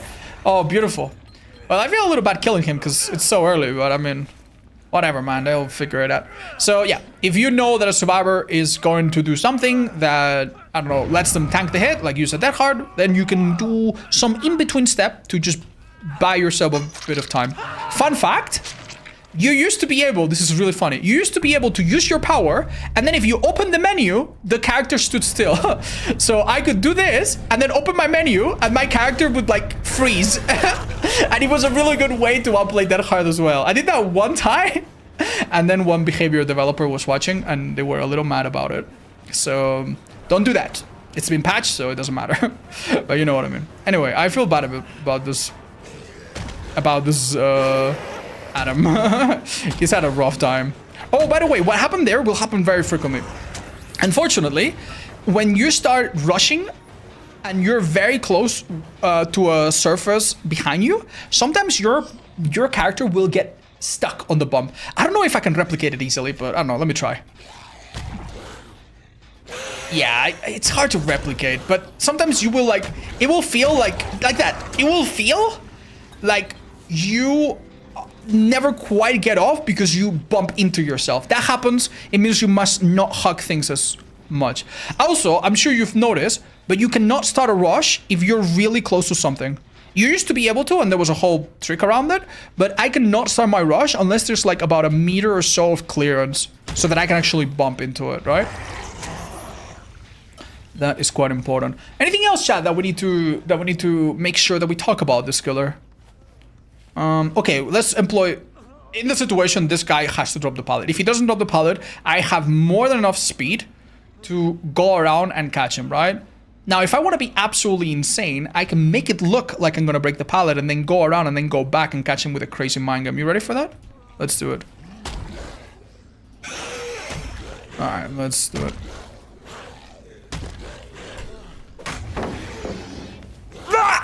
Don't play right. Don't play Blight. He's the worst killer in the game. He just stood still, man. He just stood still. This guy's a maniac. Alright, we gotta kill him now. He's seen too much. Okay, here, unfortunately, I didn't have the option to go into the doorway nicely.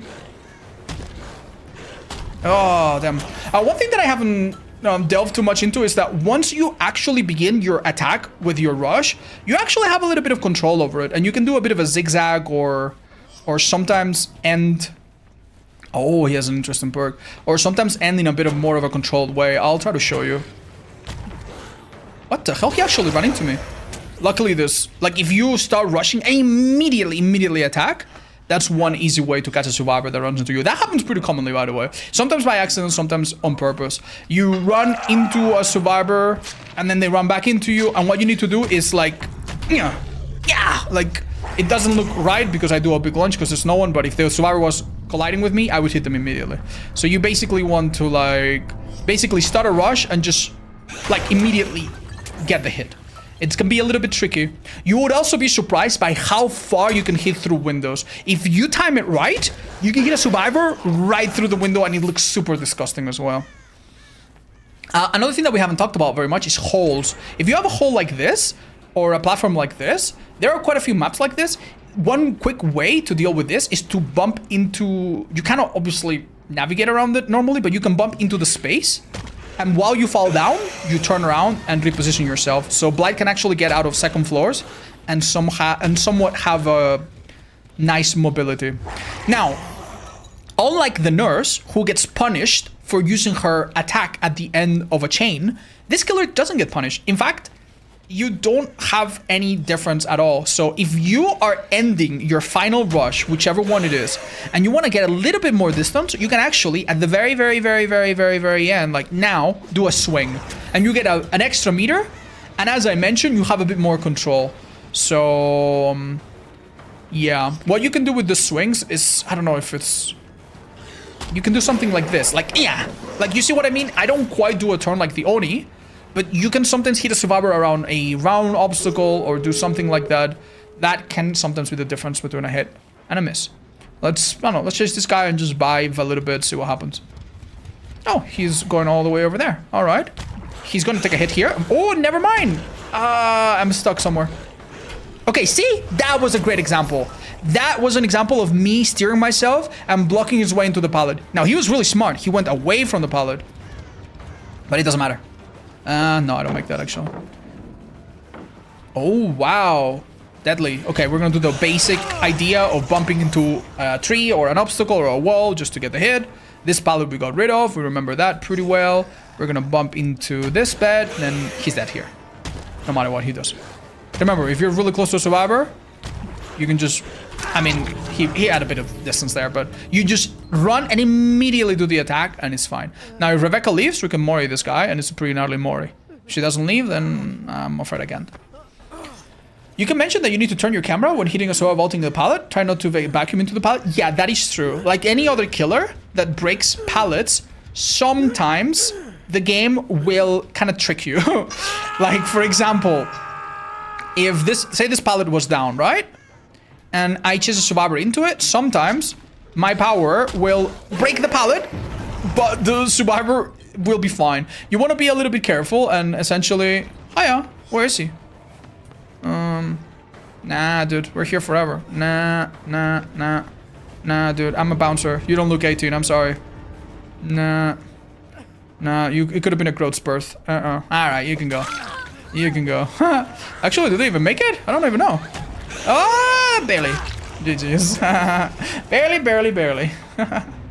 But yeah, hopefully we haven't forgotten anything super important. Just baby steps. Use your power from ability, use your power in the open, use your power in simple loops, use it in shag, use it in jungle gyms, more and more complex. And luckily for you, there are some amazing live players out there and more complex guides that you can use for reference if you need further training. And some really good live streamers as well. And I'm sure many of you in the chat know at least one. GG's. Who's the best blight you know? I don't know, chat. I played against some people like Lilith and shit, man, that's rough. That's rough. I just don't know a lot of like special blight. I think what's Laser? No, Laser was more of a nurse player. We've played against some really nasty ones, man. The sad part about blight is that when it's played correctly, it makes you feel really powerless. I love playing against blight in public matches because the average blight makes mistakes. But when a survivor, when a blight main doesn't play fancy and just sticks to like the bump logic playstyle, I'm telling you, man, it's actually quite miserable. Hi, Koala, thank you. All right, this is the final one for today, chat, I think. It's twins time. Oh, shit. No, this is actually good. Let's go into a private match. We will need 2 people here, so that would be wonderful if we could get that. Awesome. Hi, Maxim, Som, thank you for the 7. Okay. All right. Thank you. Oh, wow, Jess is here still. Great. Let's just play a more normal skin so it doesn't look super weird. All right, what is their canonical map? I think it's Red Forest Mother's Dwelling, so... Where the hell is that map? Where the hell is it, man? There it is. There we go. I hope this part of the video is filled with, okay, this is a bug. Yeah, that happens. Can we keep a bug counter? No! Please, for my sanity. Charlotte is very pretty, right? Yeah, she's a bit, you know, she's actually a pretty character. Like her what is it called? Her concept art makes her have a unibrow and she's a bit more brutish, but she's actually kind of good looking. It's just like she's very unkempt and has, you know, entrails and blood all over her, as you can see. She's also really freakishly big.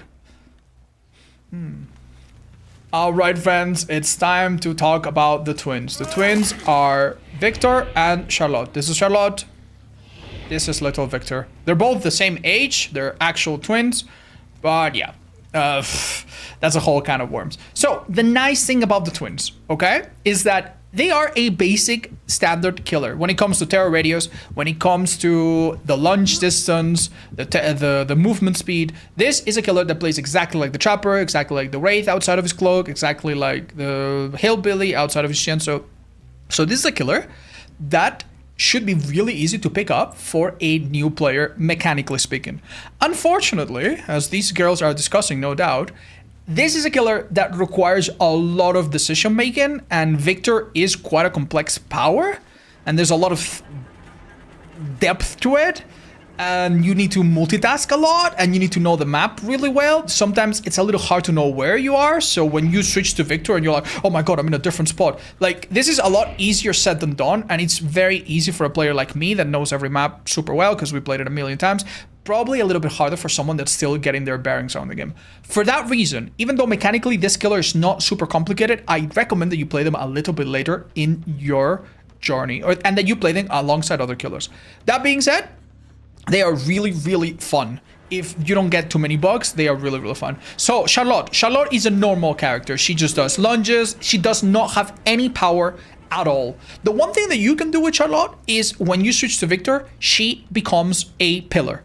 So for example, much like with the Spirit, you see her aura right here. Survivors cannot go through you unless she's AFK for a long time, right? So if I chase a survivor with Victor, for example, and they run into Charlotte, they can get trapped here. So now this would be a really easy down or a really easy damage for me. Now, one thing to know about Victor is that he cannot do basic attacks. Look, if I press my attack button, it does nothing. This means that insta-down perks, Surge, Sloppy Butcher, they don't work on Victor. I mean, they'll work on Charlotte when she whacks you with her sickle, but not on Victor, okay? Victor is a special attack. What you need to know about Victor is that by default, he moves at 150% the movement speed of a survivor running. So could you girls please run away a little bit? Just in general? Yeah, look how quickly I catch up. His mobility is insane, and he has a couple add-ons to become even faster. And if that wasn't enough, his attack is called the Pounce, and it sends him flying. Wow, like that. Fun fact, you cannot fly over small obstacles.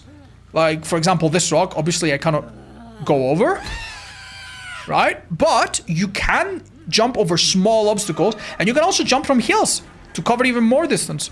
So, yeah, I could do something like, I don't know. Like, what's a good example? Never mind. Yeah, something like this, right? There are some invisible walls around the map, and it's possible that you could collide with one of them, but if you're lucky, you will be able to fly really far. You can even hit a survivor over a drop pallet or a window. If they, I mean, this window's a little bit special, right? Because it's so elevated. If a survivor were to vault this window, please go ahead. Because I'm not even sure I'll go over it, but yeah, I'm going to miss this. Yeah. Unfortunately, for you to go over the window, you need to be a bit further, and here the elevation works against me. Maybe from the side I could do it. Like, maybe if I do this. I could try it, but you get the point, right? You need a little bit of clearance. There you go. I made it past the window. But as you can see, I don't hit the survivor. Normal windows, however, are perfectly fine. As long as you are a little bit far, if a survivor is going through, you will 100% hit them as they're vaulting, maybe even afterwards. So, and pallets are the same. You don't want to be too close. If they are dropped, please, could you drop a pallet for me? I cannot do it with my little tiny hands. If a survivor drops a pallet, if you're this close, you're gonna get stuck. But if you are just the tiniest little bit further, that's gonna be enough for you to go through it and hit the survivor, right? Now, what happens if you hit a survivor? Very easy. If the survivor is already injured, it's the simplest thing, okay? If the survivor is already injured, you simply down them. Now, unfortunately, Victor cannot pick up the survivor and hook them on their own. That would be pretty sick. So an injured survivor goes down. And then what you'll need to do is transition back to Charlotte, find the survivor, sometimes a little bit far away from the body of Charlotte. So then you want to pick them up and hook them and yada, yada, yada. Now, it's quite important to remember that while you are close to a survivor on the hook, your power is a bit limited. I can recall Victor sometimes by pressing, but look, I cannot transform into him. I cannot switch. If I go a little bit further, maybe like top of basement stairs, a little bit further from the hook, now I can control him. Similarly, you cannot leave Victor by the hook. Look, if I'm this close, you hear that sound? That's the sound that lets me know, you cannot do this. If I go far away or the unhook happens, then now I can go back. Funnily enough, if you leave Victor at the hook and then you hook, then you can kind of bypass that system. But yeah, it's not something you have to do, but it's fine. So yeah, hitting a survivor that's injured, super simple, it makes them go down. However, what happens when you hit a survivor that is healthy? You actually don't injure them immediately, you attach to them. Now, this survivor does multiple things, okay? First of all, they cannot heal. They have the broken status effect, similar to Plague. So they cannot use their medkit, they can unhook, they can open gates, But for the most part, they cannot do anything else. They can do things in chase, but they cannot just work on Jans or anything like that. They also have Victor on their back, and Victor, whenever you're not controlling him, acts as a radar. He's like a sonar. Any survivor that is not crouching gets picked up. But if they crouch, they don't get picked up. All right? It's been a little while, so I can recall Victor. Normally, what a survivor will do if you're not chasing them is get rid of it by doing a certain action. Go for it. Yeah, they're gonna do this, and this is a little graphic, so please look away if you're squishy. Squeamy? Yeah. No! So that's one way they can get rid of it. I can also manually recall it after, I think, 30 seconds. But this is something that Victor does even when you leave him somewhere else. So if I leave him here, I detect them, but what if they crouch? If they crouch, I don't detect them. Right? Now, one thing that they can do to Victor when you're not controlling him, let's say I'm busy hooking or busy kicking a gen, they can actually kick him and kill him. And that sends him on a little bit of a cooldown. You can see it takes quite a bit. And then after that cooldown, I'll be able to redeploy him. But for a bit, I don't have a power. This can also be done anytime this character is on a pounce cooldown. So, hold up. I'm going to injure one of them, all right? Just to demonstrate something. So, if I miss my attack, they can kick me. Please pretend to kick me, but don't kick me for real. Yeah, they kick me for real. Yeah, so they can kick you anytime you miss. Sometimes, if you miss and you end up really far away, you will have a bit of a mind game where they try to come to you, but then you run back a little bit. So, in a situation where you think they might be able to kick you, you can run back a little bit, and then the period where you can be kicked ends, and then you can hit them, right? So, say I miss an attack here, and they're coming, I'm gonna run back, so they can't kick me, and haha, gotcha, right? But this is not only, this also happens, by the way, if a survivor gets down. So, for example, let's say I'm very far away. If I down a survivor, the other survivor can kick me during my successful cooldown. Right? And she will be able to kick me. Remember, this doesn't happen if I attach to a healthy survivor. If I attach to a healthy survivor, there's no kicking me because I'm not on the ground. Right? So these are the moments when survivors can kick you. Because two survivors can kind of help each other constantly, it is a really good idea for survivors to travel in pairs. And what will happen sometimes, especially if you're far away, is that if you're chasing a survivor that is healthy and a survivor that is injured, what's going to happen is that sometimes the injured survivor will want to be going down. Hold up. Could you please get rid of him? Thank you. So say that I'm really far away, right? And I send Victor out. Hold up. You can stay injured if you want. Yeah. Let's say that I aim. Let's say that I'm really far away. Okay. Imagine that I'm really far away. The injured survivor might actually body block the healthy survivors. Right? And then, oh, I want to help. Oh, no. And then what happens is they kick me and then they both heal. And by the time that I'm there, maybe they get the pickup and I'm kind of wasting my time, right? This is one of the ways that they can outplay you. Now, what is one easy way to avoid a situation like this? You want to keep Charlotte near the center of the map. If I am in the center of the map, I will at most be half the map away from any one given point. But the worst thing that I could do is do the opposite, right? The worst thing is I could be on the edge of the map and then send Victor out. And honestly, this is awful. Because if a survivor, if for whatever reason I miss an attack or the survivor has endurance and then I chase him and chase him and chase him and chase him and chase him and chase him and now they go down, I can't even get there in time. They might be healed. They can also do something really stupid. They can go into a locker, which maybe this Red Fong Min will demonstrate. If they go into a locker, Victor cannot do anything to them. The only thing he can do is hold the locker. If you hold the locker, Charlotte has about 12 or so seconds to get close. But look how far I am. By the time I am even halfway, they are going to break free and Victor will count as death. He's gonna be killed basically. And he's gonna restart very slowly again. So obviously this is a bad idea. Never ever have your Charlotte on the edge of the map unless you are really confident that you really need to get it down quickly. Generally speaking, especially with healthy survivors, you want Charlotte to be close to the middle, and then you send Victor on a little assassin mission, and then when you injure that survivor, then you follow them with Charlotte. They can't be that far, and then maybe you send Victor again, and so on. So we need to be quite smart about how we position ourselves. This is why this killer requires a slightly better map awareness and a little bit more strategizing than some of the other simpler killers that we've played so far. Now, if I grab a survivor into a locker with Victor and I'm close, all I need to do is come by and then pull them out, and that will be fine. And there's a lot of ways that you can play around survivors while they're blocking for each other. And don't worry, this is a very, very, very strong killer. As I've explained, if I'm in chase, there's basically nothing that Victor can do. Like, I'm gonna chase a survivor and I want them to play to the best of their ability. Let me find someone. He doesn't see scratch marks, by the way, so you need to be a little bit extra careful.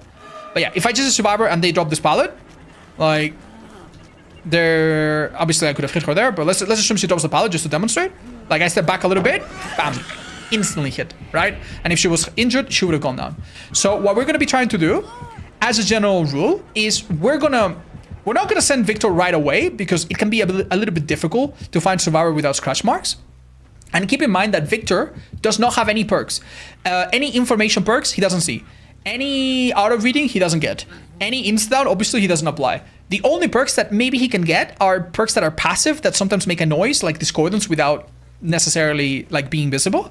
So he can be a bit tricky. So the best idea is go into the map a little bit, see if you spot a group of survivors or some scratch marks, then you send Victor, and you hit someone as quickly as possible, right? Hold up, I thought we saw someone here. Now, sometimes what survivors will do, they recognize that if they get rid of Victor, you deploy him again quickly and maybe get another down or get another injury, right? So what some survivors will do, instead of getting rid of Victor, is they're gonna hang on to him. And for 30 seconds, I mean, yeah, it is a bit unfortunate, but this is fine. What you're gonna be doing during this 30 seconds is, I mean, if you can down them, great. If not, you're gonna get hits or pallets or kick a gen. You know, here in this situation, I wanna get as many people as injured, so I'm gonna get a hit. Excellent. And after 30 seconds, Victor becomes recallable. You can recall Victor, right? And he also becomes fully visible. So look, now it's 30 seconds. Look, I can see Victor. Before I recall him, I will always look. There's no point in instantly recalling him. Wait, have a second to look around to see where the survivor is, because information as a killer is power. But when I see where he is, 1 second after that, I'm going to recall him. If I hit her, I also recall him. And then I can send him again. Or maybe down this girl, and then send Victor on another girl, blah, blah, blah. That's the plan, really. It's really that simple. The complexity of this killer comes from being able to navigate complex situations and take a lot of perks into account. What do I mean by this? Let's say that I down one of these girls, and I have another girl injured. I need to ask myself, all right, can I get an injury quickly? Should I hook first? And will I do it later? Do these survivors have some perk or item that allows them to pick themselves back up? Have they already used it up? Does this girl have a medkit? She doesn't have a medkit. Maybe I'll injure her and leave her because she can't heal quickly and she'll be a bit of a dead weight for the team. She does have a medkit. Maybe I will commit to her so that she doesn't heal. You need to make all of these decisions, which will come with experience. But for the most part, that's all the complexity of twins. Keep in mind that because of their ability to do crazy leaps, you can actually do some really funny snipes. So if a survivor is on that generator, for example, I might be able to catch them with like a crazy leap from here. You know, stuff like that. You can do some fun stuff. You can really think outside the box and sometimes make Victor bounce out of things. So yeah, you can do like crazy things like this. And using elevation just to like, you know, just to get it on the map and get from platform to platform, it can be really fun. Just keep in mind that anytime your character glows red, like now, they are vulnerable to a kick. Also, one really cheeky thing that you could do with Victor is to put him on an elevated platform that survivors cannot get you on, like a little table, right? But this is something that the game has already thought about. So if you, for example, end some kind of pounce on an elevated area that you're not supposed to be on, like a rock, the game will automatically kill you. Now, I don't know if I can find one. It's a little complicated. But yeah, maybe try that. Here. Yeah, when you hear that little sound, wishy sound effect, that is the game telling you that you are in an illegal spot and Victor will immediately die. Sometimes you could even kill him on purpose to get him back quicker if you want. I guess that's something you could do. If that happens and you want to avoid the situation, just step out. You normally have a few seconds. There you go. Well, you saw that it flashed for a second, right? Yeah, very, very simple. Let's get a good build going on these two boyos and hop into a real match. And you'll see that this killer is very, very strong when played correctly. Oh, okay. Let's go. Does Stunning Victor kills him? Yes, that's true. I didn't mention that. Thank you. Hi, Dublin Dom. You can read my FAQ if you want. I just want to communicate to as many people as possible, so English was my language of choice. How does the game detect you're in a illegal spot? That's a good question. I'm not too sure. I really don't know. What about exit gates? You can have Victor pretty close to them, but I don't think you can body block them. Yeah, you cannot body block them straight up. Okay. Hi, Hot Violet. What's up? Alright, so talking about their twins and their personal perks, Hoarder is a cute perk that makes more chests spawn in the game, and it lets you know when a survivor is either opening a chest or picking up an item from the ground. It goes well with the perk Franklin's or some kind of add-on that makes survivors drop their items. The twins has one called the Spinning Top, but there are multiple killers that have add-ons like this. So this can be a pretty easy way for you to find survivors. It's actually pretty nice, and on some killers, including the twins, it can be alright. I'm gonna not use it this time. Instead, we're gonna use Spies for more consistent information. Her perk Oppression is actually really dope. Whenever you kick a gen, other generators also get indirectly kicked. Now, unfortunately, you don't apply any crazy perks. So if you apply, for example, Call of Brine or Pop Goes the Weasel, that only applies, or Trail of Torment, Unforeseen, every perk that applies on a kick, that only applies on that one generator, okay? But other generators, if they are not being done, they will begin to regress, as if you kick them. But keep in mind that if a survivor is on that generator, instead they get a skill check. If they miss it, bam, minus 10%, like any other miss skill check. It's actually a pretty nice perk and very simple. Just because you have Oppression doesn't mean that you have to kick every single gen. You know, sometimes a gen at 1%, it's best ignored. But if you're a little lost and you don't know exactly where to go, it can be a nice perk, and it synergizes as well with other gen kicks. Personally, my favorite is Coup de Grace. Coup de Grace gives you tokens every time a generator is done. You can have up to 10 tokens in total over the course of the game. And with every token, you can have a longer launch. You need to learn how to play around it, but it can be really, really powerful. We'll show you how. On top of that, we're just going to have a bit of info, like we said, a little bit of slowdown, like we said. This perk has a different name if you don't own the Pinhead DLC. It's called No Holds Barred. And Sloppy Butcher. It doesn't apply on Victor, but it applies on Charlotte, and that's good enough. We could also go for Weeping Wounds / Gift of Pain. This also applies when you hook, so it could be a little bit more useful. But yeah, either or, I think it's completely fine. We're going to use Sloppy, which is maybe simpler. Add-ons. You almost can't go wrong with the simpler ones. Add-ons to speed up the transition from Victor to Charlotte, or the other way around, is easy. And the one that makes you ready up your pounds on Victor is also very simple. The speed add-ons, the 2 add-ons that give you extra speed, are really, really good. There is a collection of add-ons that only works when survivors get rid of Victor. They are typically green and some blue. Stay away from those add-ons. They really don't do a lot. Many times survivors don't even get rid of Victor because they actually want you to recall him so that you don't have your power for a while. So with that out of the way, let's play a match. Can Victor be blinded? That's a good question. Let's talk about it at the start of the game.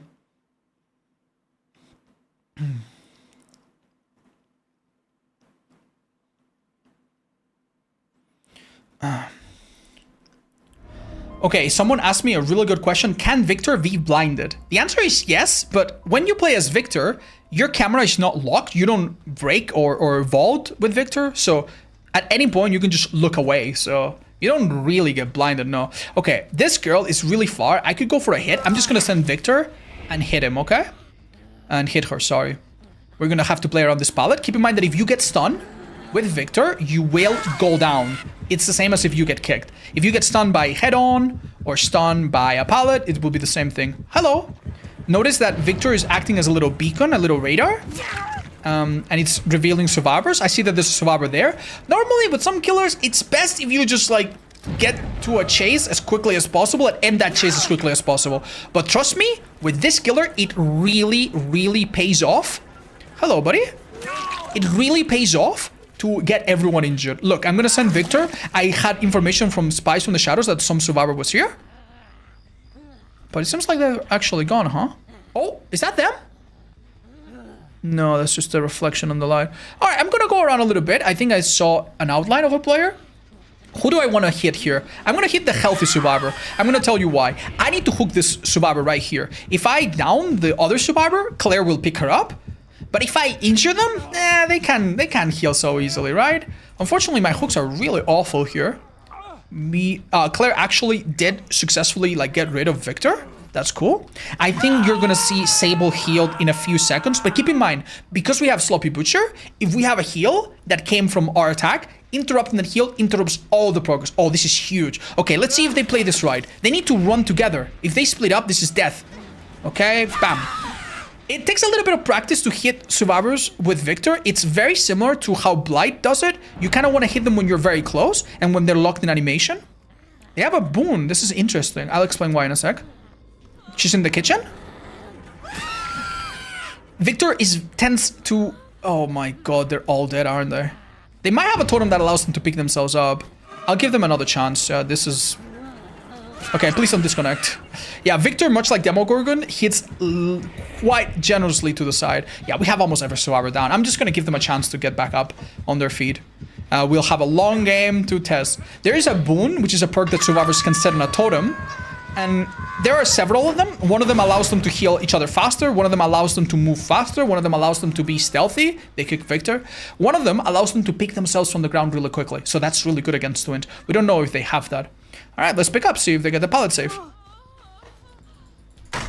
Nice, well done. We give them a good chance. We get blinded here. That's fine. Give them a chance to recuperate, and we get to talk about some things. Yeah, as you can see, when everyone is injured, Victor can be a little gremlin that just downs, and especially with anti-healing perks, it is so difficult for survivors to ever get back healthy. If they had a medkit or some perk to heal, they often use it up, and it runs out. I'm actually gonna go the other way.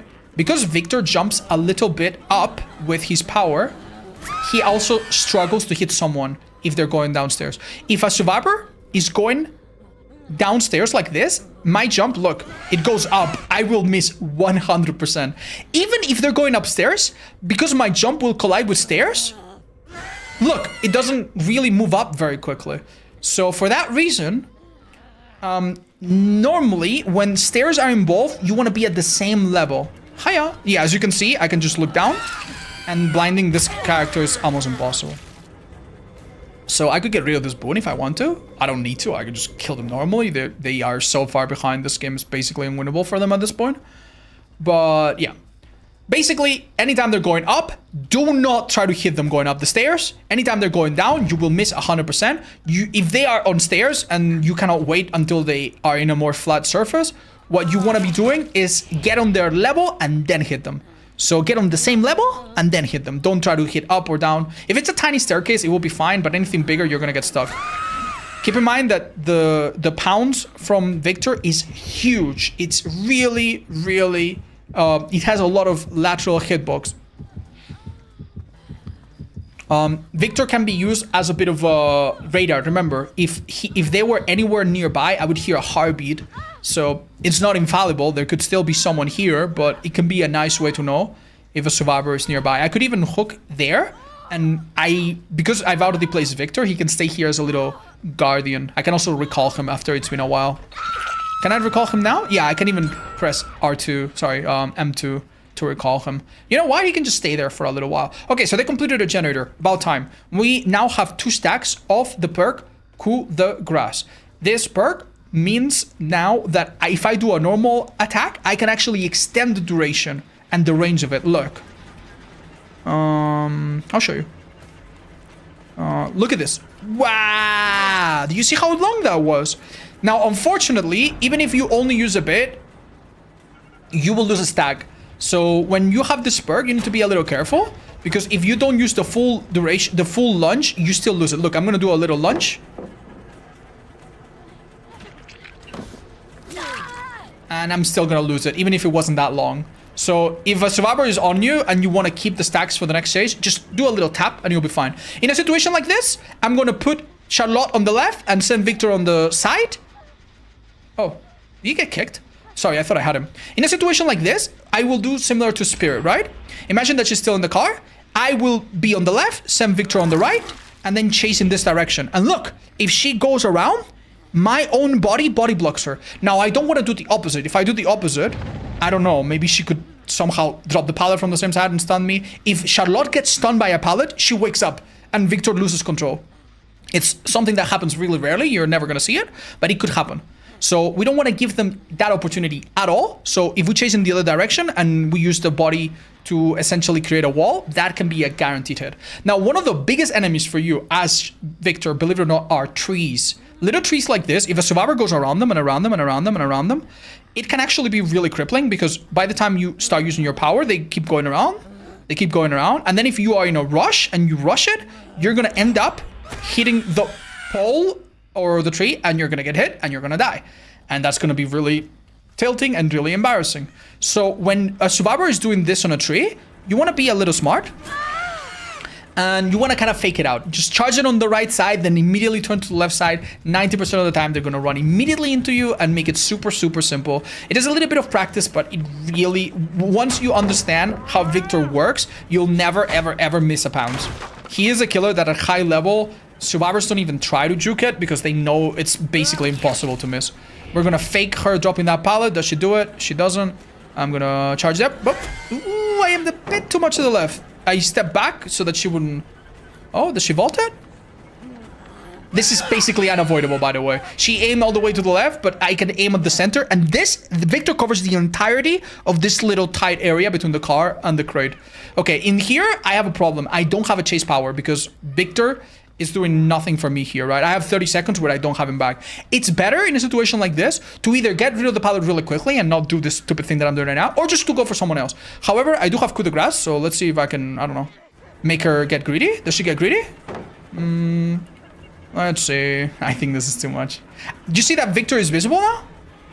That means... Sorry, I wanted to show that. That's cool. That means that I can recall him. All right, so we've given them about 4 gens or so of head start. I think at this point, we can actually begin playing smart. Be careful not to have... Oh my god, I actually made a huge mistake there. I put Victor in such a tight spot. This survivor can pick themselves up. Oh, yeah. It is the perk that I was talking about, by the way. Let's pick it around facing this way. Otherwise, the Claire in the street is going to blind me. Oh, you know what? I'm going to do something funny. Hold up. Yeah, she thinks that this boon is gonna help them, but I actually think we can... Oh, that's unfortunate. I think we let her kick. Yeah, no, I actually think we're gonna lose this boon. Jokes aside. Ah, I think she's got her measure. Yeah, watch out, she's gonna pick herself up. Oh, she already has. You know what? Let's get rid of it one more time. And even though I feel like we had a great amount of like moments to explain a lot of common things, I now kind of don't have that much else to say. So let's have a look at our gens. We have 1 over there, 2 over there. They're not really together. I can't really hold them in one place. And I don't have anyone dead on hook that I could get rid of really quickly, so I don't have a shortcut there. What I can do is do what I did at the start, get everybody injured. Oh, hi, that was a cheeky play. Get everybody injured and then pick them off one by one. This is the guy that has the boon. I know because I saw him on a totem at the start. So if I keep him busy, I down him first, that boon is not coming back up. All right, let's go. Remember, we can hit over a pallet, so we're not afraid. Okay. I am a little bit on the side. That was really weird looking. You know that oh, I see her right there. Remember, keep Charlotte in the middle. Oh, wait, she's got a boon too? Well, not anymore. Remember, we don't see scratch marks, but we do see blood. All right, beautiful. Wait, did I hear the sound of another boon? Do they have 3 people with boons? What's with these people, man? Yeah. I think they actually might. This is fine. Oh, wait, they came here for the rescue. This is Claire, I think. Okay, let's do a big lunge from afar. Ooh, that was a big mistake. They missed a skill check while healing. Ooh, that sucks. I'm gonna use my second coup here to get this hit. She could have Dead Heart? Yeah, possibly. We waited out. You know, this hook is so close. Might as well just get it. The girl behind me probably gets picked up. That happens just now. Remember, when I'm on a hook, I cannot send Victor right away, but that's fine. We take a few steps, and now we can. We're gonna down this girl and keep her on the ground. She's like halfway down to bleeding. If you know that a survivor is trapped or doesn't have a lot of distance to dodge, you can actually lunge, or pound, sorry, from so far. It's ridiculous. Okay, staircase. Do not use powered up. Once we're in the same level, easy peasy. I'm gonna actually... Oh! This is super easy, guys. Remember, same level. Perfect example. And the skill's gonna go down. I'm gonna let her go into a... No, I can't actually. Oh, that's a big mistake. I actually hit a doorway. This skill might kick me. Don't worry. Don't panic. Because there's no one on a hook now. Oh my god. Oh my god. Because there's no one on a hook, I can send Victor out without restrictions. I'm gonna use Q, maybe. She cannot dead hard because she's out of the indie pool, so I don't even need to worry too much. And I'm just gonna swing because she's waiting at the pallet. And now they're gonna go bap, bap, bap, bap, bap, and it's game over. So yeah, Victor and Charlotte working tag team like this can end games really, really quickly, as you can see. Now, what are some other things to keep in mind? There are some tricks that survivors can do, helping each other. There are basically the biggest deal with the twins, right? Is that there are a lot of perks that allow a survivor on the ground to pick themselves up. Either from a boon, like we saw in this match, either from someone healing them super quickly, maybe them picking themselves up with Unbreakable. And there are so many of these perks that you literally need to know all of them and what each of them does to be able to correctly identify them and do the appropriate thing at the time. And it's not super easy to summarize, and it's something that will come with time, and that's fine, hopefully. Just know that you don't need to leave people on the ground super long. Sometimes it's nice, and sometimes it's the only way, but you don't need to do it for super, super long.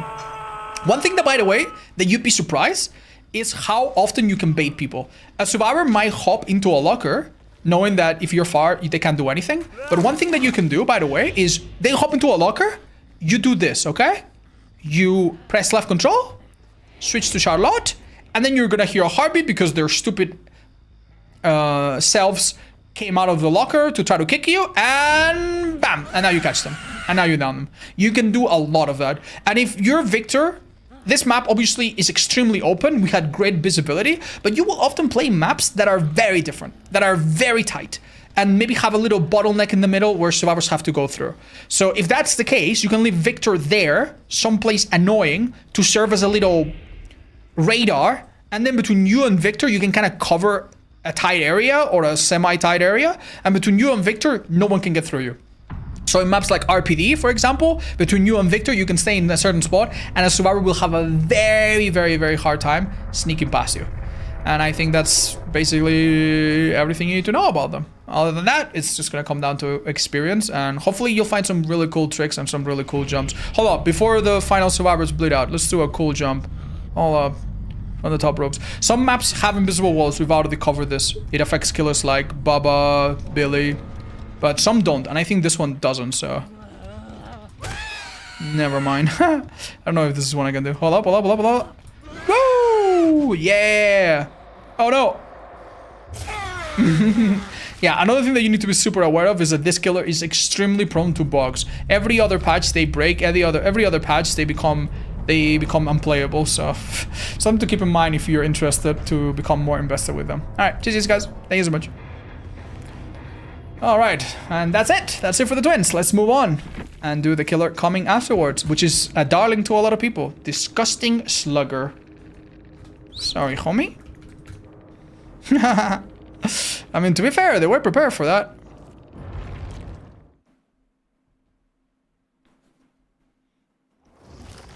Hi, Angel. Yeah, of course. Ruin might be really good. Yeah, that's true, chap. Don't worry. We're not gonna give... We can give some tips, but we can't give tips for absolutely everything from builds to gameplay to add-ons. Like, that's why we have the side and stuff, right? Must have been ironic. No, they probably did not like it. Anyway, twins. Yeah, Trickster next, guys. But I think we do that tomorrow. I think we're gonna switch games now. It's been a good session. I think Oni was really annoying, man. We got some fucking gamers on Oni. I feel like we did not explain a lot of things well, but yeah, I'm sorry. There's 41 killers. I think there's gonna be some killer that I feel, oh, I didn't explain everything, and I need to just understand that that's fine, you know? If I try to do everything perfectly, literally this video will never ever get done. Oh man, Terminator is upon us. It really is, man. It really is. Do we have any dailies or anything at all to claim? Yeah, good enough. There's not been any blood point codes in a while, right? Alright, we're done with DVD for today. Thank you, chat, for enjoying the DVD segment of this stream. Now we go to a part that is honestly even more painful. But good news, we're going to start a new playthrough on it. This game is all about restarting and stuff, so I think you'll enjoy it. Let's go.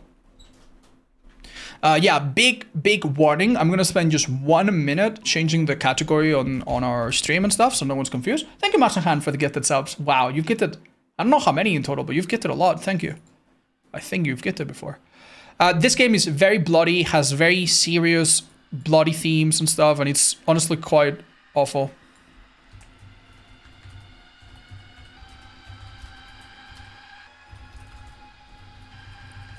So yeah, if that seems like not the best time, completely understandable. Maybe you might want to check out. All right, let's go.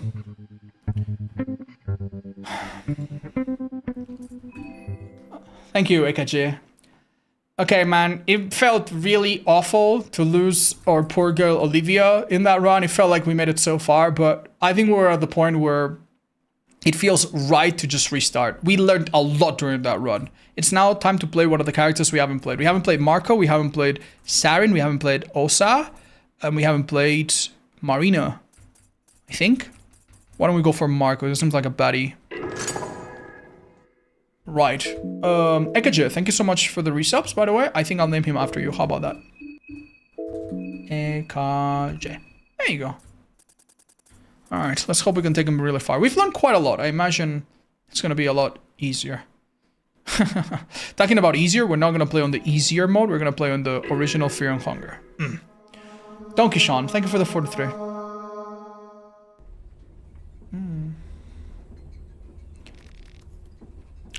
No, we actually want to learn about the story. The soothing sound of the rail tracks. You can't help but let your mind wander. It always starts like this. For the majority of your life, you've only known the streets of the Vatican City. This is actually the first time in your life you're traveling this far from those narrow and crowded alleyways. Things don't look that fancy elsewhere. Traveling is overrated, you think to yourself. In your earliest memories, you remember spending time with your parents, but then suddenly you just didn't have parents anymore. You can't remember what happened. It was just you and your sister at one point. You were still only 10 years old, but you had to make a living somehow. Become a pickpocket, become a burglar. You know, if I become a burglar, like in the first game, maybe I'll have the ability to unlock doors. That would be really good. Yes, lockpicking. The Vatican City was full of street kids similar to you, and in no time you learned the tricks of the trade. You tried your hand in breaking into apartments and stealing all the valuables. It worked for some time, but too often you got caught in the act, which resulted in you getting beaten up. The streets school you hard, but as you grew older, you noticed that you started to tower over those who bullied you before. If someone still tried to do you dirty, you were quickly able to give them a taste of your justice. Because of your size and skills in fighting, you started to attract attention of local street gangs that tried to recruit you as their muscle. This never sounded right to you. You had been extorted out of your measly salaries too many times. You didn't want to do the same to anyone. But turning down small-time criminals only got you further trouble. Almost every other night you'd end up in street fights. At one point you realized that you were doing more fighting than actual work, not to mention that's where you got most of your money too. You started to consider fighting as your job. Maybe it would be worth investing into it more? You started to work out more regularly and follow a strict regimen. Train strength, bulk up in mass, improve your footwork, train your stamina. Oof, this is tough, dude. Maybe mass is more health, maybe strength is higher damage, footwork is more miss. I think over the course of time, yeah, having good footwork could be good. I'm gonna go for footwork. You thought that Street Fit would prove useful in boxing ring. It wouldn't matter how hard one would punch if that punch never connects. You spiced up your boxing drills by tying sandbags to your arms and feet. Every time you started to get used to the weights, you doubled the bags. You didn't really feel the change until you finally dropped the weights and noticed how light and lightning fast your movements were without the additional baggage. Your agility leveled up at least twice during all that. At least twice? You were doing alright in fights, so much so that you started to build a little reputation. In no time you moved onto underground boxing rings. Okay. While you were busy in the ring, your sister had grown into a beautiful young woman who attracted all kinds of admirers. It would have meant trouble if it wasn't for your mean reputation. Most low-life thugs on the streets knew that they'd have to answer to you if they tried anything dodgy. That didn't mean that they weren't those who tried. She started to get close with a known mobster, Ricardo Accardo. It was the heir to the Accardo branch of the family. The family was an organized body of criminals. Very Italian. For all intents and purposes, the family was a mafia, but they also had deep ties to the church. so it was complicated. Despite being a mobster, Ricardo seemed decent enough. He had flirtatious and flattering way of speaking. He took notice of your skills and tried to casually recruit you. You politely declined. Since you didn't take the offer, Ricardo had another one on the platter. He proposed that he'd hook you up with a real boxing trainer to get you to the next level. You again declined, but your sister made you agree. Things started to feel more professional. The trainer, elderly gentleman, was impressed by your raw skills. He thought that the best way to push you forward would be to choose where to specialize. Accuracy, evasion, defense, offense. You learn bob and weave. Ha! His methods proved effective. Soon you had your first real bout in the ring and won the match with relative ease. Your sister and Ricardo were there to congratulate you. Yippee! Vertical Cookie, thank you. And Donkey Shot again, thank you guys. You continued with your winning streak. The hype around you was growing. Ricardo was able to organize the big matches, one after another.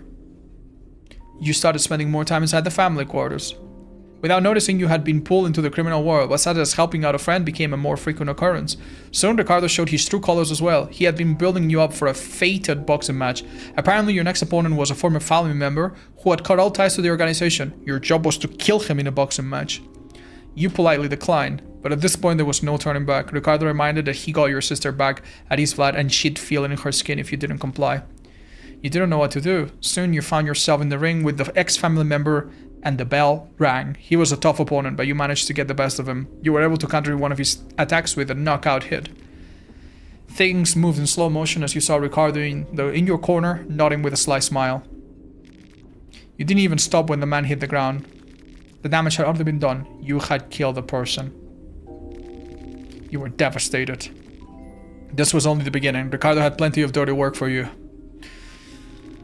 Things had to change. Get rid of Ricardo. Get your sister and flee the country. Damn. Scarlet, thank you for the months. Let's flee. You learned escape plan. Oh, that's so good. Oh, that's so amazing. I know this, what it does because it's similar to the first game. In the first game, escape plan allows you to escape from fights more consistently, and that is a godsend, I think. You couldn't find your sister, calling her telephone, nothing. You started to suspect Ricardo had suspected something like this and sent your sister somewhere. You were left with no choice but to confront him. Ricardo was wary of you. He seemed to sense your killing intent from miles away, and that's why he avoids hitting you. He was too cocky to consider you a serious threat, though, as if he had you under his thumb. That proved to be a mistake. You were to meet Ricardo and a dozen of his henchmen at a local club. You had been waiting for an opportunity to see him alone. The moment you got to a punching distance, Ricardo had a split-second realization of what was happening before you knocked him off his feet. The little rat tried to slither away, but you grabbed him by his throat and kept slamming him on the floor. In your rage, you lifted him up and threw him over the railing. He fell from the second floor to the center of the club's dance floor. You saw him fall headfirst to the ground. You had to fight through a mob of Ricardo's goons. Somehow, you made it out. You ran away from the crime scene. Family and law enforcement both were after you. Then your sister called. Dun dun dun. You explained the situation to her and the two of you decided to meet up in the country of Rondon. There was no possibility of living in the Vatican City anymore. You had to act fast before the police would catch on you. What did you take with you? Honestly, we were doing so good without many medicines with the girl, but this guy does not have the ability to craft medicine, so... Damn. Food is easy to find. I would never pick it. Luxury products could be money. Huh. We'll take the luxury products. Syringe of heroin and some pep pills. Oh, shoot. Damn. Okay. That's not what I thought about luxury, but... You took the first train that left the country. A little town called Prehibo. Oh, so this was the first... Yeah, many people that come to Prehibo, which is this really messed up town, did it out of, like, curiosity or their own goals. So this, for us, was basically an accident. Oh, this is horrible, man. We're gonna save our story. So basically, at this point, every character, except for one apparently, has the same dream.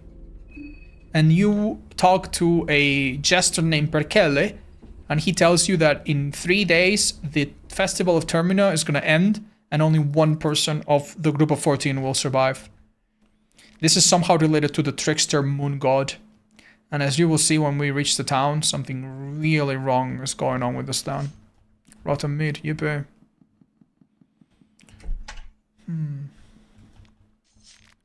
Red herb, nice. pipe. Nice. Is that an equipable one? What do you start with? Wow, no weapon. Oh, I think the pipe is just a item. Yeah. Okay.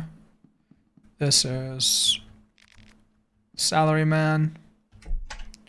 Alright, we've gone through this dialogue a few times, so I'm not sure I'll stick around too much. Thank you, Zagabar. Thank you. Cheers. Jotaro time. He does look like Jotaro.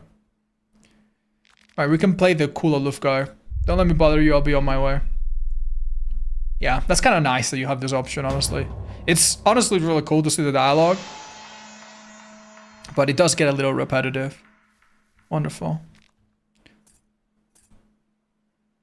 Can we talk about the dream? Oh yeah, of course. What do you think the dream means? Something to do with this place. Right, so basically this train that was headed to Prehebo got stuck. And now we have to walk there on foot. And as you will see, everything's really messed up. Alright, we know that there are some items here. Nice, let's just get them really quickly. Dirty toilet paper, wow, sick.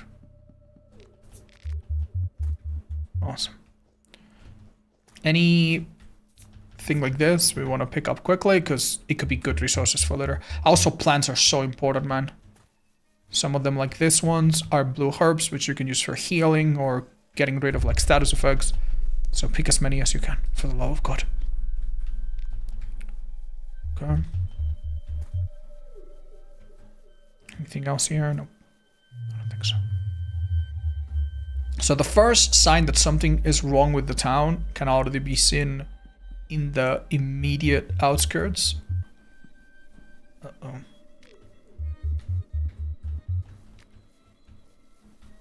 Yeah. Fun. So far, I think we have a pretty good method of how to like go through the first areas. And we even know how to talk to the mayor and not piss him off, hopefully. So we're gonna follow the same thing. Hopefully we can recruit, I don't know, more party members. I feel like after I've done some of the basic things, I'll come back and see if I can heal. Here's the woodsman. Yeah, he's gonna kill this guy. It's pretty gnarly. You wanna see it?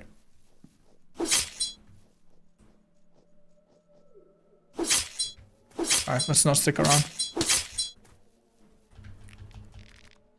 Terminators upon us!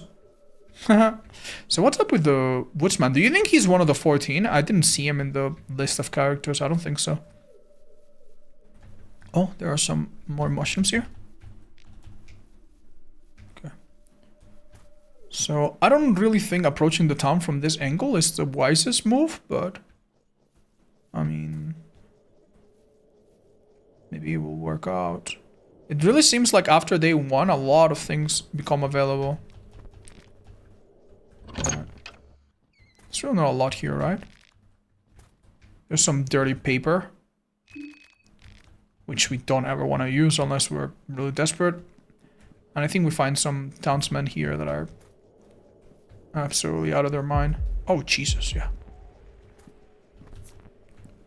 Okay. We do have escape plan, though. We should check some of our abilities. See what they do. Right, bob and weave. A defensive technique where one bobs her head laterally to an incoming attack while shifting balance to either the left or right. Raises evasion greatly. Oh, sick. Escape plan, talk, lockpicking. Lockpicking's gonna be really useful, I feel. It has a chance to fail, that's the only thing. We didn't really find anything else, right? Yeah. Right. Oh, Jesus. I actually don't want to go through that guy. Hold up. Yeah, he's quite nasty. We've beaten him once. You guys kind of told me a little bit how to do it, but I really don't want to fight him if I can help it. I wonder if I can unlock this with the lockpick ability. No, if it's close on the other side. Unfortunately, even the lockpick won't help. Okay. Lots of crates here. Beer, duct tape, red herb. I cannot talk to that one, sadly. Okay, let's try to juke this guy. Did he lose me? Seems like he lost me.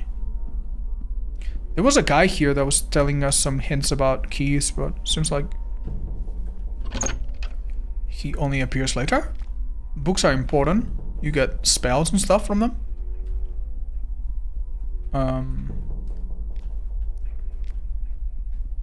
Glass shards, I think, can be used to like blind enemies. I've not had any success with them, so I don't know exactly what's wrong with them.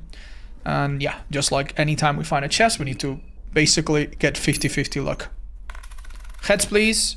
Nice. Officer sword. Hey, that's really good, isn't it? Oh my god, 25% more damage. 25% more damage. Yeah, that's good. Wow. That's a great find early, I feel. White vial, anti-poison. There's a woman here.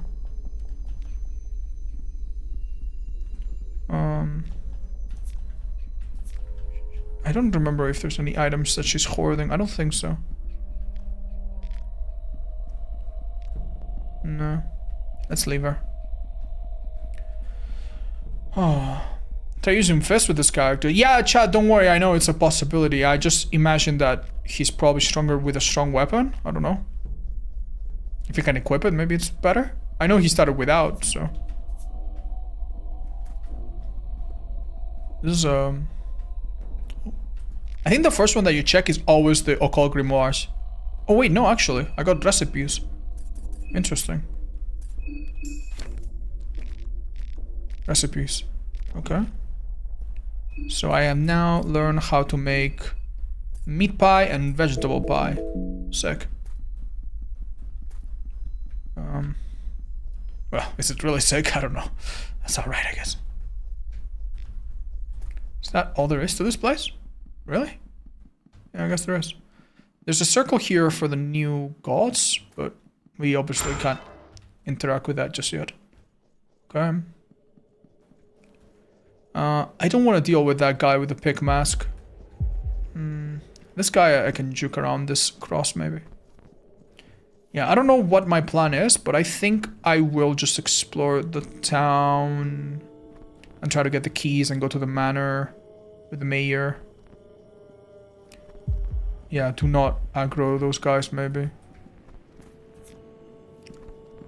Oh, nice. You can run a little bit and maybe outspeed enemies. But their position is, remember, when you re-enter the area. Okay. This is a place that I'm... Wait. Was this open before? Huh. Oh, yeah. Okay, I know where I am. Okay, yeah. No, this is open. Alright, this is a really messed up place. Oh, miss. Thank you for the 23, by the way. That's real kind of you. There's nothing else to this place, right? I don't think there's any secret here. Alright, yeah, this basement is a little scary. There are some enemies. We have one down below. I think a lone one. If I were to kill him... Yeah. I think I can go through here a few more times.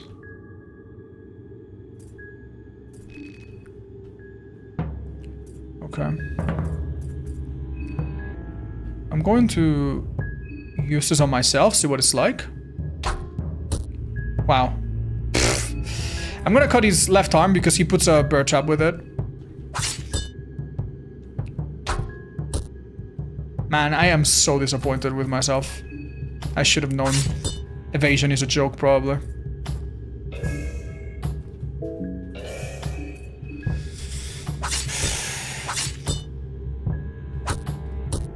Are you serious, man? 3 out of 3? I made some poor decision. That did nothing. Oh my god. I'm now on the brink of complete death. Okay. There is at least one thing that I think I can do to get myself back on a more acceptable shape. So, yeah. Bear with me a little bit. I might be able to use a circle to heal or something if I find some books, which I will find some of in a minute. Scrap metal. Chapter... Oh, Grogoroth? Is that what I read? Ooh, good. Now we need some chalk and we can pray to this god. Now, to be fair, Sylvian healed me, but I don't know if this god will heal me. Maybe he won't. The god of violence and destruction. Okay. The mark of Grogoroth raises the physical strength of its wearer. Oh. Maybe, yeah, maybe it won't heal me. Damn. Alright, we'll see. Chainmail dress. Oh. Interesting. More defense. Man, how did we take 90% of our health down, dude? With one stupid fight, man. I feel like we somehow did that so wrong, but in theory, I mean, if we had dodged even a couple times, that could have been so big. A cool grimoire, it's perfect. So this one teaches you the basics of what each god does. I don't know if it's important to read it, but... Sick.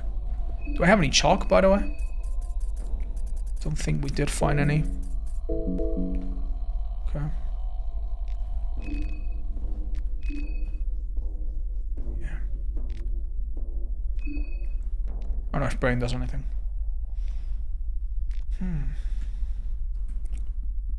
I think you have a very unlucky phobia. Nosophobia. Chad, what the hell is a nosophobia again? Hey, are you okay?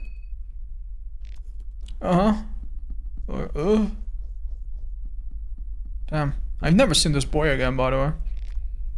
It's a bit upsetting, man. Okay.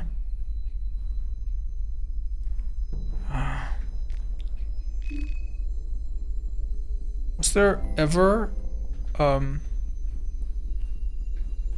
Okay. An item here or anything for us? Yeah, I wouldn't rest here, otherwise you get woken up rudely by a stranger. We don't want to do that. Fear of getting sick? Oh, damn. Let's maybe...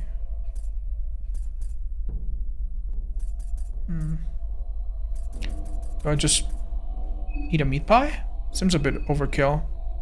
We could wait a little bit longer. Yeah, wait until he's 50%. Alright. Purifying talisman, blue bile. That's good, that's a heal. I'm gonna see if there's a way I can maybe heal for free. I know at least of one way, so... Yeah, let's go to the mayor's house. Before we do that, let's... Yeah, there's nothing here. We'll explore that on the left side as well, before I forget. Hold up. Don't let him see me. Good.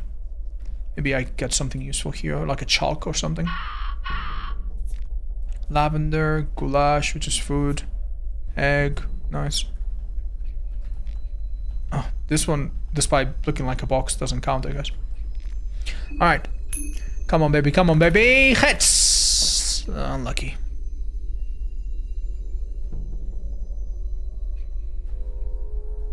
Okay. This is like one of the best places to come early. There seems to be so much here. Unfortunately... Bremen chestplate. Oh! Even better. Okay.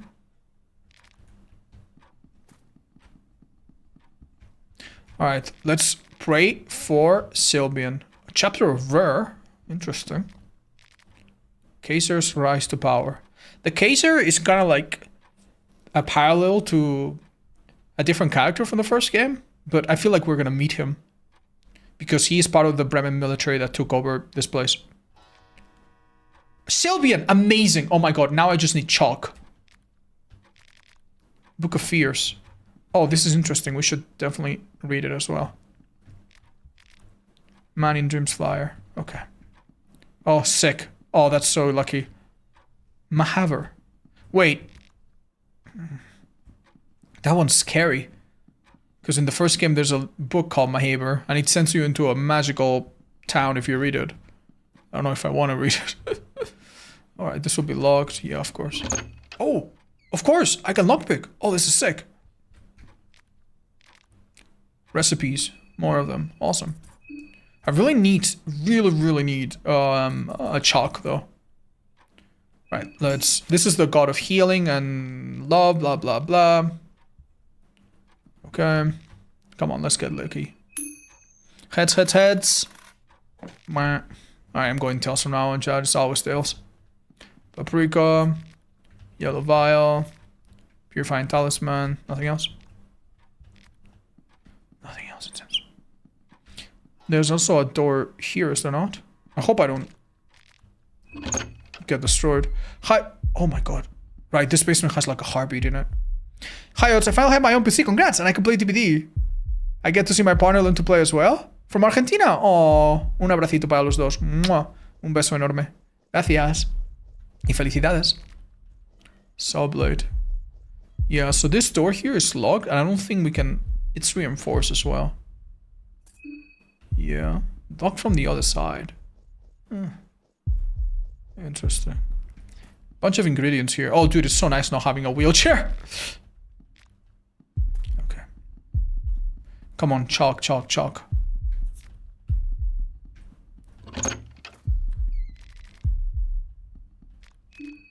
White vial.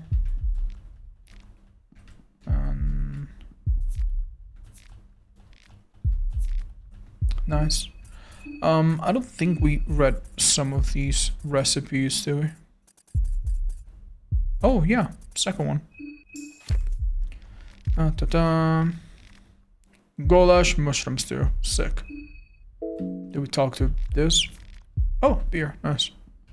Yeah, we have a bunch of healing items, but we're gonna try to, like, kind of cheese our way out of it.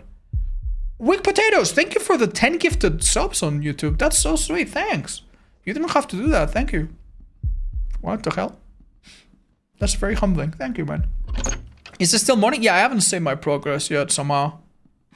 Because I know more or less where it's safe and where it's not, I'm really benefiting from my previous playthrough. I know kind of how to keep myself safe here. Wow, lockpick is so far really good, huh? Keep in mind the church guy is in this room now, though. Skin Bebo. Binushka. Ooh, interesting. We've never had some of these, have we? 2 shillings. Cloth fragment. Okay, I think we're gonna see an NPC here. Yeah. I mean, I could kind of kite him around. Alright. Vodka, turnip. Yeah, my health is like... rotten meat. You always find some armor here, don't you? Yeah. And the manor key. I'm gonna go for tails this time. Please don't be heads. Nice. Thorn ring. Wait, hold up. A ring with thorns that emits a steady flow of poison to its wearer. Steady flow makes one immune to more potent toxins. I'm not gonna lie, that is like the absolute worst goddamn thing ever, man. That's not good. Maybe if we have a boss later that's like very, very... 1/3 of the power of the summon snake? Yeah, I know, right? When we found the summon snake, it was so ridiculous. We never really got the benefit from it too much directly, but it was so good, man. Okay. Okay, we do not want to disturb that guy just yet. We might have to go around, play it very safe until I can find myself some chalk. Now, oh, it's Hendrik. For Almer's sake. You startled me. Don't go sneaking up on me like that. Now, if you'd excuse me. Really? He's just gonna leave?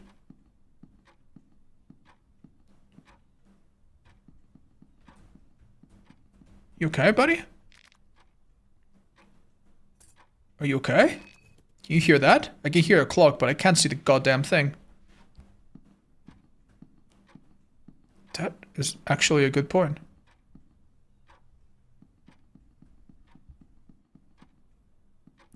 Should we look for it for a bit?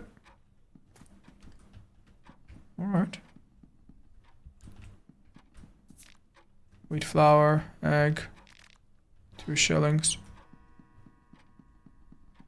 You know, it never even occurred to me. Ammo, lucky coin, that's good. Oh. Huh. So the mayor's not here? I don't think so yet. I think if we come back after time passes a little bit, it will be fine. Okay. Fully recover from hunger, awesome. I can smell rosemary and garlic. I'm starving.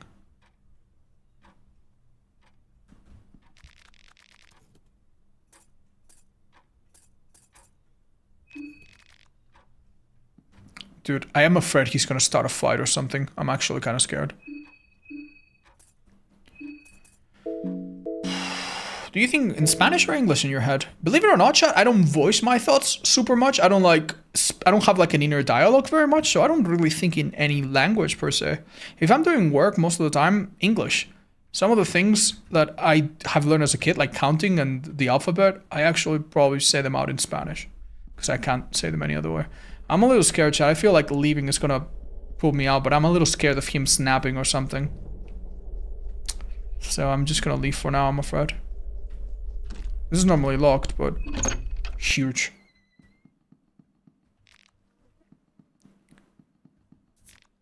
Carrot. Meat pie. Rotten meat. Was there ever a fight up here? Oh, Christ. I think there might have been a fight up here. Oh, a shotgun. Sick.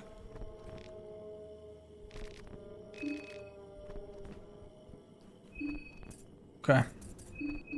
Chat, remind me? No, no! Remove that. Wait, does this have... It doesn't give you any...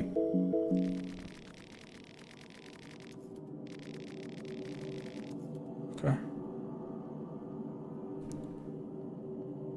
Okay, I'm scared.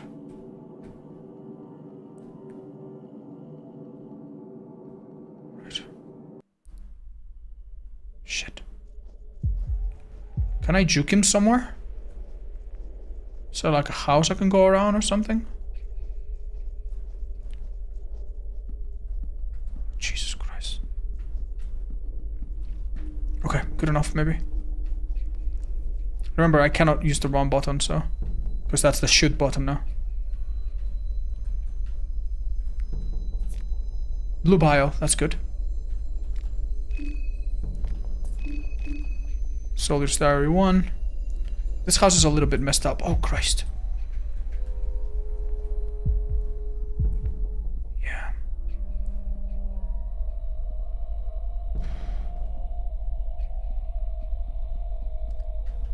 Okay, let's get the hell out of here.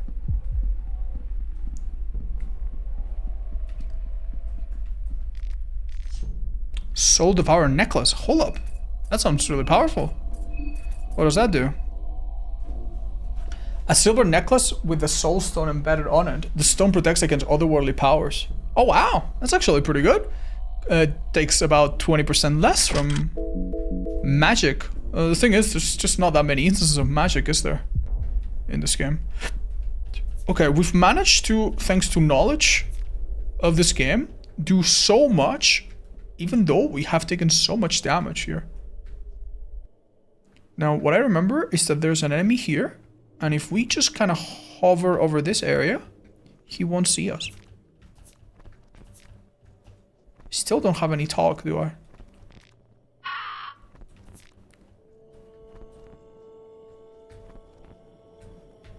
Okay. We did it. Chalk! Oh my god, that's it. That's what we needed. Alright, that's huge. We also have a bunch more healing. Awesome. We could head back now, but I think it's a little risky. I actually think... Nice. Huge. Oh my god, so much healing. We're doing great, man. We have a great run here. I think it might be a good idea to keep heading back to the train. We hopefully make it there without dying. We save over there. And then we get our health back in one of the ritual circles that is close to the train. There's one there.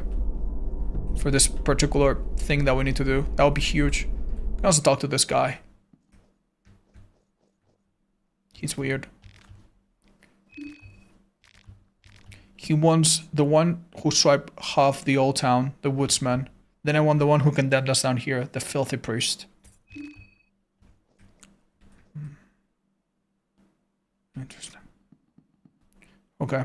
I think the rest of the way to the train is mostly safe. Yeah, there's only one enemy down here, I think. And maybe we can avoid him.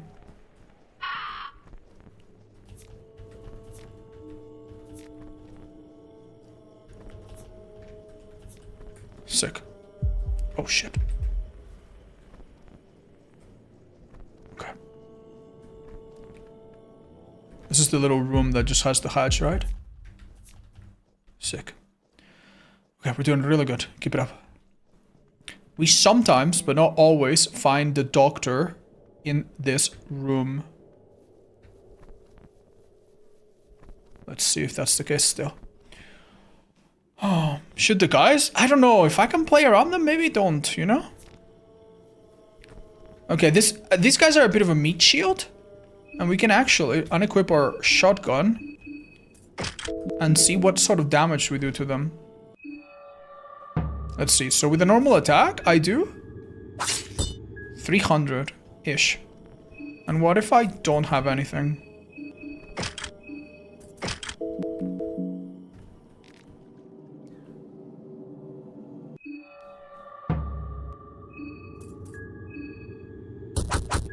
Oh man!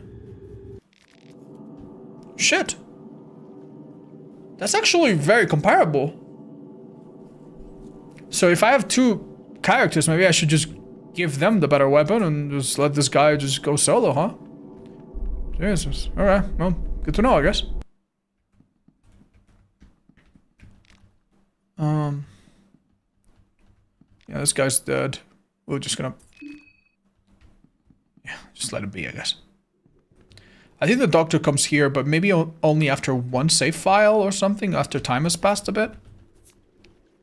Alright, I'm not gonna lie, chat, I'm a little bit afraid. On the way back to the train, there's technically one guy that can shoot you, and that could kill me, I think. Maybe there's other ways I could die. I think that if I kind of hold a certain path, I don't think I even come across him. So, I think it will be safe. We've basically done a little ring around the rosy. We're gonna make it all the way back to the train. Yeah, instead of going to the left here, hold down and just go through here. And I think we don't even see the guy with the rifle that could possibly shoot us. Woo! Paletsky, thank you for the 2 months, by the way. I am having fun with it. Yeah, it's very challenging. Farah, is it Farahat? Thank you for the 9 months. Welcome back. Oh, blue orbs. Nice. There's a guy that's crucified down there. You can see him on the edge of the screen. Oh, green herb. Sick. And before I save, I'm going to heal myself with the Sylvian Circle. I'd really love to know what the Grogor Circle will do. I mean, more damage sounds sick, but I want to heal myself, man. I'm nearly dead. The train should be here. Awesome. Let's not enter it just yet, maybe. Since there's no enemies here, might as well just do the heal so that we don't have to do it every time if we reload. The sound effect for this area, like that little music is so weird, man.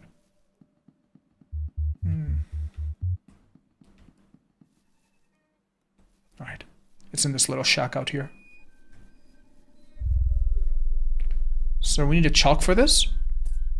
Oh my god, we actually have 4 sigils! One of them is Vinushka, which I don't remember what he counts as. But yeah, obviously we're gonna do this one. Wow.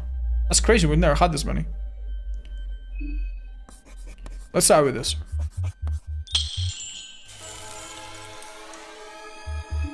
That's so amazing, dude. Holy, that 90 heal is so good. It's actually kind of ridiculous, man. Anyway, what was next? What did we have to do?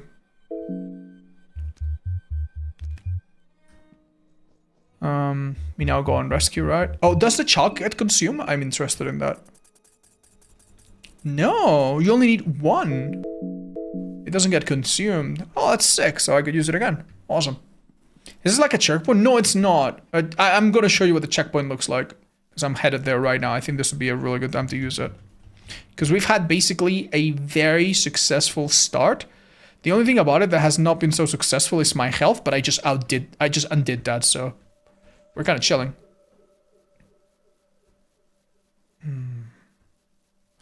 Right, into the train. The salaryman is gone.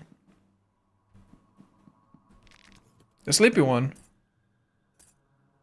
What's our circle over there? It's just a little something I carved out of boredom. It's the perfection circle, used to worship certain older gods. Might come in handy. The others left for the city. I guess they grew tired of waiting. The dog did say he'd get some help here as soon as possible. There's something bad going on. Just came to check up on you. That's cute. Oh, what? That's so sweet. You got in after the mist got thicker. I don't mind waiting just for a little while longer. There's a reason why I can't leave this train. I have a condition. My legs don't function properly.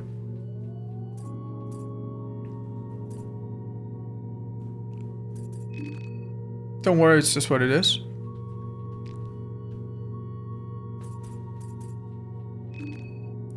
I was attacked by the locals. The town has gone crazy.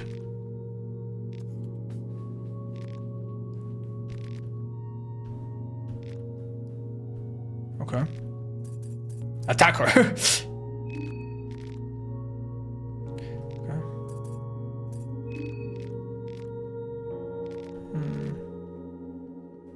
Right, so I don't know why, but when you go to the right and you go to the bottom of the train, there is someone there. Let's check on them. They look Asian. I don't think it's a character we've seen before. We're gonna try to remember their face, because maybe they're one of the one of the 14 characters. Yeah. You'll see what I mean in a second. Alright, time to save our progress.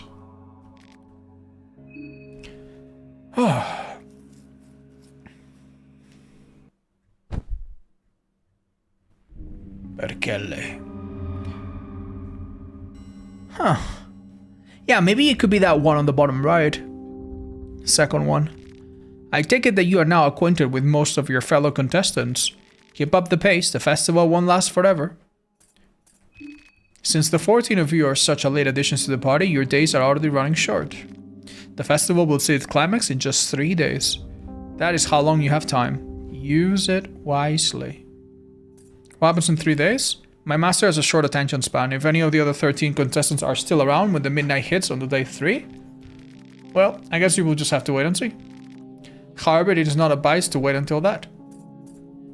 Do you mean I have to kill the other contestants? What you do and what you don't is entirely up to you, of course. Do you want to kill your fellow contestants? But enough about that. The Hexen. The Hexen is basically like a skill tree. Because I have gotten some affinity with this god, I can learn maybe pheromones. Maybe later I can learn, I don't know, loving whispers or something, but yeah, not a lot it seems. These are the ones that I already have, of course. Alright. Let the blood spill, head to the tower. The Court of Rare. Okay, safe.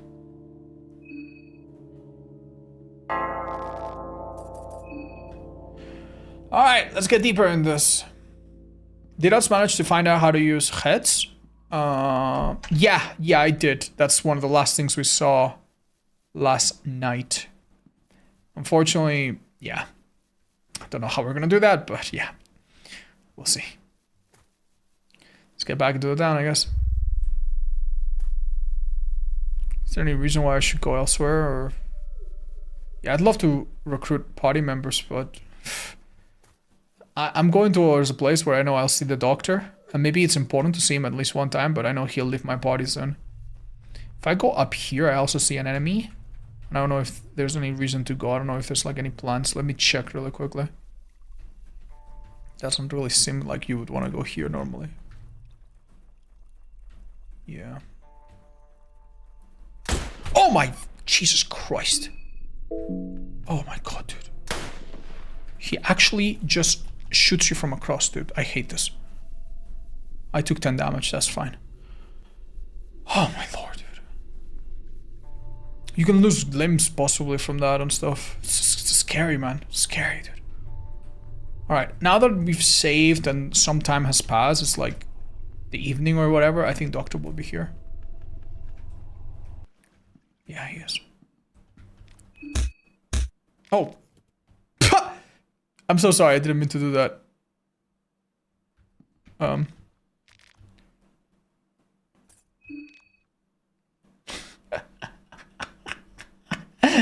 Sorry, Doctor, it's a lost case. So he suffers from like radiation, frostbite, and people say that the moon did this.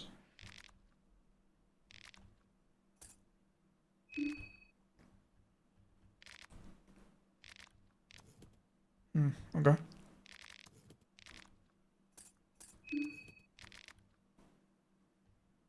Okay.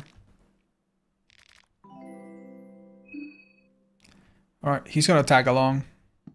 I don't know if you... I think when he leaves he does drop his items, but I'm not too sure, so... We can just leave him with the default stuff. I guess it will be fine. Yeah, this... I don't think there's absolutely anything I can do with him now that I didn't do before already. Yeah, this elevator is interesting. Well, I mean, we could go down this hatch, but I think he'll leave me. Ah, hey Netco, what's up? What did I miss? Oh, Tyrant Cat, thank you for the 25, actually 31 months. Why do I have a... Oh! It's because I'm afraid of diseases, right? And all of these guys are diseased. Maybe that's why I didn't have any evasion in the first place, because my stupid fear is just horrible. Alright, let's read about fears. Nosophobia, fear of disease and contamination. Phasmophobia, ghosts. Radophobia, magic. Pterodophobia, monsters. Cool. Oh yeah. Yeah, that's probably why, right? Collect their heads? I don't know if I can saw them. Hold up.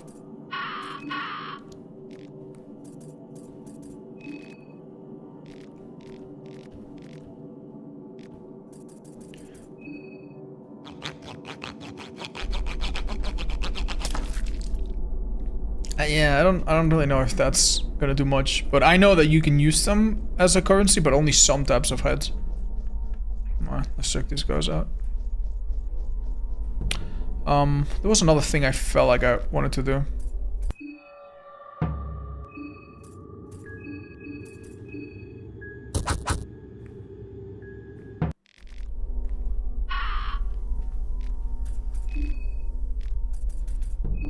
Don't know what this is good for. Thank you guys, I didn't know that I could hold enter. Just put them out of their misery, I guess.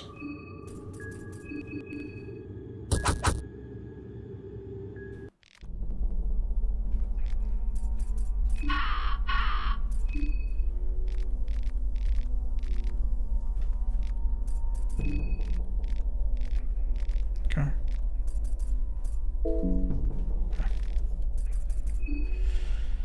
Oh.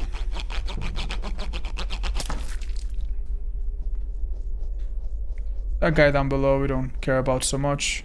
Does he leave me if I step right around here?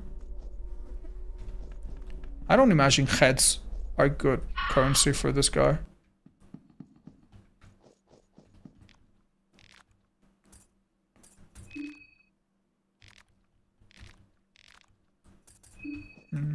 No, doesn't seem like he has any response to that.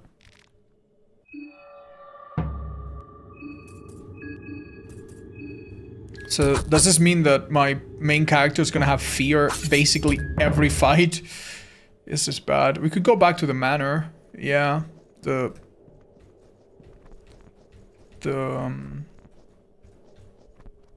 major should be there now. Let's wait for him to turn around. Come on, buddy. Come on, buddy. He's gonna leave me, though.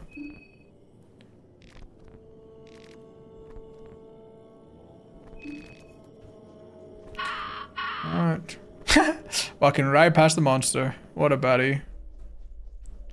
Right. This room is a little troublesome, but we found out there are some ways to play around it. Oh, Christ.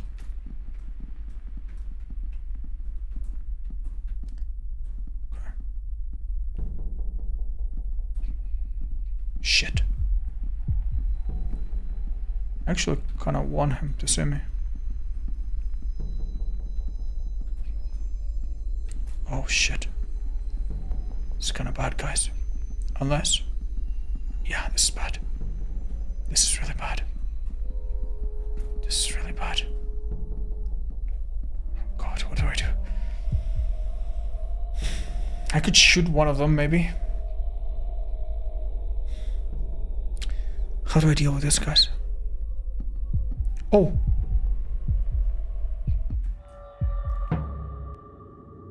This is really bad.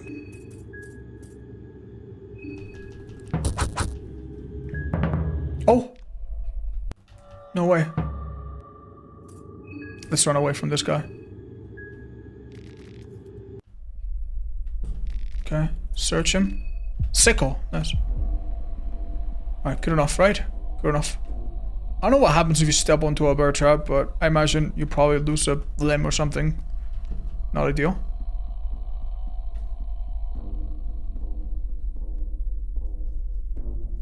Oh my god, this guy was right there. Jesus. Also, I think the priest might be stepping outside now. No. Not yet. Alright, so now the weird Jeeves. Okay. Yeah, we've already checked this whole place. Okay, let's talk to the mayor. He gives me a key. I do know what answers I should give, but I'm a little bit afraid of doing different ones. We'll try. Hendrik is nowhere to be seen. Newcomer. Newcomes.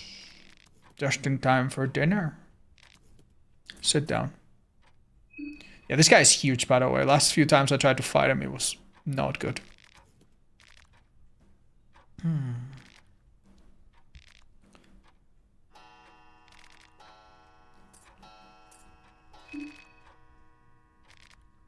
I heard they bring a military medal with something. Some say the moonlight scorched this earth into something unrecognizable. And the townfolk say it's always been this way. You haven't touched the food yet. These are rare delicacies. Okay. Pick these, for example. Don't they look absolutely delicious? Use your imagination.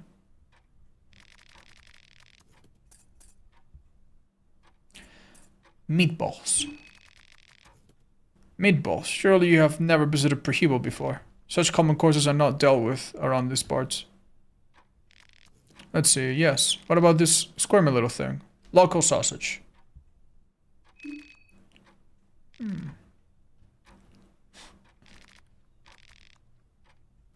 Just an ordinary mushroom. There's nothing ordinary in my cookings. You're not even tasting the food. How can you salt the food without tasting it? Oh. I should have said family, guys. I should have said family. Okay. Can we talk this out?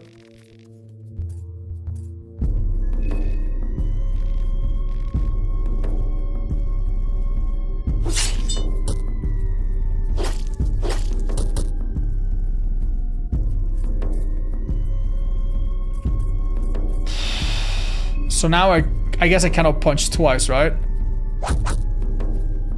Oh, actually, you do, even with one arm. I mean, we're dead. Straight up dead. Alright, I wanted to try different ones to see if we could get a slightly different flavor of text, but damn, he really did not like that I said that it was a common mushroom, man. I'm gonna try it again and try a different approach. Oh my god. Let's reload.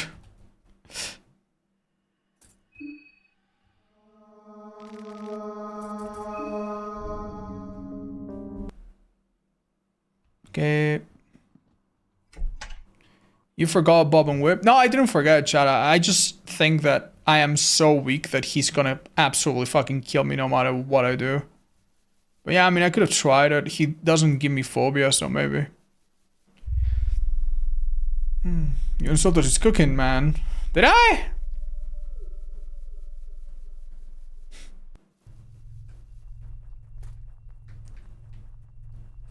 Okay, this time we don't get grazed by the bullet.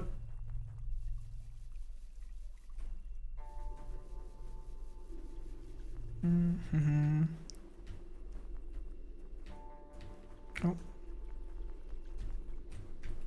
Wait, my character is bugged. He's running all the time. I think his animation got bugged. There you go.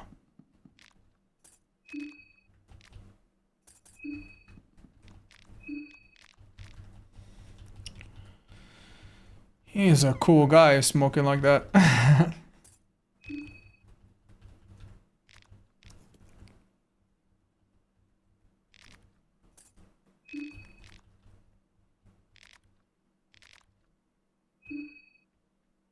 Right.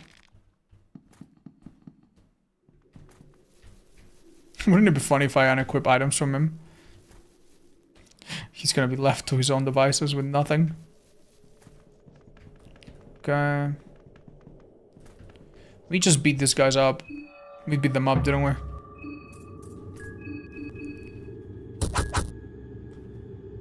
Okay.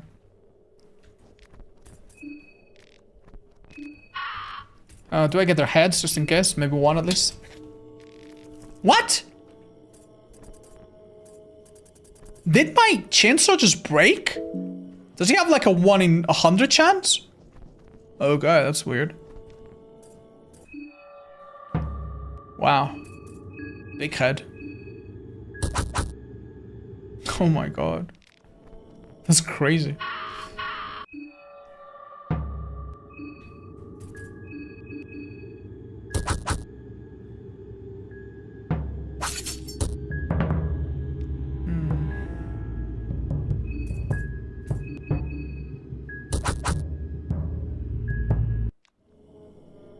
Okay.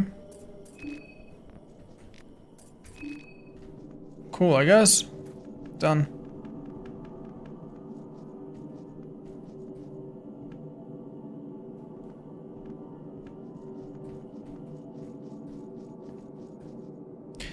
Let him pass.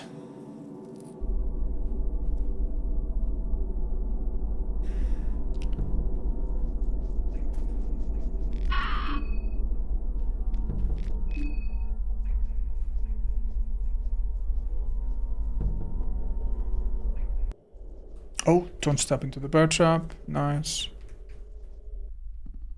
We got pretty lucky here last time.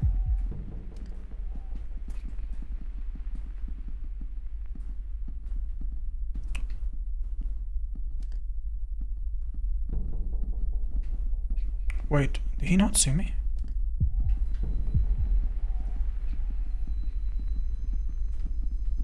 Oh, Christ. Huh. This is a little stupid, isn't it? Shit. Okay, I think run away from this guy and I think we're fine. Oh my god, we're so lucky. Grab the glass shards, maybe? Might not have another chance. We did get this, right? Yeah. Right, easy peasy. I don't know how, but we go through this guy easily, so that's cool. And we're back here. Alright, and that took just a couple minutes. Easy peasy. Okay. Alright, chat, let's see if we get luckier this time.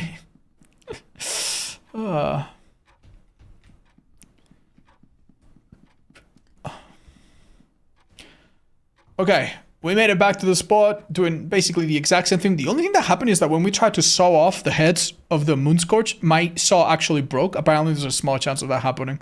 Other than that, it was the same. I also didn't take damage because I avoided the bullet this time around.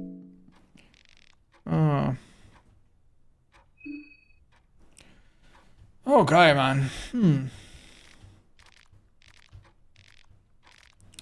I'd like to say something different. I just hope it doesn't get me killed. I don't want to see you don't seem so normal because I feel like that's gonna piss him off. We want to be very polite. Okay. Right, so meatballs, he didn't like. Kidneys, we haven't said. Embryos, we haven't said. These two, we haven't really said. Let's say kidneys. You don't need to look at them so literally. Okay, it doesn't seem bothered. Let's see, yes. What about this little thing? Local sausage. Your antlers. I mean, if I say that his antlers look like a penis, he's gonna be offended. Hi, Taco. Thank you. Aw, thanks. I know I will. Alright, let's say this because he likes it. I think the last one, he doesn't mind. Don't say nudity. Don't say rainy day. Yeah, maybe rainy day is fine. I can see that. You can still smell the damp forest floor. I don't know about you, but I'm full. Thank you for the company. You are needed in the city. I do have the key, however. I have one last question. Do you support the Bremen army? I fight against the Bremen army. Haha, yes, you have my support. Here, the key is yours. Oh, Ghost Opera. Thank you, you and Taco. Wow, 50 plus months, the two of you.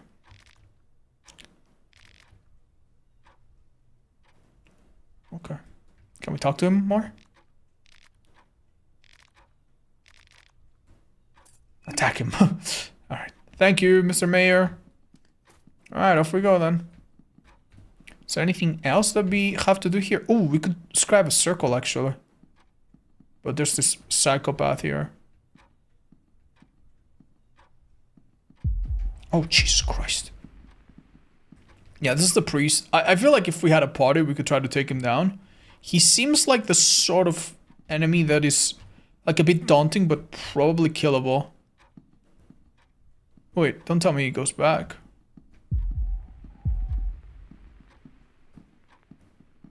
We could juke him around the table. And then run.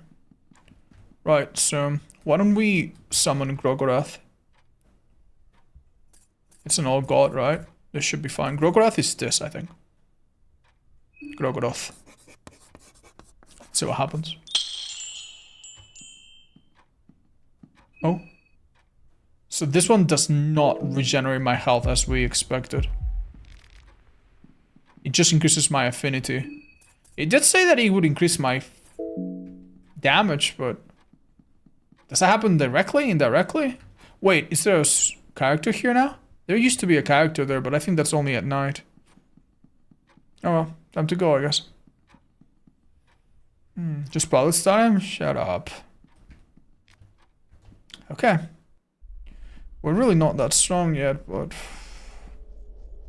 Here's hoping this works out. What's the way out of this place? I forgot. Oh god. Oh god. Oh god. LM! Yo, what is up? LM is one of my favorite people on Twitch. One of those friends that I made 1,000,000 years ago. And I still appreciate them just as much. Why were you streaming today? Hello. She's also a wonderful artist. And I think she's made some of her emotes, right? We still have some emotes from her. Yeah, great time all around. Hey, I never opened this. Hi, guys. Chest is empty. God damn it. Fine. Oh, we didn't actually search the rest of the room very thoroughly, did we? There's a bunch of enemies on the north, and I honestly don't want to mess with them. We can maybe... Oh, pick up that lucky coin at least. Duct tape.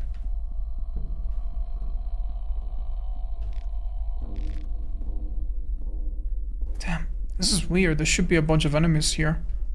Are they all concentrated on the exit? I hope not.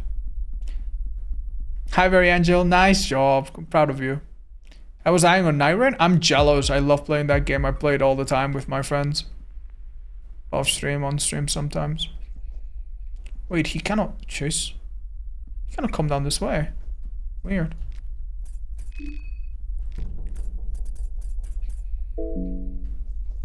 Oh, well. Maybe go around then. Okay. Not by accident, but you can get hungry. Yeah, don't worry. When it's 50%, I'll eat a meal. It's no biggie. This character has a really cool model, by the way, especially when you walk in like diagonals. It looks really cool. I swear there should be more monsters here.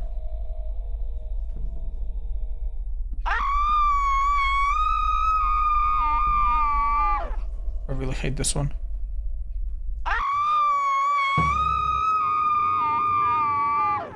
Shit. Please, heads. Nice.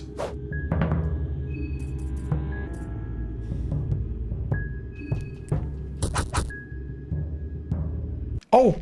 Wait, she's so weak! Oh my god, that's lucky. Cloth fragment. Yeah, shut the hell up. Okay, that's pretty good. I didn't know she was so frail. Honestly, I assumed the worst. Alright, good. Right. So, this is still day 1, so I'm guessing that door over there is closed. Oh, shit. Actually, maybe want to run from this guy.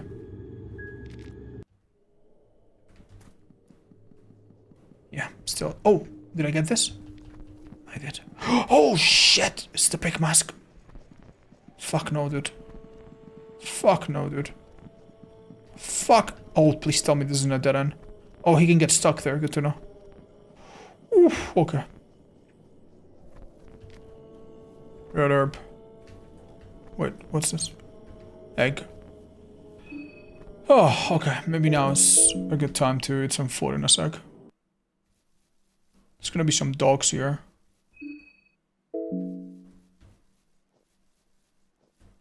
They're gonna happen really quickly as well.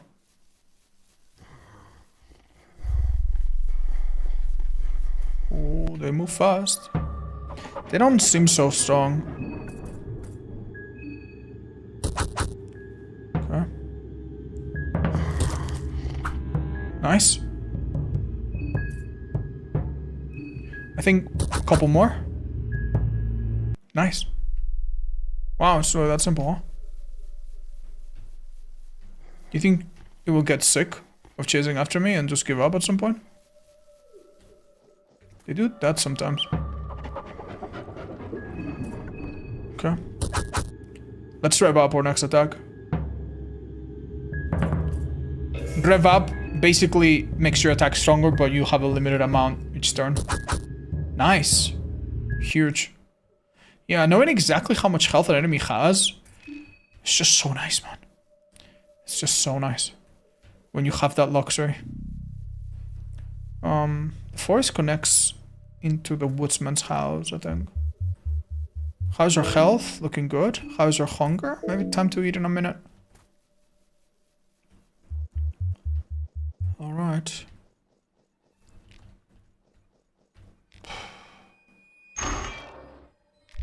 Smells of rot. Alright. This tunnel reeks of death. Cool. Very nice.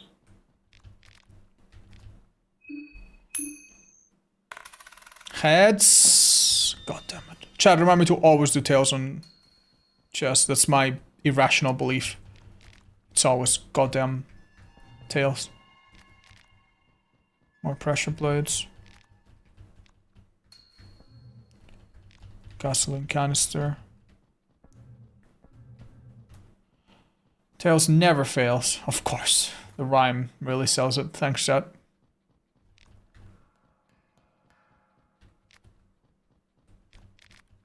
Cloth fragment that cures healing. Bleeding.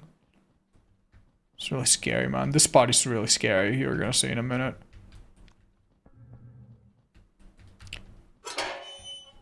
Oh. Nice.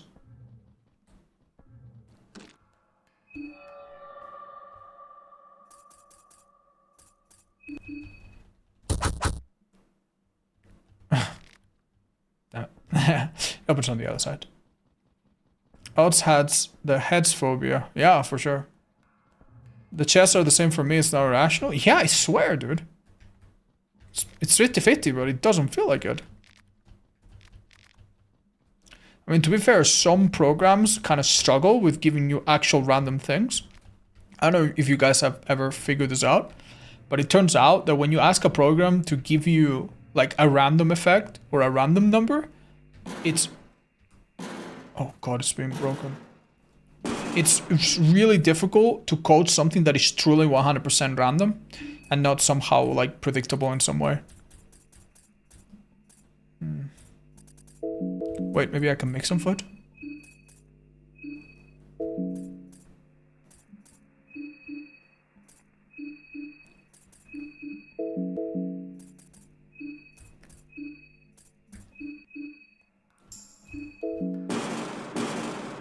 This is horrible, man. Lucky coin.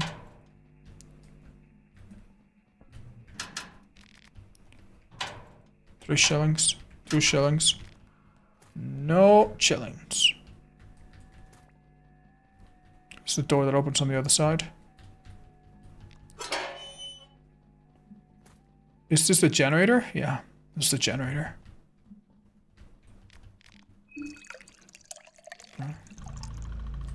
So down here we find 2 monsters that are really awful. Needles, which is a really tough boss. Shit. And also some other monster that I don't know much about, and I don't want to find out, man. Alright. Tails. Ring of Wraiths? Huh. A ring with blood diamond embedded on it. The diamond has seen so much death that life force is leaking from it. The priests of Rondon have slaves digging these diamonds no matter the cost.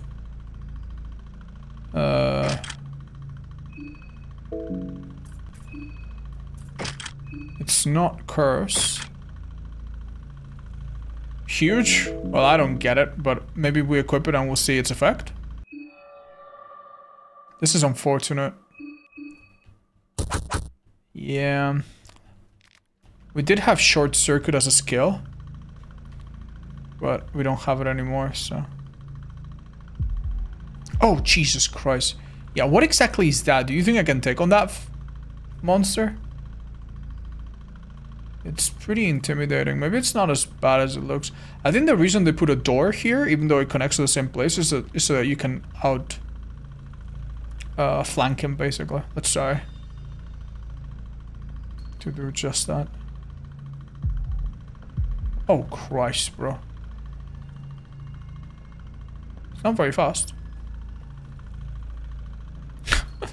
God damn it, he knows what I'm up to. Use spills before the fight? I can use spills before the fight? It lasts for a while? Right. Thank you, I'll maybe consider that. I wonder if I'll grow addicted to them or what. Oh, Jesus Christ, bro.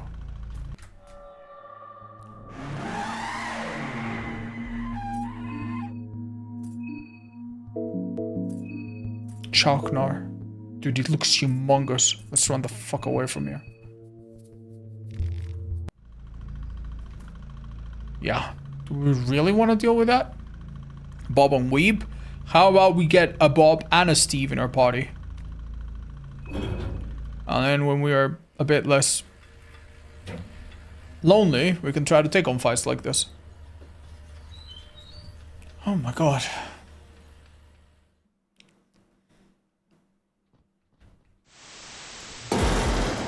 Oh my god, you're joking. That didn't happen last time. Oh, Jesus Christ, he's following me down here. Oh, please tell me. Oh, this isn't a dead end, is it? He lost me. Maybe he doesn't see so well in his mask. Oh my gosh. So this is a Bremen soldier. He has the Eagle Brass key that lets me go into the city. And it seems like that girl, which we saw in our dreams. The telectroscope cannot be connected to the logic unless all 3 of the cables are switched on.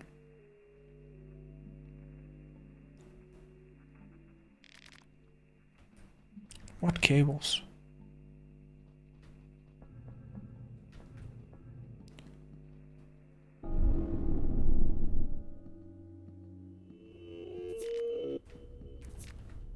So this sends me into like an alternate dimension of this place. Last time I was here, there were some really mean looking enemies.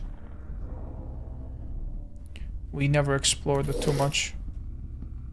But we could explore a bit more this time. Shit. A Rontiel wobbles towards you. Its mouth are dripping with saliva. Its mouths, plural. Alright. Okay. Do you think I can leave this place? Oh my god. Maybe it will return me to the real world? Feels like we didn't explore everything. We did leave some things unexplored, but... Okay.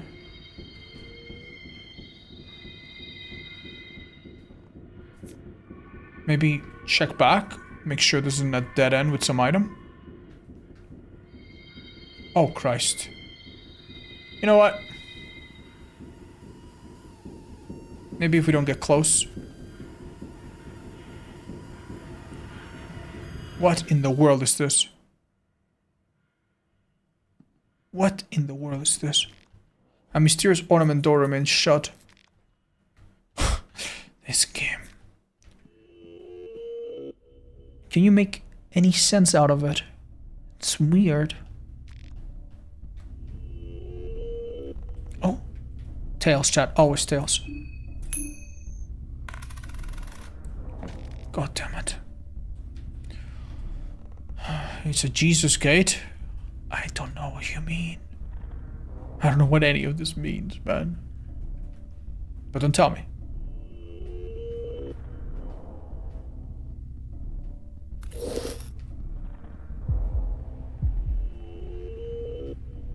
Seems like it lost me. That is a dead end. No, it's not. It is a dead end after all.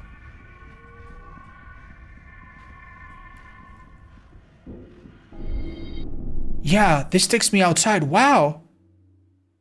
Oh, you made it out alive. I take it you found the key for the city gates? Oh yeah, that's the one with the eagle. Good, good. This is Pav. I would have gotten it myself, but you never know what lurks in the deeper depths of this soil. Besides, the festival is only at its beginning. I don't want to do anything too risque just yet. Now I know you can be a reasonable person, so would you please open those city gates? I got some other business to attend to. So, be killing you seeing you later. This guy's an asshole. We don't like him. Then again, maybe we can recruit him if we soft talk him or something. Yeah, who knows.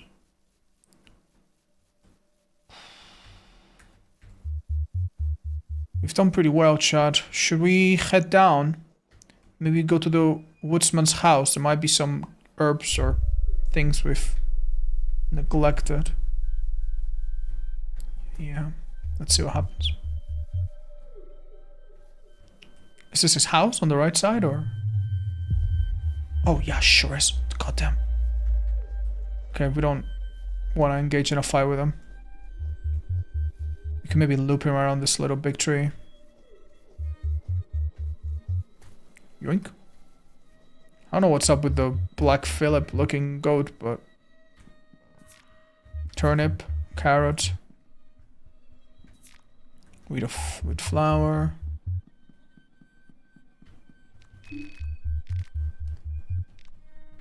Okay.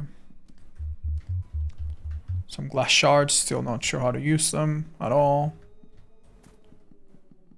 And very specific key. Oh, with the bolt, we have bolt cutters? I never noticed. Oh my god. This is the first time we can do this. This is exciting. Alright, first of all, if we kill him, by the way, we could use this bed to rest. That could be pretty huge.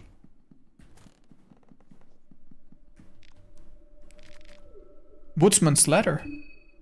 I don't remember what this said. The beast has entered this house. It is not my property any longer. The beast took my wife. It took my dignity. It took my faith.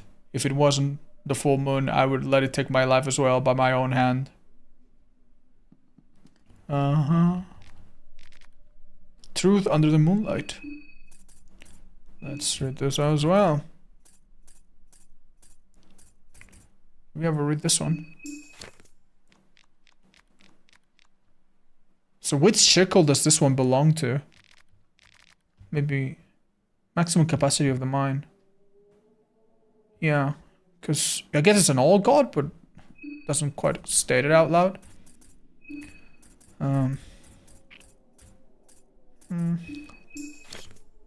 Don't think we've done this one. Alright, now let's read... What did we get? The Truth Under the Moonlight. Who of us doesn't cover their true face and hide behind a persona? We read this before. Well, don't sleep here. Let's go into that horrible looking basement, see what happens. Oh. Okay.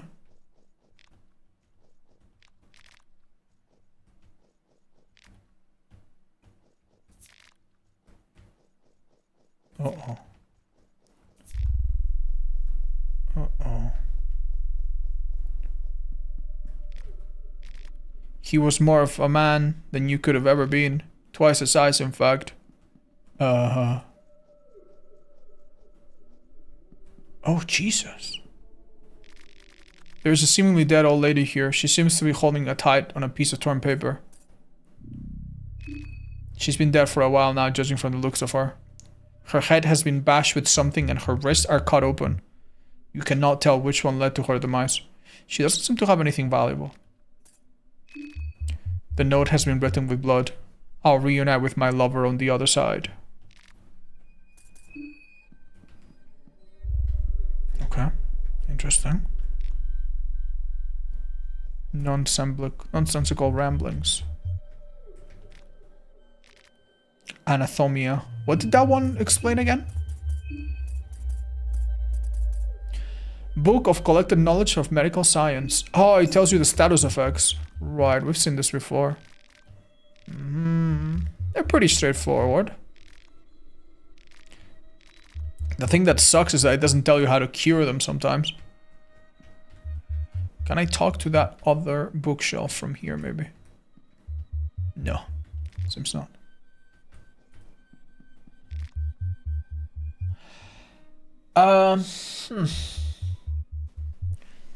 Shoot. If I draw the second sigil, I could eventually learn the healing spell. But it would also heal me, and it doesn't really... I don't really care. I don't know what to do, man. Try the other ones? I'm not sure they would work, Shot. I'm not sure some of them would work. Maybe this one, but...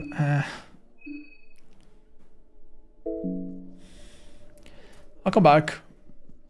By the way, we're probably gonna get assaulted by the guy coming out. Just a hunch. Oh, never mind. We're chilling.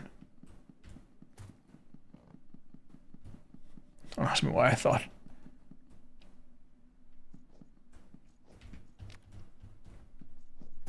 What's up with this stupid code? Give it a carrot?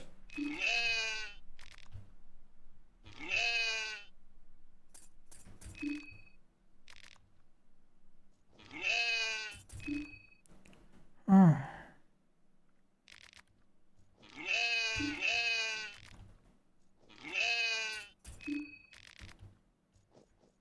Stupid goddamn code. Okay. Yeah, there really is nothing else to this place, huh? Wait, did we ever go through here? Don't recall.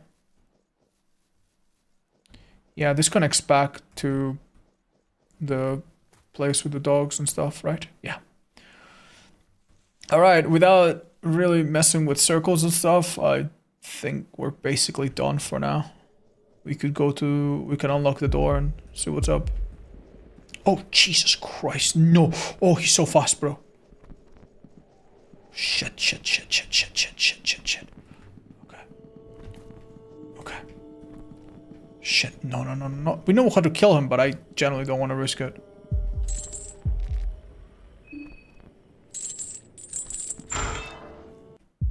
Okay.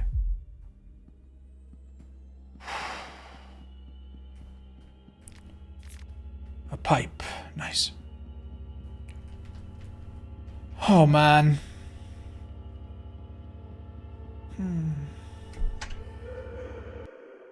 What was that?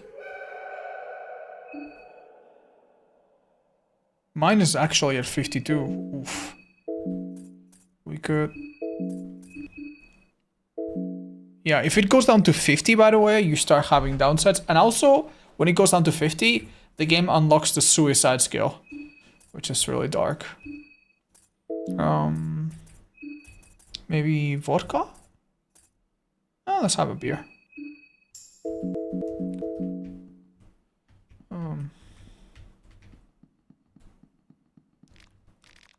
10 shillings. I believe there were some lock doors down there, maybe? Maybe we'll be able to lockpick them or something. Right. Don't recall if there's anything. Oh, wait, it's this boy! Get it together. Pant, pant. You notice shot marks on the bend of his arm. Looks like he's been injecting himself with something.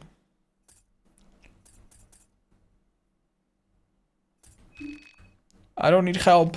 I need to deal with this myself. Is there anything I can do? I do have some heroin. He's shaken. Give him heroin. Hang in there. Alright, man. I'm not saying this is morally correct, but...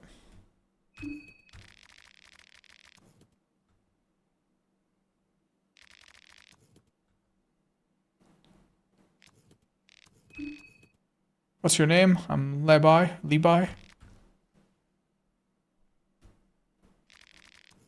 I'm not feeling all that well. Would it be okay if we came with you for a while? Come here, my brother.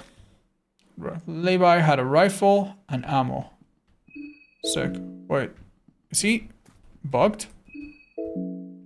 Why is he not a visual member party? Might be a bug. Okay. Oh, nice. He's in your jacket? Yeah, it's just a visual bug, most likely. I think I only have one glass vial. Okay.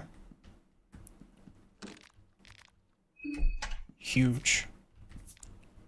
Nice. Duct tape. Shillings, nice. More gasoline. Lucky coin, love to have it. Scrap metal, we'll see what that's about. And moldy bread, okay. Okay. Not bad. Wait, I could maybe fill that up. Lovely. Alright, so what do we give you, buddy? You have a rifle. We could give you the officer's sword. Oh shit. Chat, he's in withdrawal. Damn it. Army jumpsuit. Why don't we put on... Look at that. It blocks so much. This one's a bit better against fire, but that's uncommon. These are really good against slash. Wow. Let's put this on. Bloodip. Thank you. We had so many Argentinian viewers today. And Thorn Ring. Yeah, I don't think we need a... Alright, cool. Oh, he really does not. He's invisible. That's fine, I guess. Damn, the town looks really dreary. I do remember... Oh, what's that sound? I do remember that there is sewers and stuff, and we didn't really explore them. There's two ways to access them. One of them is from the bunker, and the other one is somewhere in the city. Where? I think I remember. I think in order to get to either of those, I need the short circuit ability, which I'm assuming he doesn't have, right?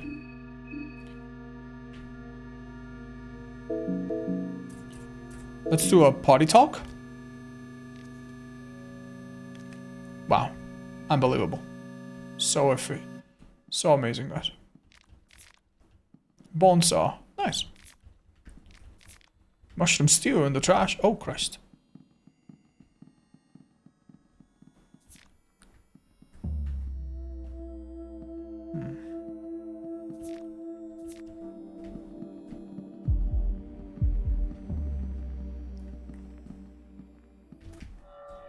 Alright, you know what?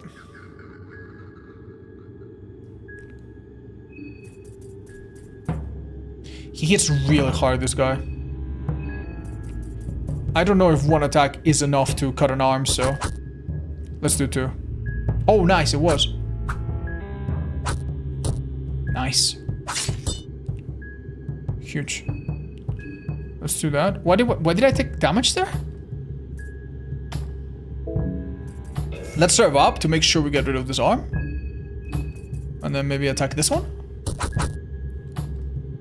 Nice. Unlucky. We don't have a healer, so it's gonna be... It grows back? You're joking.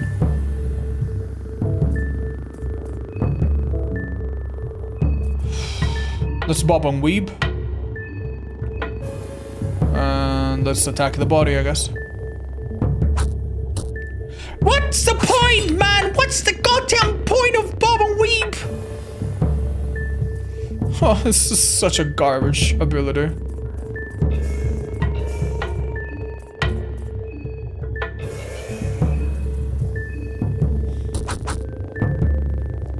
Huge. Oh, man. Moldy bread. Insane. Absolutely insane, man. Stop shaking. Yeah, I don't know what that's about. Oh my god, he gets back up on his feet! Oh, this is horrendous, man. Okay.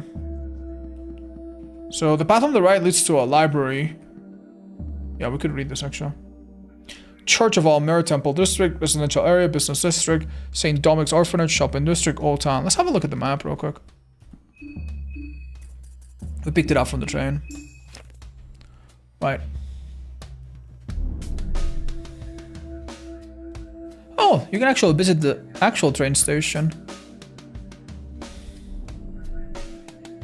Oh, it tells me where I am too with a green icon. That's amazing. Wow, this place is insanely huge. What? Brother. Oh no. Oh my god. Yeah, like, the map is not for show. It actually does show you stuff. Because, for example, you can see right above the L in Old Town, you can see that little staircase that I took. Shit. Wow. Can you zoom in? I don't imagine. No. Oh, Jesus. Oh, no. Is that needles? Let's get the hell out of here, man. Trust me.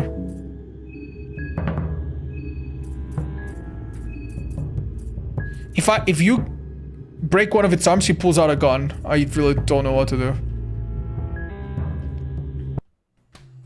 Oh, this is horrendous, dude. What the hell? Okay, so here we're gonna talk to...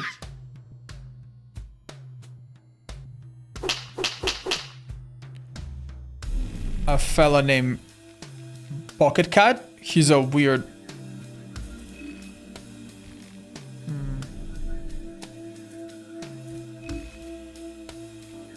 Yeah, he just goes all philosophical, and he can sell me things if I give him heads of other...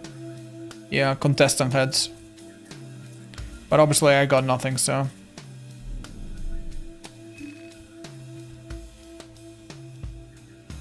Bye.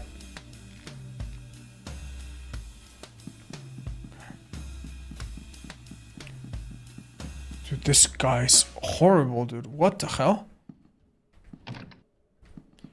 Right, so we haven't quite gotten as far in every possible aspect as some of our last runs, but we are close to that building where we died last time, remember?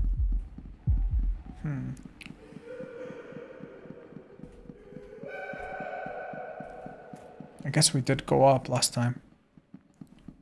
Some garbage here. Oil, more oil. Do we have any more recipes, by the way?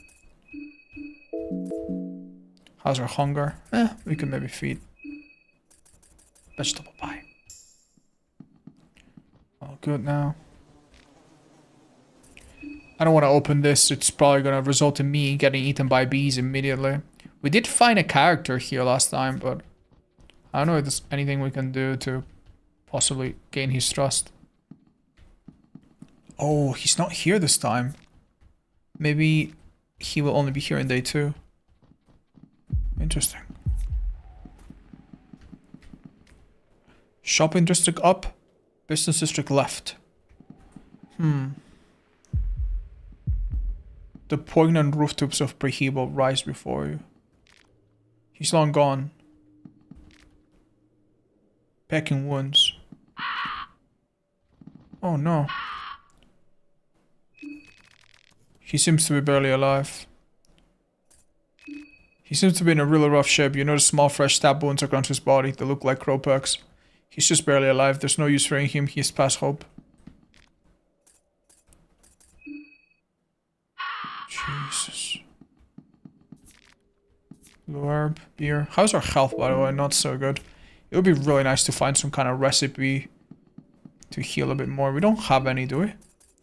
If we look at our books. We don't have the Alchemilia 2 or something. It would be really nice if we could find it. Oh, I think Pocket Cat mentioned that the church has a secret passage. We'll keep an eye out for that. This is completely new to us. Never been here. But yeah, even turning those blue things into blue vials would be super amazing. We do have one blue vial we could use. Heals 30. I think that's perfect. Awesome. This is really chill. I don't like... Oh, never mind. There's a person tightly wrapped in barbed wire. The barbed wire seems to be coated in some kind of murky liquid. The wire digs deep into the skin. The person has been dead for a while. Thorn ring. Oh, another one. Hey, light blue bile. Okay. The door's stuck. Alright then. Back we go. This place is so huge, man. Oh my god, what is that?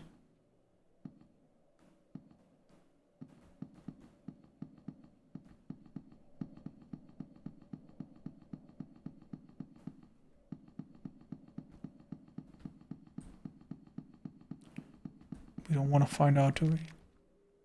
For fertility and prosperity. This is the Sylvian district we saw in the map. Door stuck. Nothing looks edible. Okay.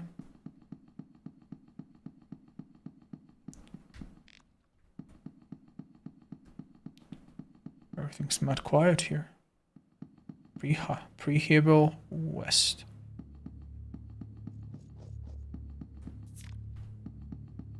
I don't like that sound. Wow, dude. Look at the state of this building. This is such cool art, man. That looks like a bear trap. Oh, shit.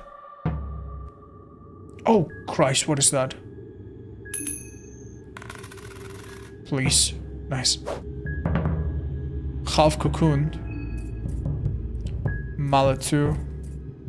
Right on.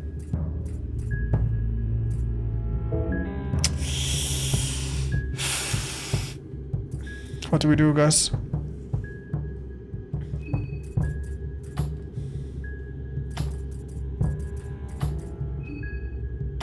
Try to take care of that.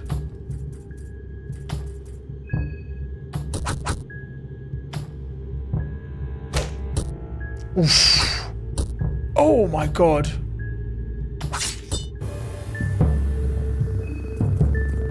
Please knock out his arm.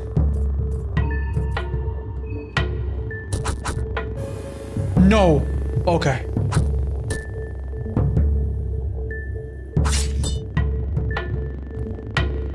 Loses his balance. Attack its head now.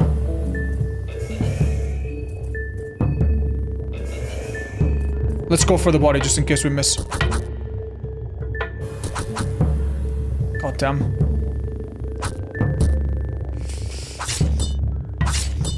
Come on, man, please.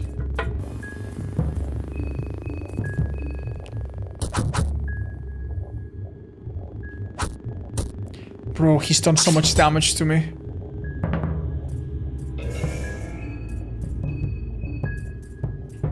Oh, I think his head is still vulnerable.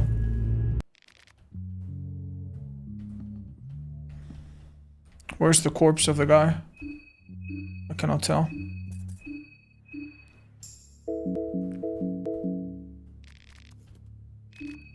Meat mallet. That's maybe good. Are you serious? That's twice that's happened in this run. God damn it. It does the exact same damage. Stringing this will show the score your critical hits. Ooh. Wonder if we should give him the rifle though. Shit. This is really loud, man. Good find, but goddamn, that was horrible. Yeah, both of us are pretty messed up. We do have quite a few healing items, but... One for you. And I'm afraid... One for you. Please don't leave my body in 5 minutes or I'm gonna be so mad.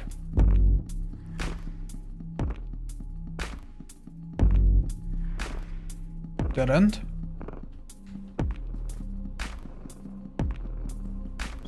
It's a bit of a bop, isn't it?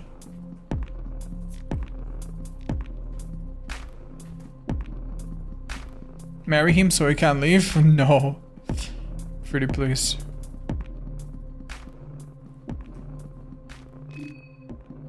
Dude, why vials are everywhere in this game, dude? Poison surely can't be that big of a deal then. Midnight Gazette. Oh, this is the stupid, Nice. It's a stupid, newspaper.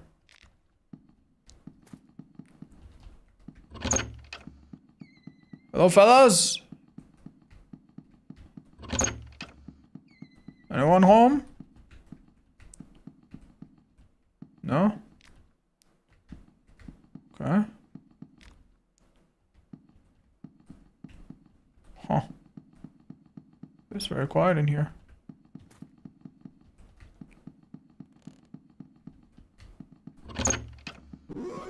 Oh my god, what in the fuck is that? Oh, Jesus Christ. Yeah, no, we're running. Thank you very much. I don't know how, but we'll get away with it. Jesus, there's plenty of places. Oh, glasses. So we want, who do we want to be more accurate? I guess you. Since you might go for crits.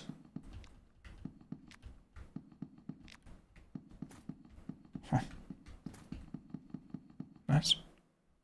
News agency.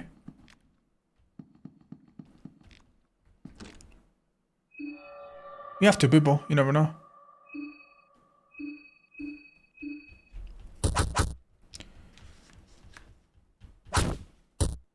Damn, that's not so strong, huh? Come on, show me those crits. I don't think we'll be able to break this, but... Yeah, no luck. Oh well. Shame. You finished Fear and Hunger 1? Not all the endings, but I did get some of the more, I don't know, canonical ones, I guess you could say. Yeah, enough to get a good sense of the game. It was fun. It was really fun. And I felt like every ending that I got, I barely managed to get it. It was kind of awesome, honestly. Check this place first. Nothing. Please, no horrible monsters here.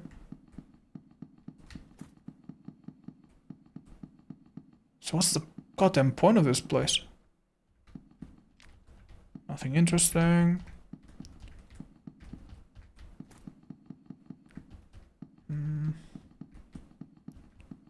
Yeah. I mean, we found some glasses. That's good, I guess. Seems like a very featureless area, doesn't it?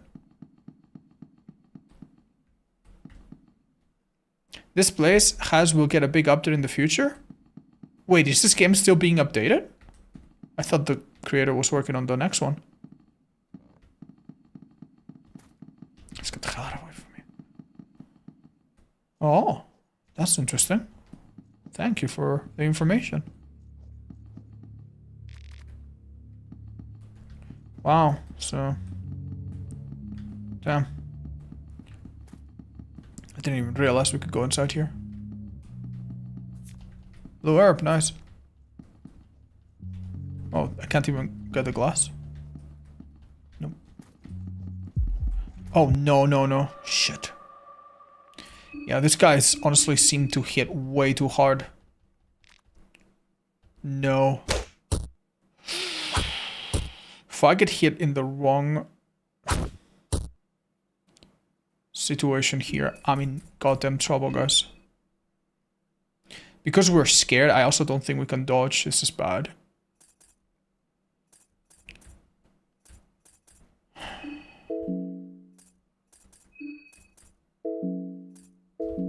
Okay, let's guard. And let's attack the leg. See what happens. Oh my god, he actually hit him. Oh my god, he hit him twice, bro. That's insane. And he's bleeding. Oh my god. Okay. So this kind of blows, but... He hasn't lost his balance, so... I'm probably not gonna hit the head, am I? Bro. What do I do? What do I do?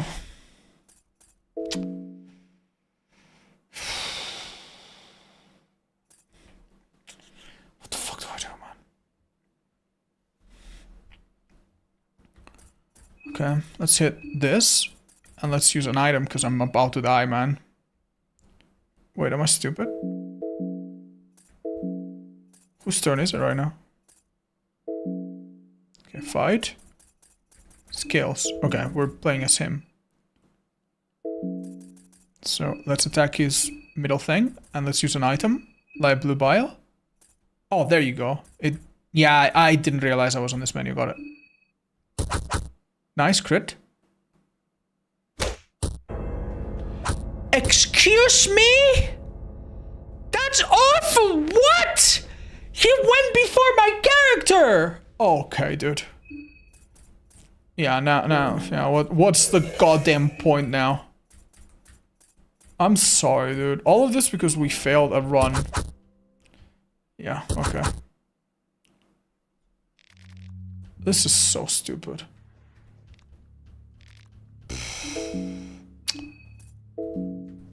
He was constantly doing this, though. What do you mean, Joe? What do you mean? You think it's any consolation, man?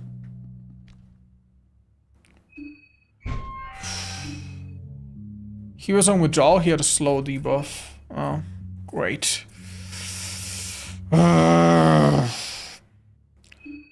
Okay.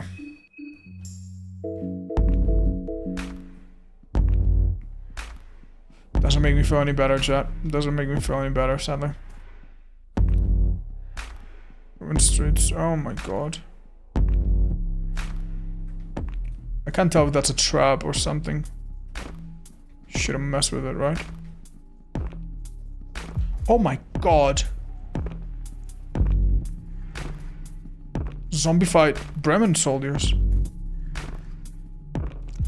Right, I feel bad. I don't know if I should restart or what.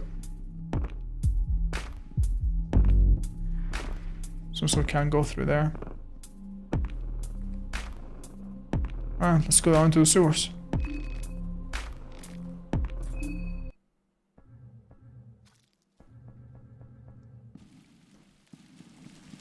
Well, this was all going so well. Goddamn.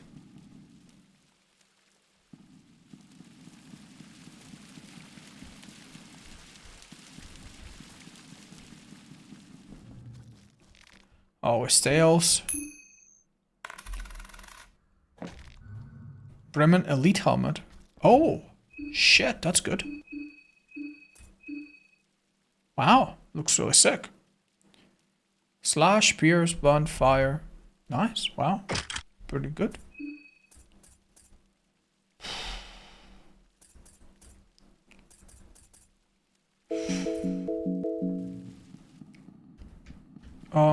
It seems like this is all I can access of the sewers from here. Oh, that's a bit disappointing, but whatever, I guess. I wonder if the sewer key that we used for it is... No, I still have it. Either it didn't consume it or I had 2 of them. Either way, that's good. I feel really bad.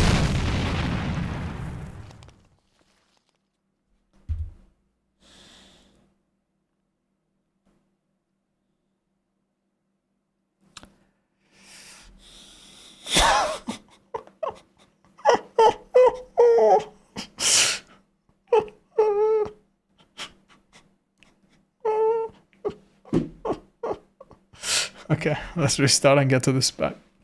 Get to this point again, I guess. Okay, man. This is actually kind of ridiculous, man. Actually kind of ridiculous, not gonna lie.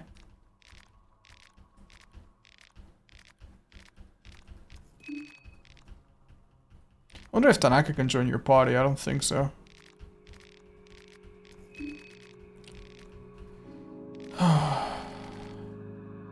Jesus. Please someone clipped it. I'm sure someone did. That was ridiculous. That was so unfortunate and scary. That's alright, chat. So what do we have to do, chat? What didn't we do last time? I need to... We have the key, right?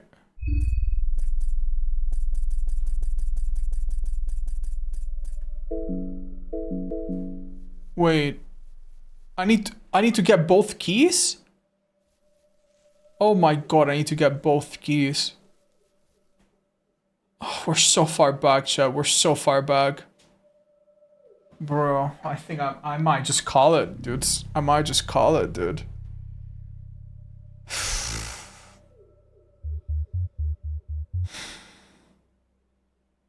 Hi, Catsnack. Yeah, he's in the stream sometimes. He's doing fine. What do I do, guys? Do I just restart? It was awful.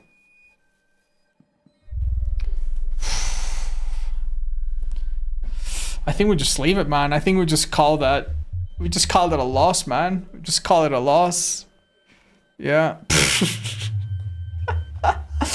Yeah, we'll come back tomorrow or something. Explore different circles if you have books. Yeah, I kind of want to do that. Okay. I mean, I have the bolt cutters somehow, don't I? So I could go see what happens if I put some circles, yeah. Maybe I could do that before we call it a night. You had some really bad luck today. Come back another day for better karma. Yeah, I know. Like, we honestly did pretty good. We could also try to kill this guy, see how bad it is. Yeah, so we have the bolt cutters, don't we? Oh, this way.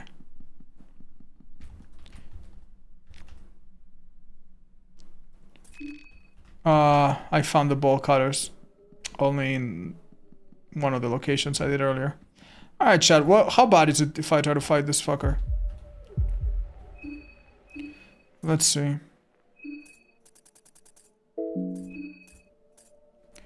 Highly addictive pain medication. Euphoric effect, but the withdrawal symptoms are severe. Okay.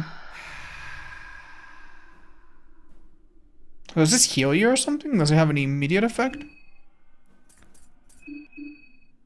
Just gives me that, huh? Alright. Pep pills. More speed. Awesome. The withdrawal tires you out. Uh-huh.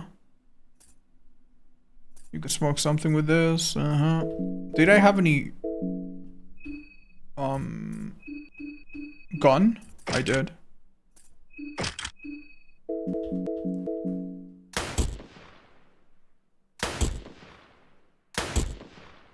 Well, that's goddamn easy. Basement key. Take the axe. Dumbass. So, if you said? Okay.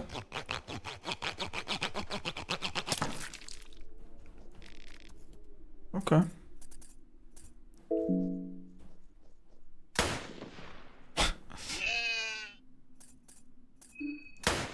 Oh, shit, sorry. Alright, let's jump down. I wanna see what happens now.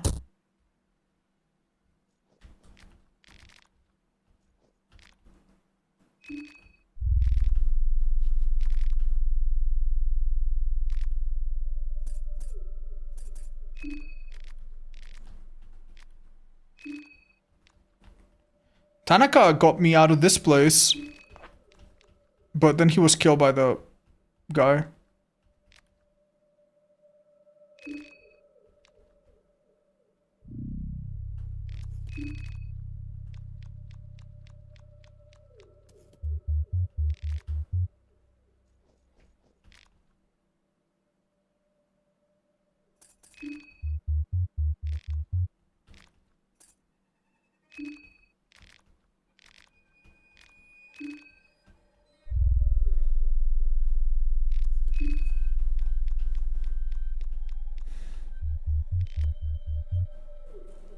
Oh my god.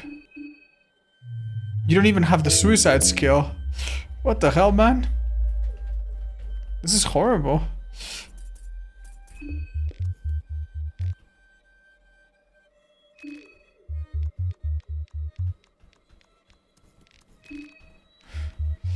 Really, dude? We're dead? Wow. I actually kind of jump into the... I kind of want to jump into the toilet, too.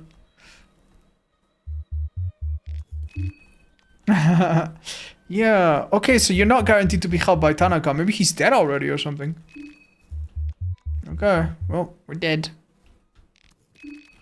And I use all my bullets, guys. I can't even put myself out of my own misery. Shit, that's insane. Alright, what can we do? Party talk. Pfft. Come on, dude. You got it.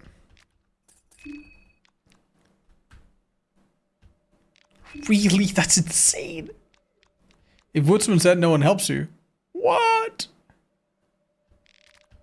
Wow. Okay. That's actually kind of insane, though. Knock on the walls? No, no. Like, we're straight up dead. Alright, chat. I just wanted to test a few of these things. That's all. But I think we're done. We're done. We're starved to death? Yeah, what else can we do? Can we... I don't know. What's that do? Can we try anything?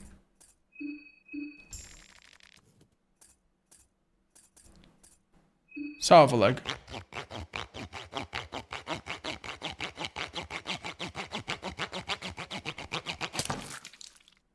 Damn. So how do you move around without a leg? Wait, did it not work? Did you just not see it? Come on. No, I'm dead as fuck. You just can't run? Ah. Oh. Well, chat. We're done. We're fucking done.